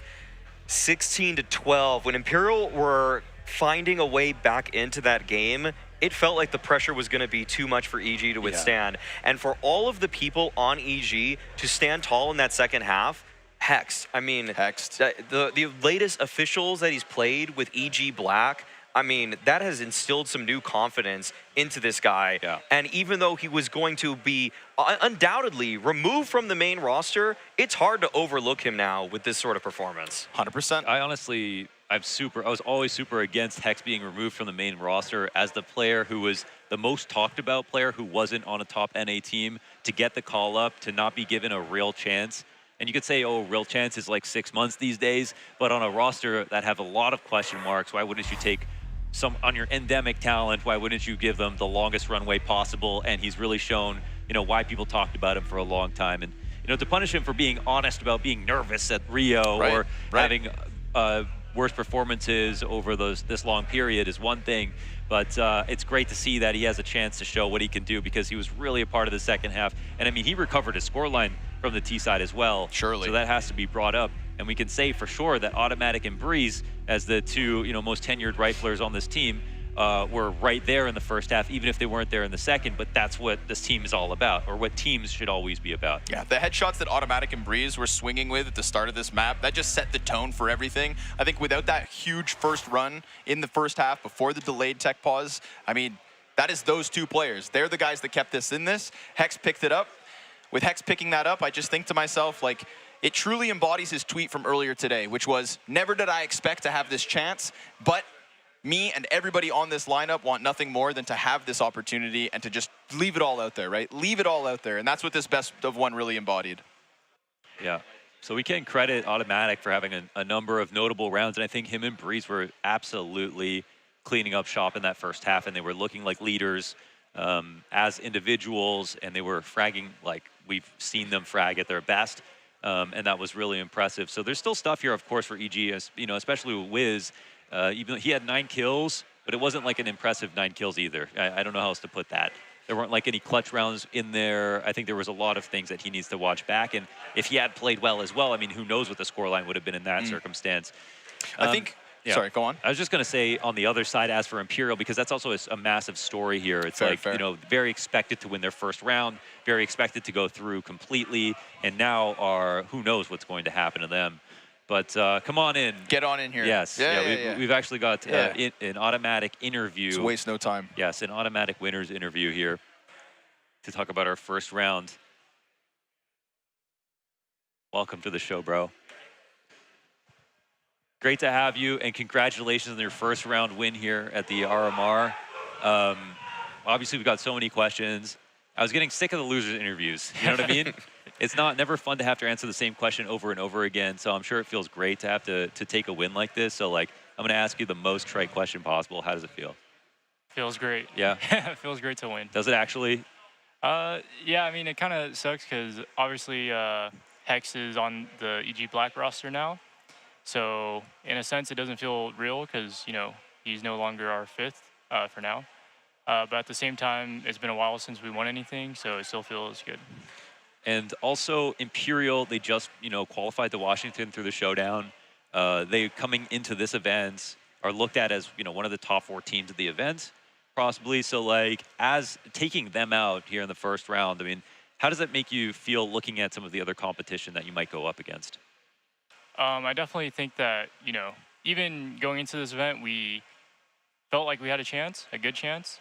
We obviously lost in the RMR and we didn't qualify for this event initially. But even with that being said, I still felt like we should have won and should have qualified probably. And I still think we're a contender to qualify for the main event. When you were playing through this match, it felt like the way that you were fighting in particular, we saw a little bit from Breeze in the first half, kind of some, I'd say, peaks that went beyond the structure. Like you just kind of felt like there was a moment or an opportunity and you just decided to go for a swing. And I bet it feels pretty long ago because obviously there was the tech pause and everything. But we usually characterize those sort of peaks for teams that are like dead teams, essentially. Like you're going to take some more individual risks because you think that there's some window. Do you feel like that's the case right now? Does this feel like a dead team situation, or are you just playing on a level that was really high in the first half? I mean, personally, I did a lot of prep on their banana and on them. So all the peaks I did were peaks I talked about doing before the match even started. And we haven't practiced in a long time, but I still feel like our system and our structure that we were trying to build before had some potential. So going into this tournament and into this match, we were obviously, you know, we came in saying that everyone could play loose if they wanted to, but then if they didn't want to, then we could always rely on what we did before. And so yeah, I mean, maybe there were some moments where there was some overextension, but for the most part, like fighting for the map control, I had, you know, thought about that before we even played. So, well, talking about that prep even more, I mean, I think some of us were kind of thinking, I thought, for example, you guys would want to go to Overpass. I mean, that win over Heroic was just seared into my brain at the beginning of the year. And, but why did you decide to take it to Inferno? Obviously it worked, but what was the thought process there? We were just better prepared on Inferno for this match in particular. So we just decided to go with it. You know, we didn't have a lot of time. We found out maybe like 2 days before our flight, and then we couldn't practice. So any time that we spent talking about, you know, our game plan was really valuable. So we didn't want to, you know, put that to waste just because our Overpass was more comfortable in the past. So how long was the flight from the Bahamas? From the Bahamas? On vacation. I'm not sure. I know. So okay, with 2 days, you know, not much you can expect, which can take the edge off, but also you'd like to be more prepared, obviously. So there's the other side of it. But with the amount of time that you've already spent, like you were talking about, working on building a system in the first place, and then grinding out all of these matches, and then not seeing that success, you know there was something there that you couldn't get onto, the level that you know you could have had, right? Yeah. So do you see any? Do you learn anything from like playing a match like this and then winning in this way, and then like was there any benefit to having just a simple break to playing a little bit better, or from between the five of you? Yeah, I definitely think that was a factor in our downfall last season, or our downfall this whole time, actually. But I think like as time goes on and as you lose more and more, I think players lose confidence, and there's like this just downward trajectory that's really hard to you know, reverse. So I definitely think having some like time away from each other and just time to play the game for fun again could definitely benefit, you know, the players on the team and the team in general. Playing any CS2? I've played it once, and I only played a deathmatch, so not much. Okay. Yeah. Well, it's just Dust 2, so it doesn't matter. Yeah. Okay. Yeah. Well, Automatic, it was really fun to see that match and see you guys win. And to take down Imperial is huge, and we know how important these 1-0 matches are, so we're just shooting for a legend spot now, basically, right? Yeah, I guess so. Yeah. I guess so. Good luck with that, man. Looking forward to watching. Thank you. Yeah. Thank you guys for having Congrats us. again. Yeah. Thank you. All right. That was Automatic to talk to us after a huge win again over Imperial. And that's honestly going to be the end of the segment. Even though Scrawny's here, I'm going to throw it. We'll be right back for our fourth and final match here at the Americas RMR. Stay tuned.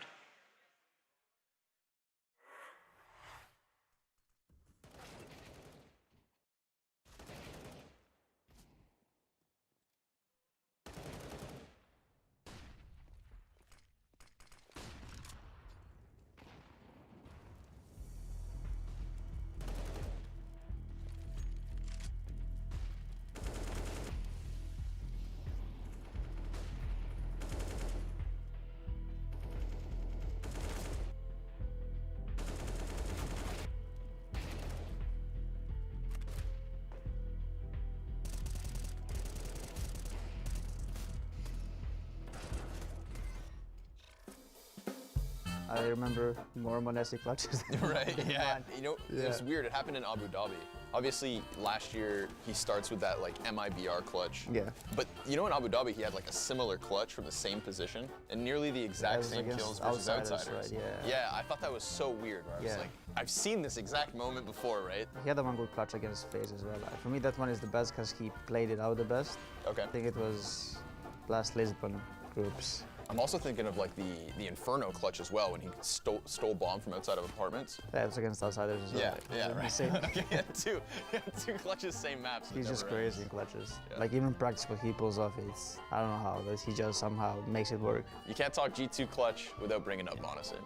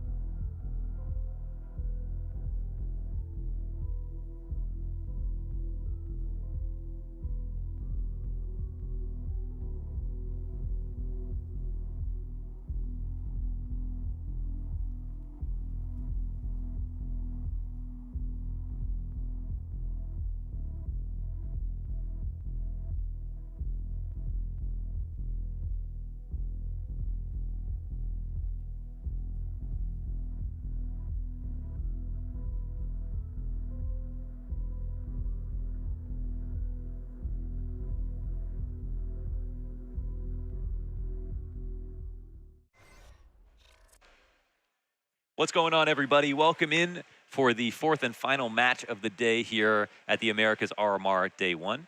It has been an amazing round of games so far, and we're going to round it off with Fluxo versus Yor.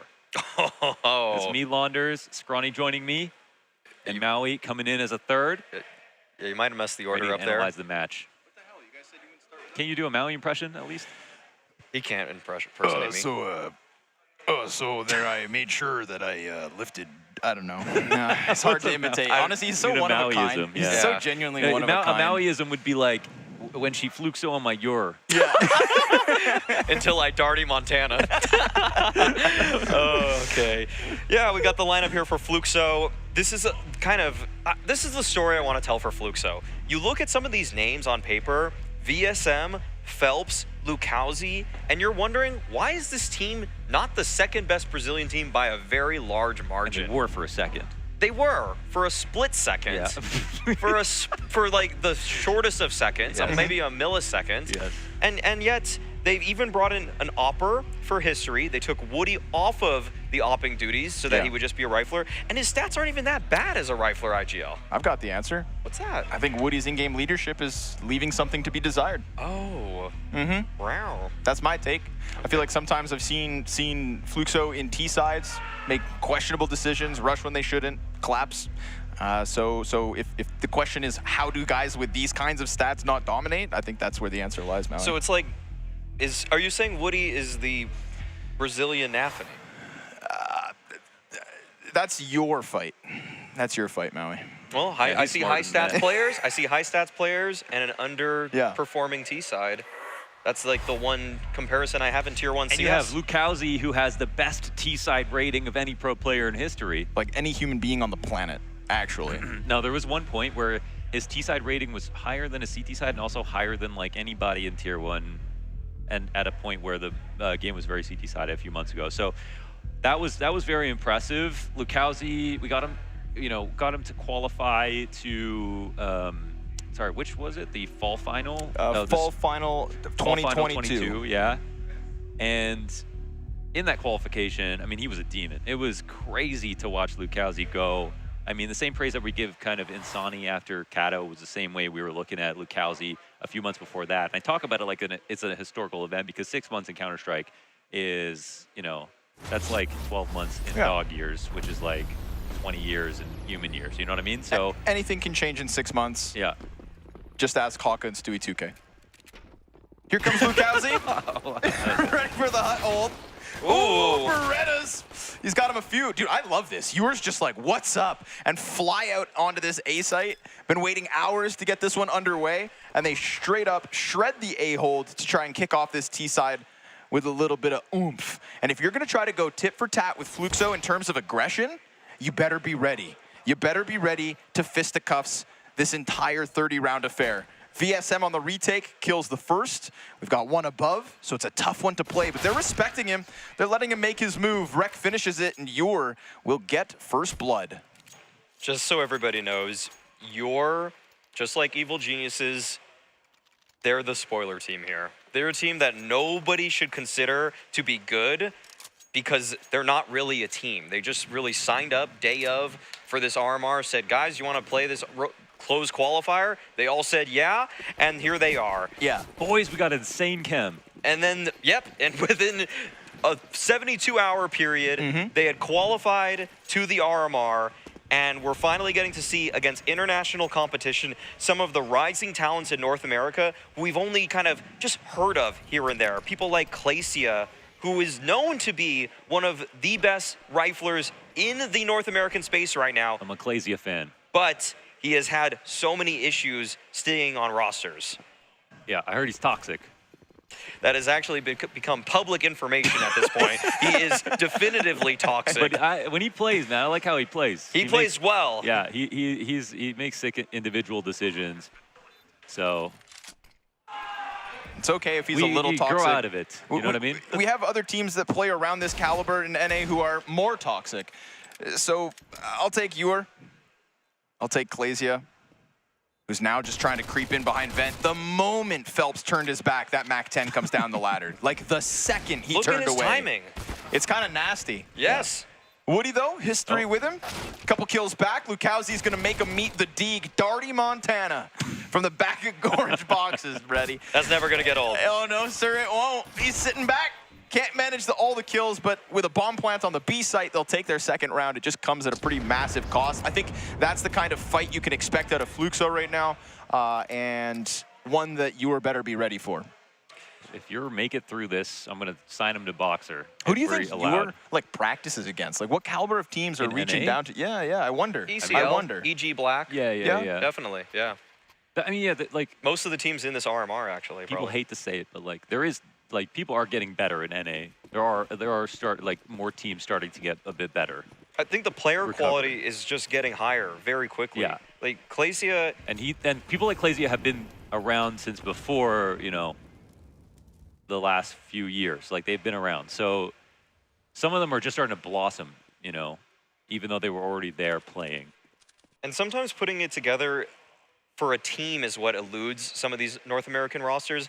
The individuals are there in terms of they're watching demos for their positions, but they're not always watching it for the macro elements, and sometimes the team play elements aren't reflex at this point. They're not instinctual, and so you see those slip-ups, the way that they lose 4v2 advantages look very uncharacteristic for high-tier CS, but the way that they start rounds is very nice, and sometimes there's just great openers, the way that they lurk on timings, all of that can come together. Individual ability on top of that is very strong, but it's just mid-rounding. That's where things can fall apart for NA teams. This one's looking pretty good, pretty clean cut. Nothing to worry about.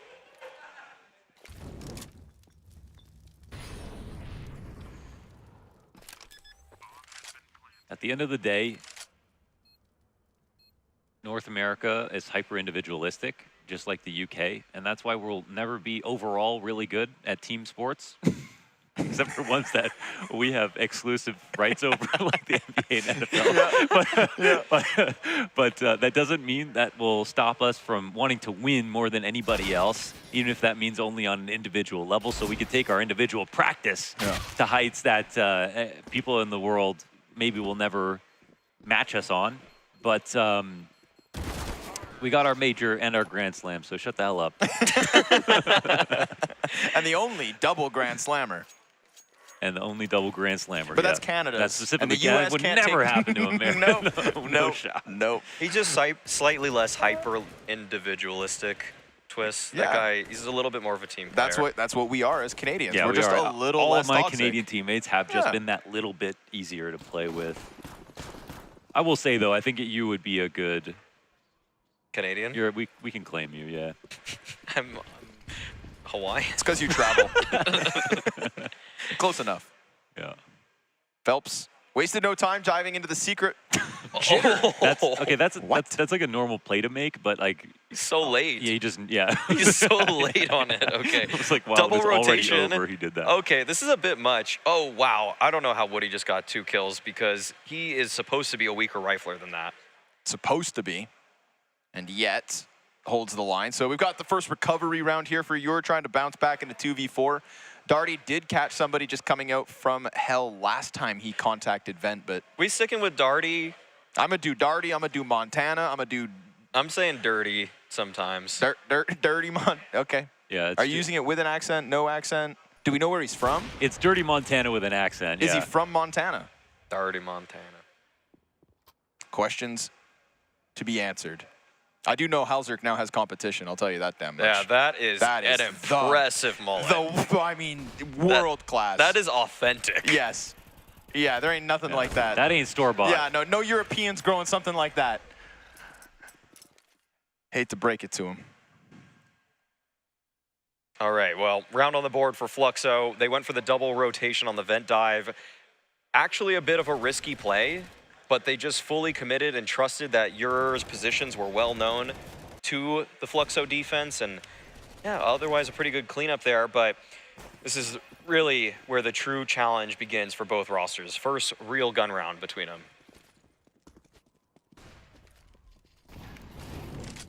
So let's see what this T side is all about.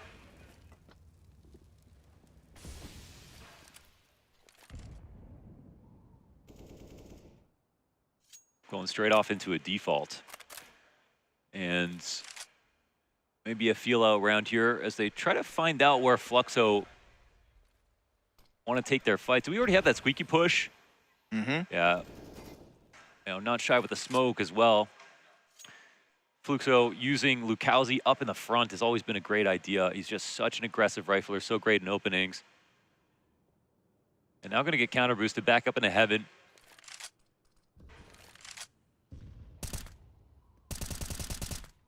So they wait this out.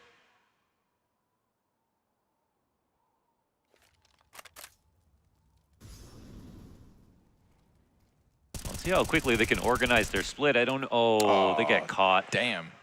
Yeah, and we don't know if Clazy was going to go up the side of Mini for, yeah, it looks like he was, so they can split upper, and that gets called out. So now Fluxo are going to just, I think, double up inside, make this really difficult.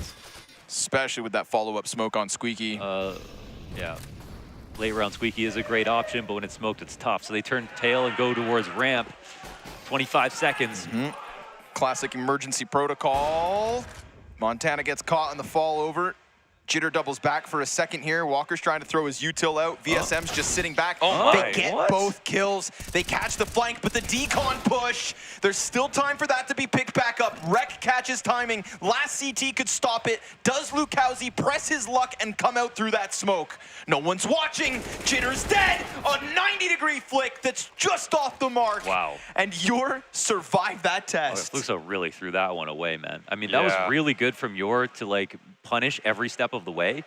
I want to make that clear first of all. Like, you know, a worse team could have lost in this spot, especially after Clazy gets caught off and the plans are exposed. What is this from history, But though? yeah, exactly. What is that? Why would you ever chase in that situation? And then open in control room when he could have just, he had control side to himself. There's no molly that lands in front of the door, so he could peek whenever he wants. So they really gave Furia a lot of chances to steal that round back, and they had to capitalize on every one, but they did. Am I wrong? Yeah, no, just very simple mid-round from Europe, but just actually played pretty much airtight. Okay, I mean, Phelps is trying to find something, but if Fluxo are going to play like that against this Euro team just because they think they're better, they're sorely mistaken. Like, this Euro team is basically an FPL God squad, okay? And they're not necessarily going to bust out some crazy mid-round tactics, but if you just challenge them... But we saw right there, I mean, that was that's just it. That's what's going to happen. That was a solid default with a contingency plan that got pushed to its time limit, but they followed through on the aim every step of the way and knew where to look. Oh, Jitter, yeah, force forward. This might be a good one for VSM. Oh, wow, just with the deagle. Okay. That was stylish. That's going to call them forward, though. Met by a smoke, however. 45 seconds. Rex already so close to death. Flash, easily dodged, but VSM can't double down. It's just that first one. Then Clasia again comes down through Secret, and finds Lukowski in the vent, knife out, through caution to the win at that point. What's the utility looking like here? No smoke for Decon. So the door could get opened up, but they planned for control side. They have that, obviously. Klasia's over there. Rex letting one go. Phelps doesn't react, doesn't see him fast enough. Woody's up on Mini, and we've got Ewer with a 5-1 T-side lead. I like how BSM played it with the deagle off the box after he got his first kill, but he obviously didn't hit the next shots, but I think his positioning there was pretty wise and forced him to come through the smoke as well. So, oh, that was a pretty solid round here from Yor, and not everything in, that they could possibly ask for here for Fluxo. So we'll see about these future rounds, but so far looking good for the thrown together NA team. Yeah, something to note is that I can't even imagine that this Yor team has been practicing all too much. Rec was playing with ATK as a stand-in in their ECL playoffs. Like, he was playing with a completely different roster about a week and a half ago. So just siphoning out all their strats. Yeah, it's very possible. Yeah. I mean, ATK almost were able to not finish in last place at ESL Pro League, which is, okay, that sounded like a condescending statement. No, but yeah. But actually, they put up some good fights at ESL Pro League. Yeah. So they had some structure to work with, and for him to just kind of take that over to Yor, probably actually playing in their favor in a matchup like this. I mean, we say that officials are the best practice, right? Maybe even officials on other teams in this case. Yeah, officials definitely, period, are the best practice for all sorts of different reasons, just like pressure in general and like knowing the other team is going to play to a certain quality. And even the fact that the other team is going to play with a certain amount of nerves, also relevant to, how the way you play in your next officials. But okay, another mixed up buy. Things are not going well here for Fluxo, and it looks like they might get a little worse. Maybe Woody can make a heads up play with his M4.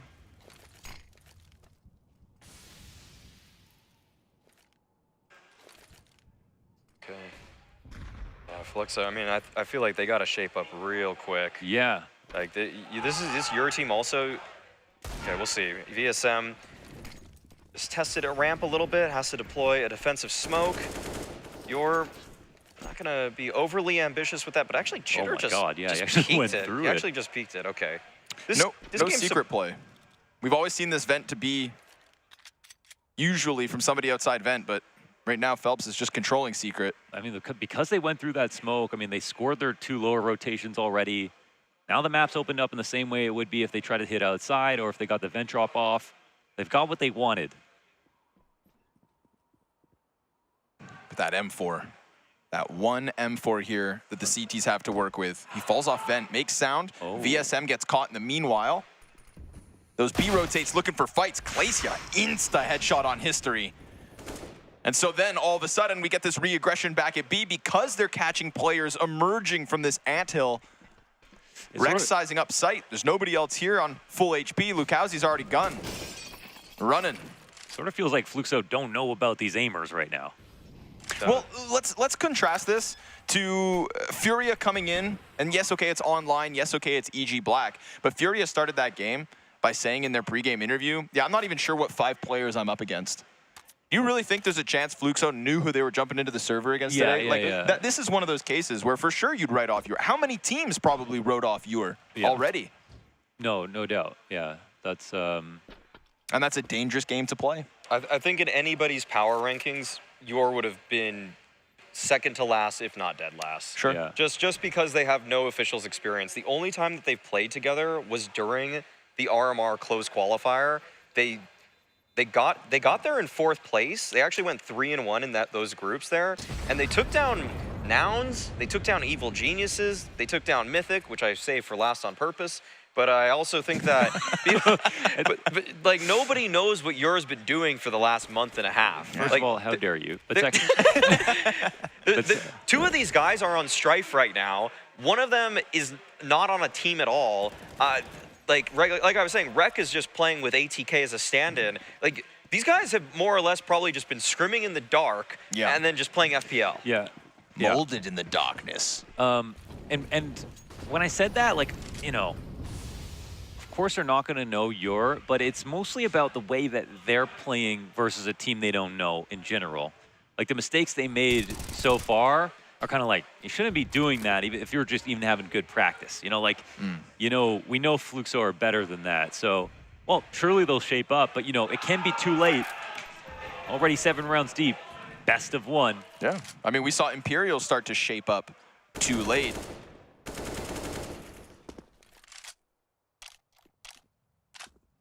The only thing I worry about for Ewer in a game like this is despite the hot start that they've shown, once they stop believing in whatever it is that the team is doing, and they've shown some just decent team CS so far, they've just been grouping, and they begin to believe it a bit too much in their own individual skill, will they start giving up the chase a little bit too early? No, it doesn't matter because then by that time it's CT side. That's the thing. I think 6 is already a great position for them. Great T-side position. Nice find here from Phelps once again outside. This time it's Jitter, and it does matter who's on the kill feed when they're identifying who's going to be lurking. And this position might be a little bit unclear. It's actually, you know, potential find available here for Rek, but at the same time they've got Secret, and they can't find Phelps. Phelps, he just pressed forward as Rek comes around, but they also just lost Klazia. Watch Rek tear him up. They know he's opposite bench. But missed chance. Walker picks up the slack, throws the molly up to heaven. It's going to be a fast vent flank. He has time to fake it once. Oh my God, out of the heavens. Holy hell. He's in front of it now, surely. He's dead. Oh, he went back for a second. Oh no, he's on the floor. Okay, all right, he's everywhere. David Blaine over here, teleporting around the map. And they lose that one narrowly. I think, obviously, they could have traded opposite without losing a player. And I don't know how Klazia dies. That was part of their upper hit upstairs. But again, it's been really nice to have Phelps outside hunting down these frags and spotting lurks and getting kills for free through the smoke. But yeah, I mean, your T playbook, T playbook is going to definitely be shallow with a team that was put together recently, of course. But once you've already got these rounds, you know, everything's a bonus. And like, even if Fluxo make a comeback, they've already dug themselves a bit of a pit. And now they come through with a simple tactic, another opening kill, 5v4. Best of 1s, Mohan. You only have to be good at 1 or 2 maps. Exactly. If you put all of your attention into 1 or 2 maps. And you get and just practice every day, before and after. And it's just so surprising for any team that wasn't following Ewer to think that Nuke would be in their pool. Right. You think Fluxo went into this veto and thought, we're leaving Nuke, we're dealing ourselves a hole? No way. Good boost. Yeah. Nice, Luke Housie. Walker to pick that back up with an op. Skilled shot. Rek just took Woody's head off. Oh my God. We've got Phelps in a 1 versus 3. We've got Ewer doing as they damn well please. And we've got Fluxo's economy entirely on the line here. No way. Few dollars left in their back pockets, but this is another reset for the CTs. They're mauling them. I can't believe Phelps is even positioning like this. You got to keep this op into the next round. Look at the money on Fluxo. Yeah, this is absurd. This is actually uncalled for. That's actually unjustifiable that Phelps did that. Not a single opper in Tier 1 CS would do that. Yeah, that's not one. Maybe he muted everybody. but who on his team's not saying save? Save. Yeah. You have an op. You have an op. We have no money. Retake. on lower B nuke. Yeah, they don't believe it. They don't believe that this is happening. They don't believe it's happening. That they can't win this. This is, and what's also crazy about this is that this Fluxo project, now that we've heard some of the transfer details with Lucauzi in particular, that's signing over $250,000 to get Lucauzi on this roster. And this roster has nothing to show for these signings. We look at these names, we see all this potential, all this firepower, and now they have Zeus standing behind him too. That was a transfer fee from Oplano. This team is spending big bucks to try to make it to this major, which they have failed at before. They need to actually get here. Of all the teams with pressure, financially speaking, on them, Fluxo's near the top. Now he's spitting right now. Damn, dude. Yeah, fire. I feel like I spent my own money after listening to that. Yeah, I want a refund. Ooh. But there's been one piece, it's Phelps outside. True. Blockbuster numbers for Lucauzi, especially considering the risk, you know, having known so little about him. But understandably, after you see some of the matches he played, like, of course, you just got to spend this money in today's game. But then if you don't have a team operating soundly around him, and then suddenly he's not just carrying every single match. Flank. Oh, but it gets caught the shadow. Wow. Klezia, dude. So good aware. awareness. You know, to go off your point as well, though, Maui, I think that it's also extra pressure where right now we're starting to see this resurgence in Brazilian improvements, right? We're talking about Pain overtaking Liquid in 2 best-of-3s. We're talking about Imperial, who, yes, just lost to EG, but had a great showdown a few days ago. MIBR, who are being hyped at the moment as kind of being a potential next international contender. Where's that from Fluxo? It's even worse when your peers can do it while you can't. Double flank through the lobby, seeing if maybe they can recover this. Bomb gets thrown over. That's going to cause a bit of a stutter here. Nobody's watching the flank, so Walker gets caught. Montana, no gun in hand. All of a sudden, this one starts to fall apart entirely, in fact. It felt like they had the better positioning. Felt like Bomb could have gone down. Yeah, but 2 players completely caught off guard. Flank was just fast enough to turn that on its head. So a recovery round here for Fluxo, and overall still a good start actually to the round from your overall, but caught by this late round adjustment. And now there's actually no money here for your, so surprisingly, actually. That's true, and Fluxo, they're going to be able to breathe a sigh of relief once they recognize that they're up against just pistols, but for Ur to already have 7 in the first 10 is fantastic. And it feels like at this point for them, yeah, they're not going to be winning this one more than likely, but they're playing with house money for the rest of this half. If they are able to pick up anything, if they can win the half, they're going to feel so confident going into that CT side. So yeah, Fluxo, they break the money here, get this one too, but man, this game is, it almost feels, because there's multiple angles on this. There's numerically, the conversation in a situation like this is always get through the T half. Like, they all know how to play their spots on CT. The playbook on T side is what's going to be most at question. How many things that we have that are pre-prepared are going to work, and they got through it. 7 is getting through it. And then there's being proud of the quality of rounds that they won. The defaults they executed together, the communication was there. They punished Fluxo in man disadvantage situations, as well as good spots positionally for Fluxo overall. And then there's the bonus rounds they potentially win on top of this. They've got so many reasons to be optimistic that, and if we flip that over, Fluxo's mental's got to be crushed already. They're just crawling back into this. They're going to get 8 max. They're going to be disappointed about how they started. They can't even name these 5 guys on the other team, you know? So, NA on top once again. Yeah, I mean, that's what we're getting right now. That's the picture that we're painting at this RMR. That EG were able to win their match. Liquid easily dispatching 0-0 Nation. Complexity as well coming out on top. For a team like Ur as well to just assert the North America dominance at the Americas RMR early on in these opening round matchups, that's a statement.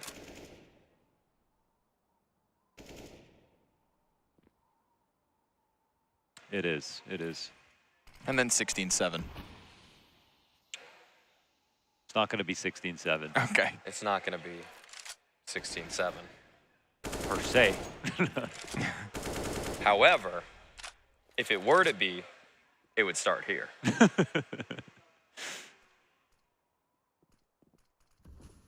So you're just waiting out that default once again. The patience, to me, shows that they have a read of what Fluxo like to do. Phelps known for his aggressive peaks. Lukowski already had pushed into Squeaky Door several rounds prior. They seem to know some of the tricks, but they're not gifted anything this time around. Yeah, I think rounds like this have ended up on ramp very often. There's no extra support here for VSM, however. He's playing top of the ramp, and now he'll fall back, but there's no turnpike rotator. History rotated an upper, actually. Oh, my. They overstacked it. Damn. And Glacia, is he just going What? for the vent drop? Let's Yeah, he go. is. Oh, he's cutting the my rotations. God, he's cutting him instantly. Oh, my God. And he gets a kill. Oh, that's so good. Oh, my gosh. That's such a brave move to make, but he had the smoke out too. Man, that's crazy. You're just completely outplayed They Fluxo completely, in this. but honestly, But with what's the what? op rotating into upper yeah, for? There but- was no upper hit fake. Exactly. With what? Why? Why did they outplay them is my question. How many times I tell you this when like Simple drops into upper, that's when you know it's upper. Yeah. Because he always makes that rotation. Sure. But the reason why that's so special is because it's such a dangerous rotation to make. If you drop into upper, your only way back downstairs is either via the vent or going through secret to cross outside. Yeah, or You're some- basically out of it. Yeah. You know, until you reclaim lobby, flank ramp, or do something like that. But in this round, honestly, we didn't even see a fake from here. So Okay, this is very, very disturbing for Fluxo because their losing condition in numerous rounds has been a late ramp hit, and they are not playing for that at all. They had one round where they had Lukowski boosted close right and VSM there on the ramp. That went 2 for 2, and this was a round where they should have also had some inkling of a feeling that it was coming again. Right. Because you have never exhibited to us that they know how to do an A exec. yeah, they have They've not never- even tried. They've never even tried and, an A credit exec. to them for playing their strengths. They defaulted outside to show that you have to be scared of two things, but then they go back to ramp almost every single time, and they do what works. I don't know if they have an A exec. They might not. And they won the T half without an A They're exec. hanging it over their head, though. Fluxo are terrified of this A exec. This is a serious A exec. This could be the round. Okay. Now that's the kind of threat that I think pushed out from Lukowski, how easy it is to stop Montana. Glacia looks like a genius last round because he does slide down vent right before the rotate That was happens. a hard move, man. But couldn't that have rotate have already been in place? Couldn't that vent have been occupied? That's the thing. Like, they made a weird rotation to upstairs for some reason. What should have happened was the op should have rotated into turnpike so VSM could rotate down, but then come back up if it's a fake, and then they could stop the hold right there entirely. And then the op can also go back heaven, and then they'd be fine in that way as well. And they wouldn't even have to worry about vents in the same way, the same level of urgency. Ooh, Lukowski walks in squeaky. A few shots go through. He does pull back, then comes back in. Glacia can't get the second one. Bomb thrown down. Hut pressure, though, that is very real, being held by my VSM. God. Rek gets the kill on Phelps. Traded, but that activates Jitter. He gets the wait. double. A third on the line. History's out from heaven. It's a 1v1 versus the vent diver himself. And he puts a smoke to open up that possibility. Down he goes. He's not overthinking this one. There is no way for History to beat him into the site. So get the plant off, and if it's a rush down towards Decon, Glacia will hear it. If he's walking, Glacia has time to play it in a few different ways. Now he can go play in dark up against the Strauss if he wants to, and he goes for the long rotation. Very smart to take the space. Up through ramp, did he get outside is the question. Where, asks History. Tapped and taken shot down. missed, but man, well played from Glacia, played with confidence. Yep, World Glacia clutch. That the way that Rek was able to rap, I was like, just too much going on right there. The Rek rap. The Rek rap. Rek rap, rut row. Rut row one, the Rek rap right there. Yeah, that was just a crazy A pinch. Again, not really a true A exec coming out from Europe, but they're still able to find so much value in their peaks, just one after the other. And oh, what is this? Yeah. No way. What are we getting out of here? Okay, still oh, man. Hey, it's a trade. And a trade's a trade. What was that? We got away from the op. Yeah, I think. No. Yeah. They may not have an A exec, but they do have run boost out of spawn like that to Very peak silo. 9. That's what 9 were throwing out. 9 love that one. Fun stuff. Okay. There's a hurdle here. Oh my gosh. Okay, so this molly right here, This is one they didn't even have to throw previously because there was not even a rotation downstairs, but here he is from control side. And look what you can do when you have control of control. Yeah. Met by a different reality this time. They arrive on the B site, and it's actually preoccupied. Dirty Montana 1v3. He's got a lot of util here to play out with. Doesn't have bomb, though. That makes this super awkward. He's got to double all the way back at some point. Lukowski's jiggling with the side of that door. Is he facing? He's facing up ramp. Okay. Oh, turns, spots him. Felt like they definitely lost track of where that last player was. If he had the bomb, maybe he pulls something off. But in this case, it is Fluxo with at least one more. They're a little too excited about that round. Now, what happens here is great, but it's a little too late. Like, you know, really shines a light on the amount of times history could have just had free frags, basically. I've got a question. Do they have an exec? This would be a great time to pop. 15th round, just busted. No. No, they're not going to go for it. Gone a whole Honestly, half. That's true discipline. A whole half without an A-pop. Okay. Yeah, this is a round, though, where the default that's been serving yours so well, it's going to be so much harder. Just weaker weapons all across the board. Yeah, and already down to the 3v5. So T-side half that does fizzle out in the last couple of rounds, but one that has already made a statement for everybody watching and for Fluxo on the receiving end of all this. But we have seen some Hail Marys at the real tail end of some rounds. Not going to happen this time. Woody's ump presses outwards, and it is six CT rounds from Fluxo as Ure are pulling off what felt like an impossible outcome.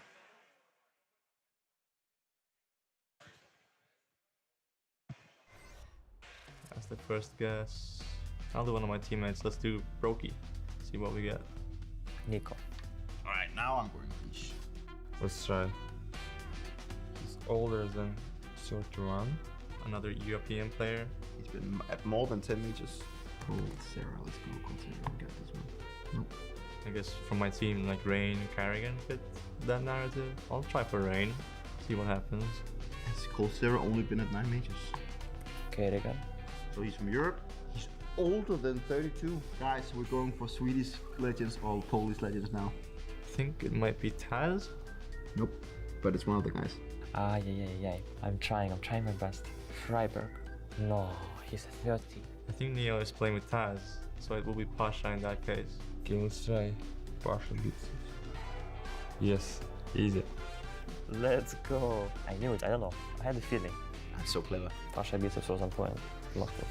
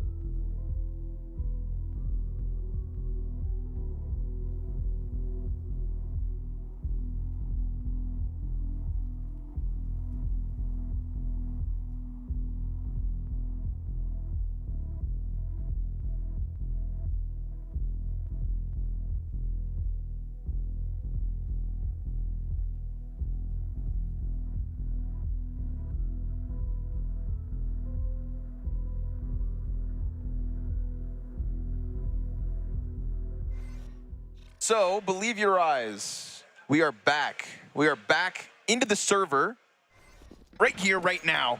Pistol number 2. We got Fluxo, T side, your CT side, 9-6 lead. And if Nuke would have you believe anything, it's that yours defense, especially if they can pick up second pistol, convert this one like they did the first. Glacia already controls that back hell play. Rec knows he's got a second fight in here. He could force this. Oh, he could win it on his own, but instead Walker finishes it off. Bomb taken down. Super fast lobby flank. So now we're talking 3 CTs on the T side of things, and the bomb will get recovered. Woody uses that as a chance to double back, prioritize his plant. Counter-terrorists come out from Squeaky. They've got history back sight. Both T's press out. Both T's get popped. I don't know, man. 10-6 lead. That's not the Fluxo I remember. They're not winning these trades. These fights look like they're all going in the favor of Ur here. They look real strong for Ur, to be honest. The firepower, I would say, is firmly in favor of Ur throughout this entire map. Yeah, I think that's definitely fair to say. And that's like with like Phelps on the other team, with like Lukowski on the other team, for example. But then we're talking about people like Glacia, for example. Maui, what was the price tag on Lukowski? Oh, I'm sorry, I asked you a question literally while like your headset. BSM. 250K roughly. 250K. Do you think the combined net worth of Ur is 250K? They don't have I think contracts. that question's a little bit rude. Yeah, but, you know, let that sink in. What there he is, Lukowski, baby. Yeah, okay. I expect Fluxo will have an A exec. It's fast, it catches them off guard. Lukowski deep vent. Okay. Oh, no, it's Phelps' kill, all right. And there's history with a quick one as well. So you may win pistol, but that's not a guaranteed conversion. Fluxo did not shy away from that fast hit. No, but look at the health. Ur were so close to winning this one, actually. Couple of moments. But yeah, this is one half that Lukowski, of all people, will be looking forward to more than anyone. Like, he just, on T sides, he's the the 250K price tag comes with this special stat that he was just mauling everybody on T sides where nobody else could deliver at a certain point in time. It was literally like simple. I think Nico and Lukowski were like the only 3 players on T side versus any top 20 teams that have positive ratings. Yep. And that was at the showdown ahead of the fall final. It was unreal. And his T side rating was better than his CT side rating, which was also crazy. I found it. It's more. It's more than 250K. It was 335. 335. Wow. $335,000 entry fragger. Yeah. For an unproven. Well, I got that on my wrist, so. Okay. Well. If you say so. No, actually. You should watch yourself now. Yeah. You shouldn't broadcast stuff like that, actually. Okay. But you don't have a house. Yeah, because I put it on my wrist. All right, well, Lukowski, I mean, this would be a cool spot for him to get involved. Top of mini right here. Glacia almost presenting him this fight, and just look at how he plays this. Just being so crafty, the way he's just bobbing and weaving right around this little vent.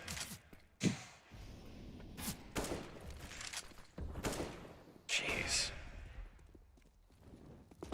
Slides off. Glacia just killed Phelps. A little bit of revenge from Phelps' impact through smokes. Glacia's gonna keep fighting. Oh, he's so clean with it. That third is nice. Bomb's been dropped back by Silo. That makes for an awkward recovery. There's a weird amount of time. Montana didn't catch history, slide through credit card. But check out Glacia back behind box towards spawn, holding for what will be this ramp flank. Does he second guess himself, or does he keep fixated on it? Montana should be dealing with outside, but he looked away, and as he did, he gets to heaven, but so be it. They have cut off the closest guy to that bomb. How will Woody go grab bomb? Guess what? He won't! Wow. Glacia with a 4K to take your back into control. Glacia as an individual is just so smart, man. And I'm so glad this is showing up, like in a match like versus a team like this, because I think he's now one of the few reigning NA players who just doesn't get the shine in matches like this for like their individual decision making.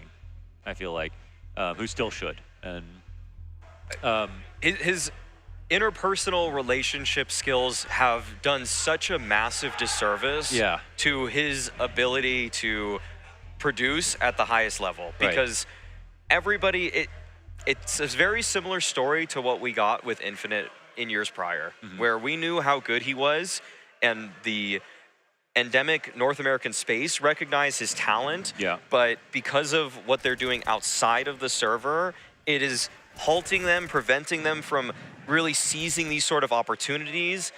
I know that it's really more or less a redemption story that Klazia wants to tell here at the RMRs. Yeah, that's good. And, you know, as long as people change and grow, essentially, that's all you can really ask for.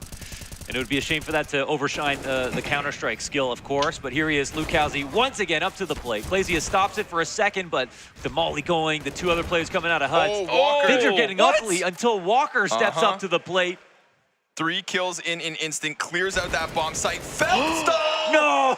Phelps comes knocking. God, what a spray. Oh my goodness, with the Galil too? Grinds them and they outside even double of heaven. swung outside. That's 2 rounds. 2 rounds now. All Fluxo have to do is charge into that A site. That was a big layup for Walker, honestly. Sorry, he performed his half of the alley-oop, I should say, and then handed it over. Not just to his team who swung, but just, you know, saving the situation is unreal. Was there no outer player? Very nice try there for Walker. I think they had to rotate him, right? Klazia was the outer player normally. Klazia was the outer player. He was playing opposite, though. Yeah, he rotated A pretty fast on that one. Well, chance to go through smoke. He hears 2 sets cross. A third one with the bomb is also going. Oh, now he knows. History's watching, but he turns. Oh my God! Wow. Oh, okay, and a okay, fourth. okay. Another one. Another one. There's always another one. The other pistols try to get down into the B site. Phelps is close left. Walker could grab that gun or leave it to the next guy. Neither decide to play for it. Nobody picks up the AK, jumps into control, tries to hold off that end of things. It's the 5-7s just snapping towards this lower site, but that's not going to connect here. And Fluxo convert. Yeah, that was the force by 2 from Ur. They wanted to keep those force by wars going, but finally I think Fluxo can breathe a sigh of relief here. Should be a 10th on top of this 9th round for them. This game is getting real scrappy at points. Yeah. Fluxo, I'm just going to say none of these rounds have been convincing for them that they've won. Their T-sides are always going to be messy like this. And when Connor talks about their T-sides and like Woody's IGLing, I was thinking back to even when they were playing at their best with Lucauzi, and it sort of felt like, unfortunately, the way they played their best was with Lucauzi taking every intuition that he could and swinging basically as hard as he possibly could, and then everyone else just organizing around it because, first of all, he's just such a force. You know, as an individual, you don't want to tame him too much, so I can understand wanting to harness that as an IGL by literally just playing around, just following him, just like wherever your, you know, wherever your mind is just telling you to go this round, or like whatever you want to swing, like, listen, Phelps going to be right behind you. I'm going to be holding your pocket. BSM's going to be around the corner, ready to flank, like, instantly. And that worked. But obviously, that might be kind of dissatisfying to play like that as an IGL if you have a kind of a bigger plan to the game. And so it could be on Lucauzi to have to mesh in with more of a system along with having rounds to himself where there's a balance. But that's one of the, I think, limitations and difficulties about having a rifle hard carry.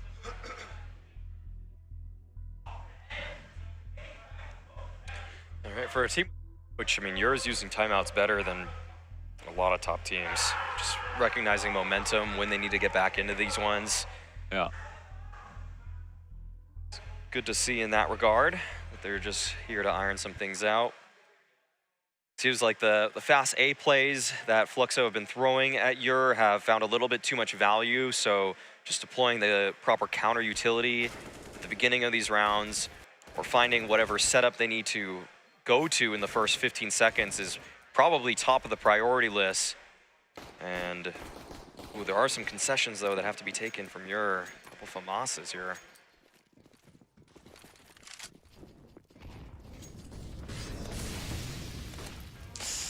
Tough spot for Rec, but holds.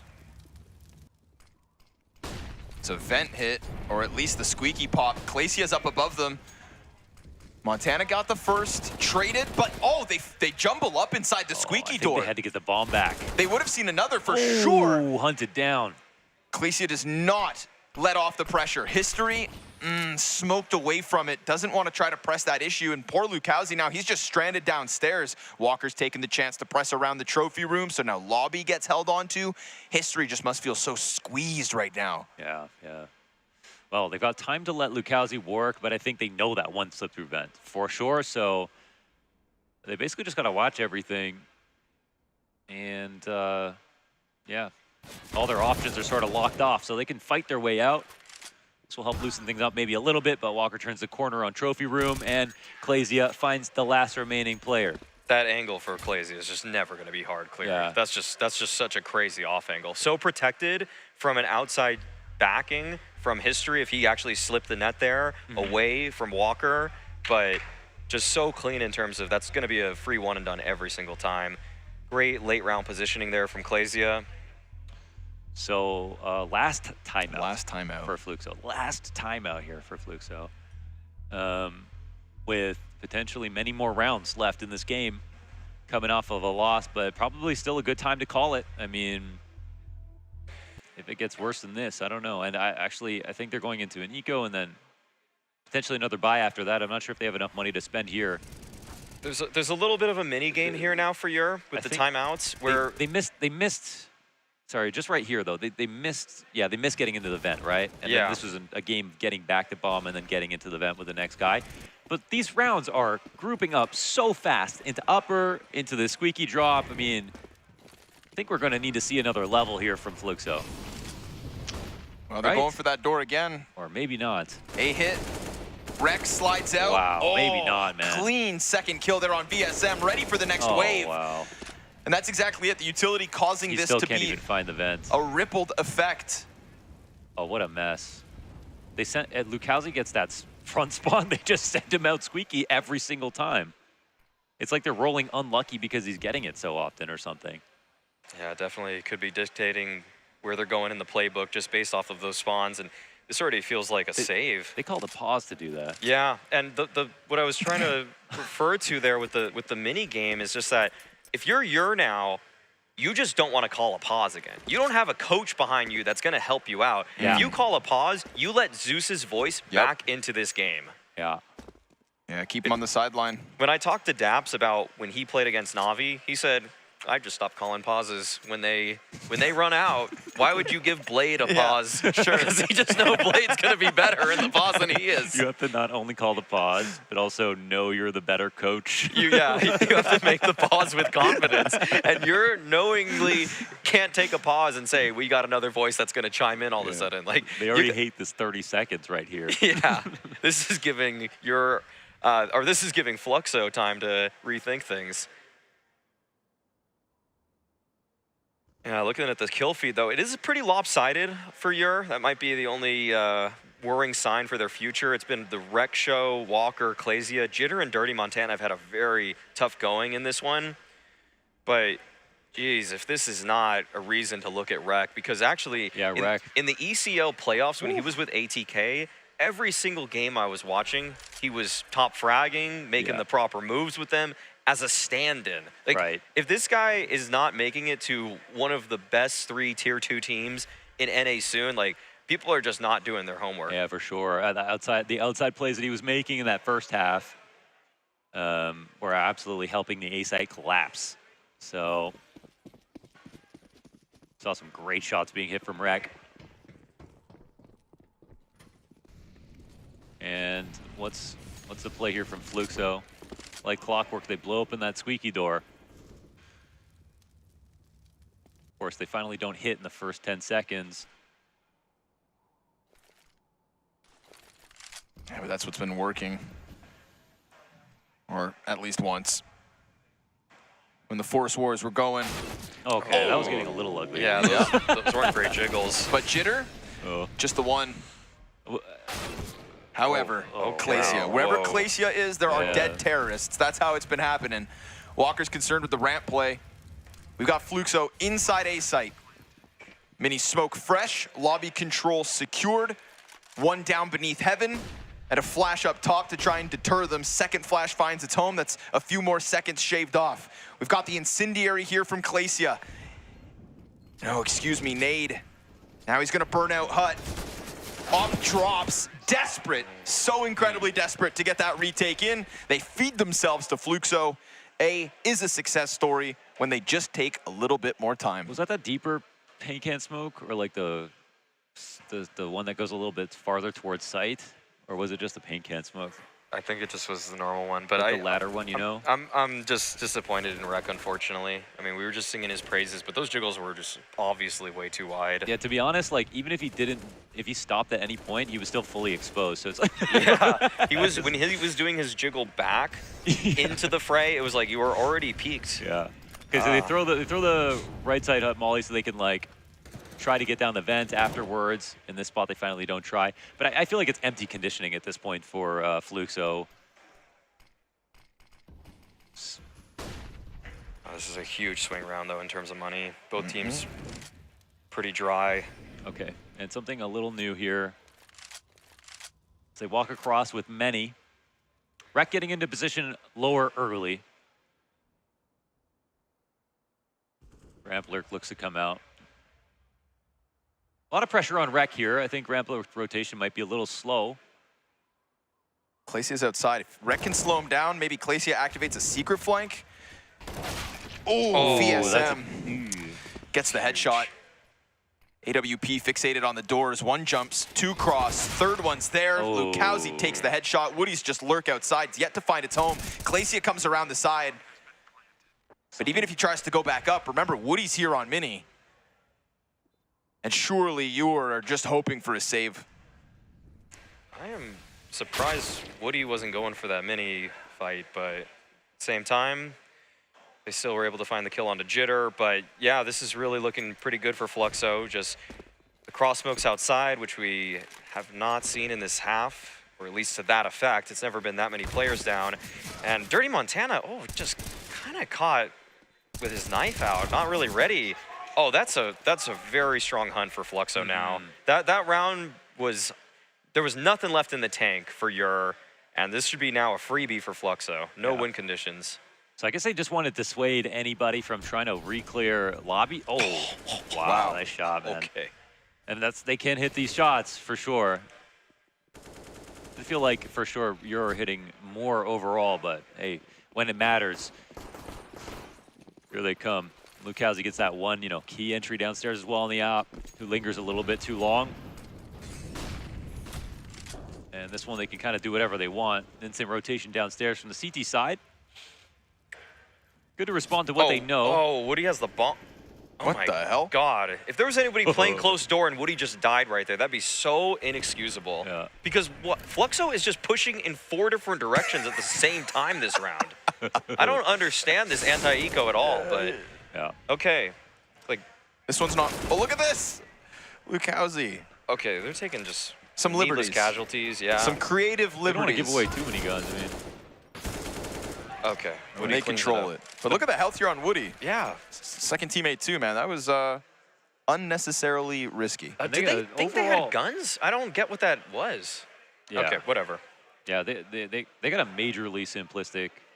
Honestly. Like, we look at the way that you're called their T-side, they didn't have a lot of range to the amount of plays that they made, but, like, they called more ambitious defaults than Fluxo have even once this half.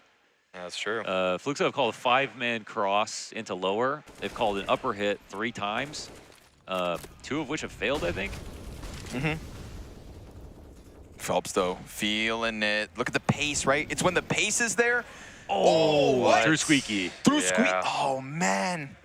That's brutal. Oh, and they're weak right now. They're on a low buy. Glacia comes back at least. Glacia gets outside as well. He's so good at sequencing. And Walker finds his out from heaven. We've got VSM downstairs with bombing. It's another one of these rounds that just has players all over the place at every single possible timing. Nonsensical, and yet maybe successful here for Fluxo. Walker's got the fight. Close that gap. Your next opponent only has 5 HP. VSM giving him the slightest of jiggles, buying time for that ramp flank, which is now bearing down on Walker. He just can't kill this guy back sight. And for that reason, history puts Fluxo in the lead. Okay. Well, they created enough chaos there that they I think they manifested a mid-round situation that was chaotic enough that I think they really could thrive in, where it looked like more than just one thing, an upper hit or whatever. Clazy almost made up for it with this 2-piece, and then, one extra kill upstairs from Walker, I think.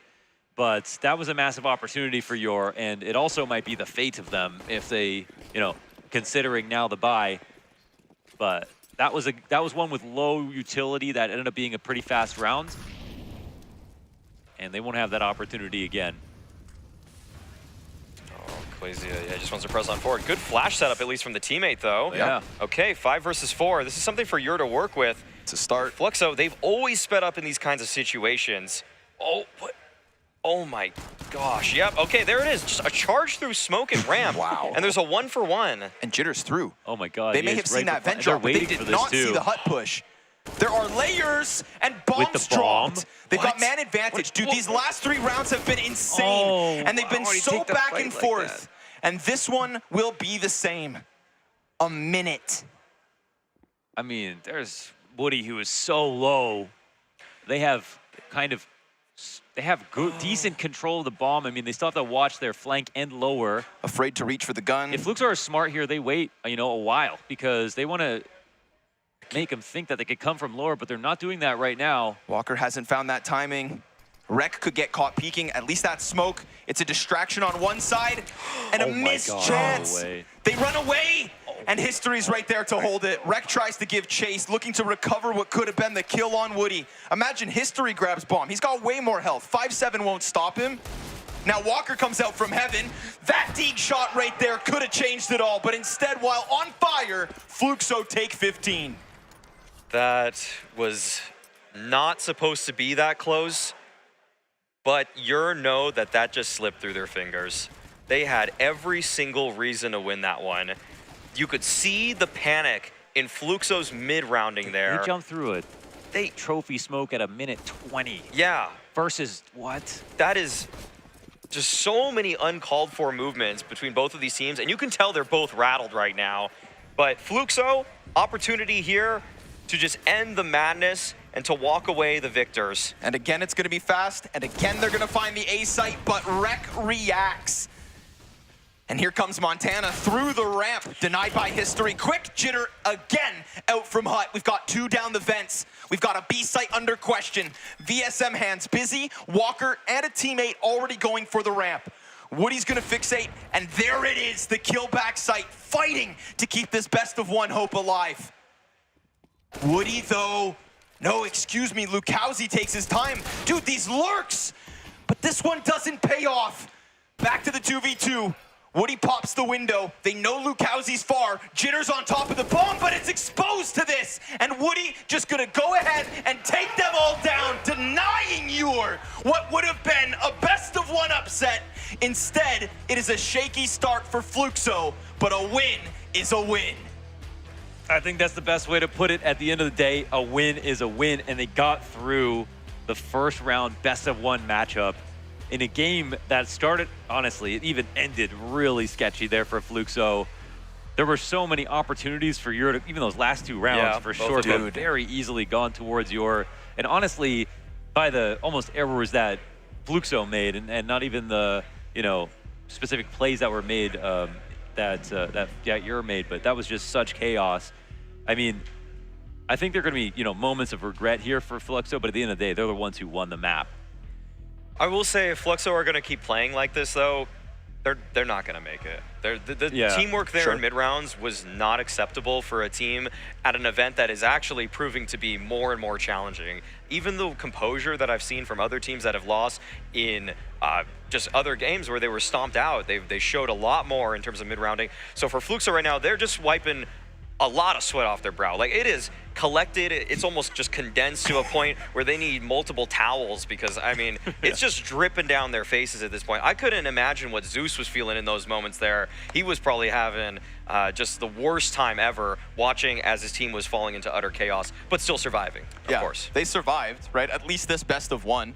And I think for Yor, if I want to say, anything positive about them, it's just the fact that on an individual level, they look good enough to rock other teams, right? When we look at the other Brazilian teams that came through the South America qualifier, on an individual level, Yor can go tit for tat with those. If I think of like Solid, for example, at the start of the day. So maybe Yor can still, in a best of 3, we don't know about their map pool. We just know that this nuke pick versus Fluxo gave them a chance.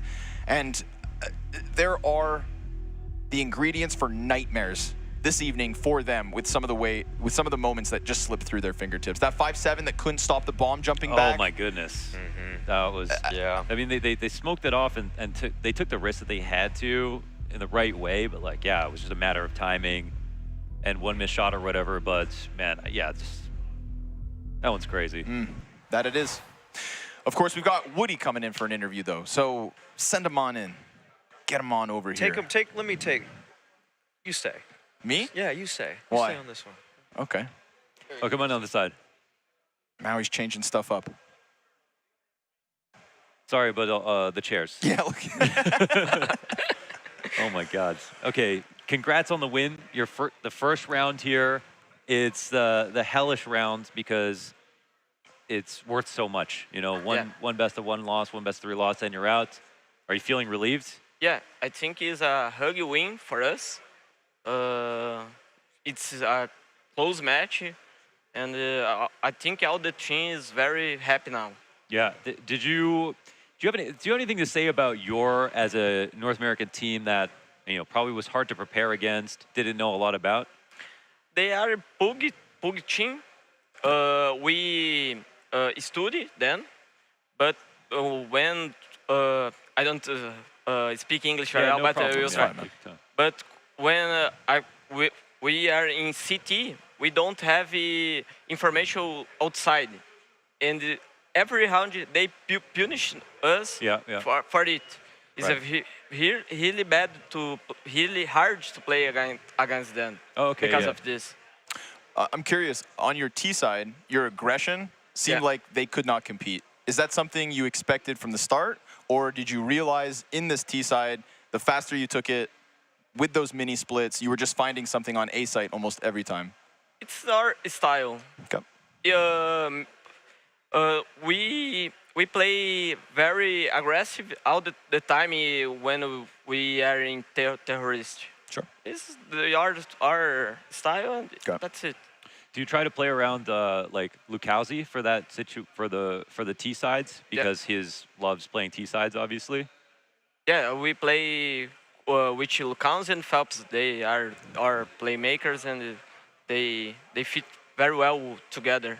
What can you say about history taking the op from you and how he's been playing? He's an amazing player. I love to play with him. He's a good AWP. He's young. The war team improved a lot. I think it's okay for me. Now, obviously, you're trying to change expectations from the last RMR into this one. How much better are you feeling? Our last RMR, we don't qualify. Right. We lost in Brazil. Yeah. But that was to. Sorry, I remember the team, but. Yeah. It's the same team. Yeah. But have looks. Right. We lost to Plano and didn't qualify. Right. Now we are much better. Right. Okay. Okay, so you're feeling much better. Yeah. Do you think the teams here are also much better? Much better. Much better, much yeah. better, it feels like everybody's getting a lot better. Yeah, a lot better. Last CSGO major, so everybody's hyped up. Yeah. Huh? Yeah. Zeus want so much to play the last major. Right. Yeah. Yeah. That's actually one last thing here about Zeus. How much has he been a part of the team in your development? He's God. He I don't know how to say this word, but our experience is good for us. Mm-hmm. We have a lack of experience, and he has the most experience, Right. and this improves us so much. Right. Okay. Yeah. As a veteran, I guess you'd call him. Yeah. Okay. Well, thank you so much for your time, man, and congrats on the win. Sorry, my bad English. No problem at all. We'd love to get any insight that we can. So Thank you. Very valuable. Yeah. Yeah. That's again the first round, and today could very much define what happens in the 100%. rest of this RMR. Like you know that.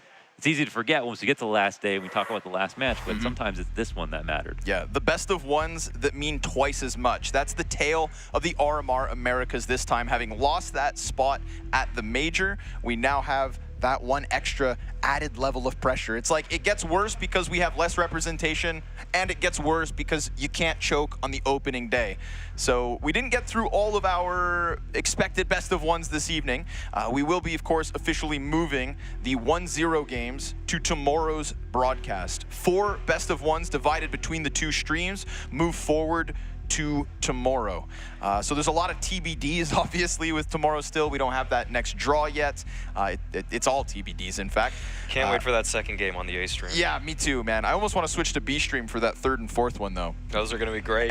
They're going to be good. They will be good. I think that's what we kind of get after Every game was nuts, so. Today's opening match, man. I mean, nearly the biggest upset of the day would have been Ewer over Fluxo, I think. Yeah. And then the fact that EG did pull it off versus Imperial. Almost equivalent in some ways, it feels like, wow. Yeah, I think that the both teams are kind of just moved up right there. Yeah. Yeah, so it's too bad for Ewer, but in some ways for Fluxo, if I'm being real, I want to see more of this team. I want to see what they can do on other maps, because maybe Nuke is just one that not entirely in their wheelhouse.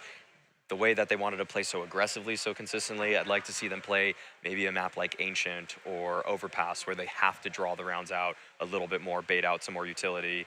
Or if they're just going to keep playing like that, then, well, I think that's just what we go with them, honestly. Yeah, but they that's need what it more. is, They what it need is. more diversity in their aggression. Oh, like, yeah, for sure. that's like, for sure. Yeah. Yeah, I wish we had the draws.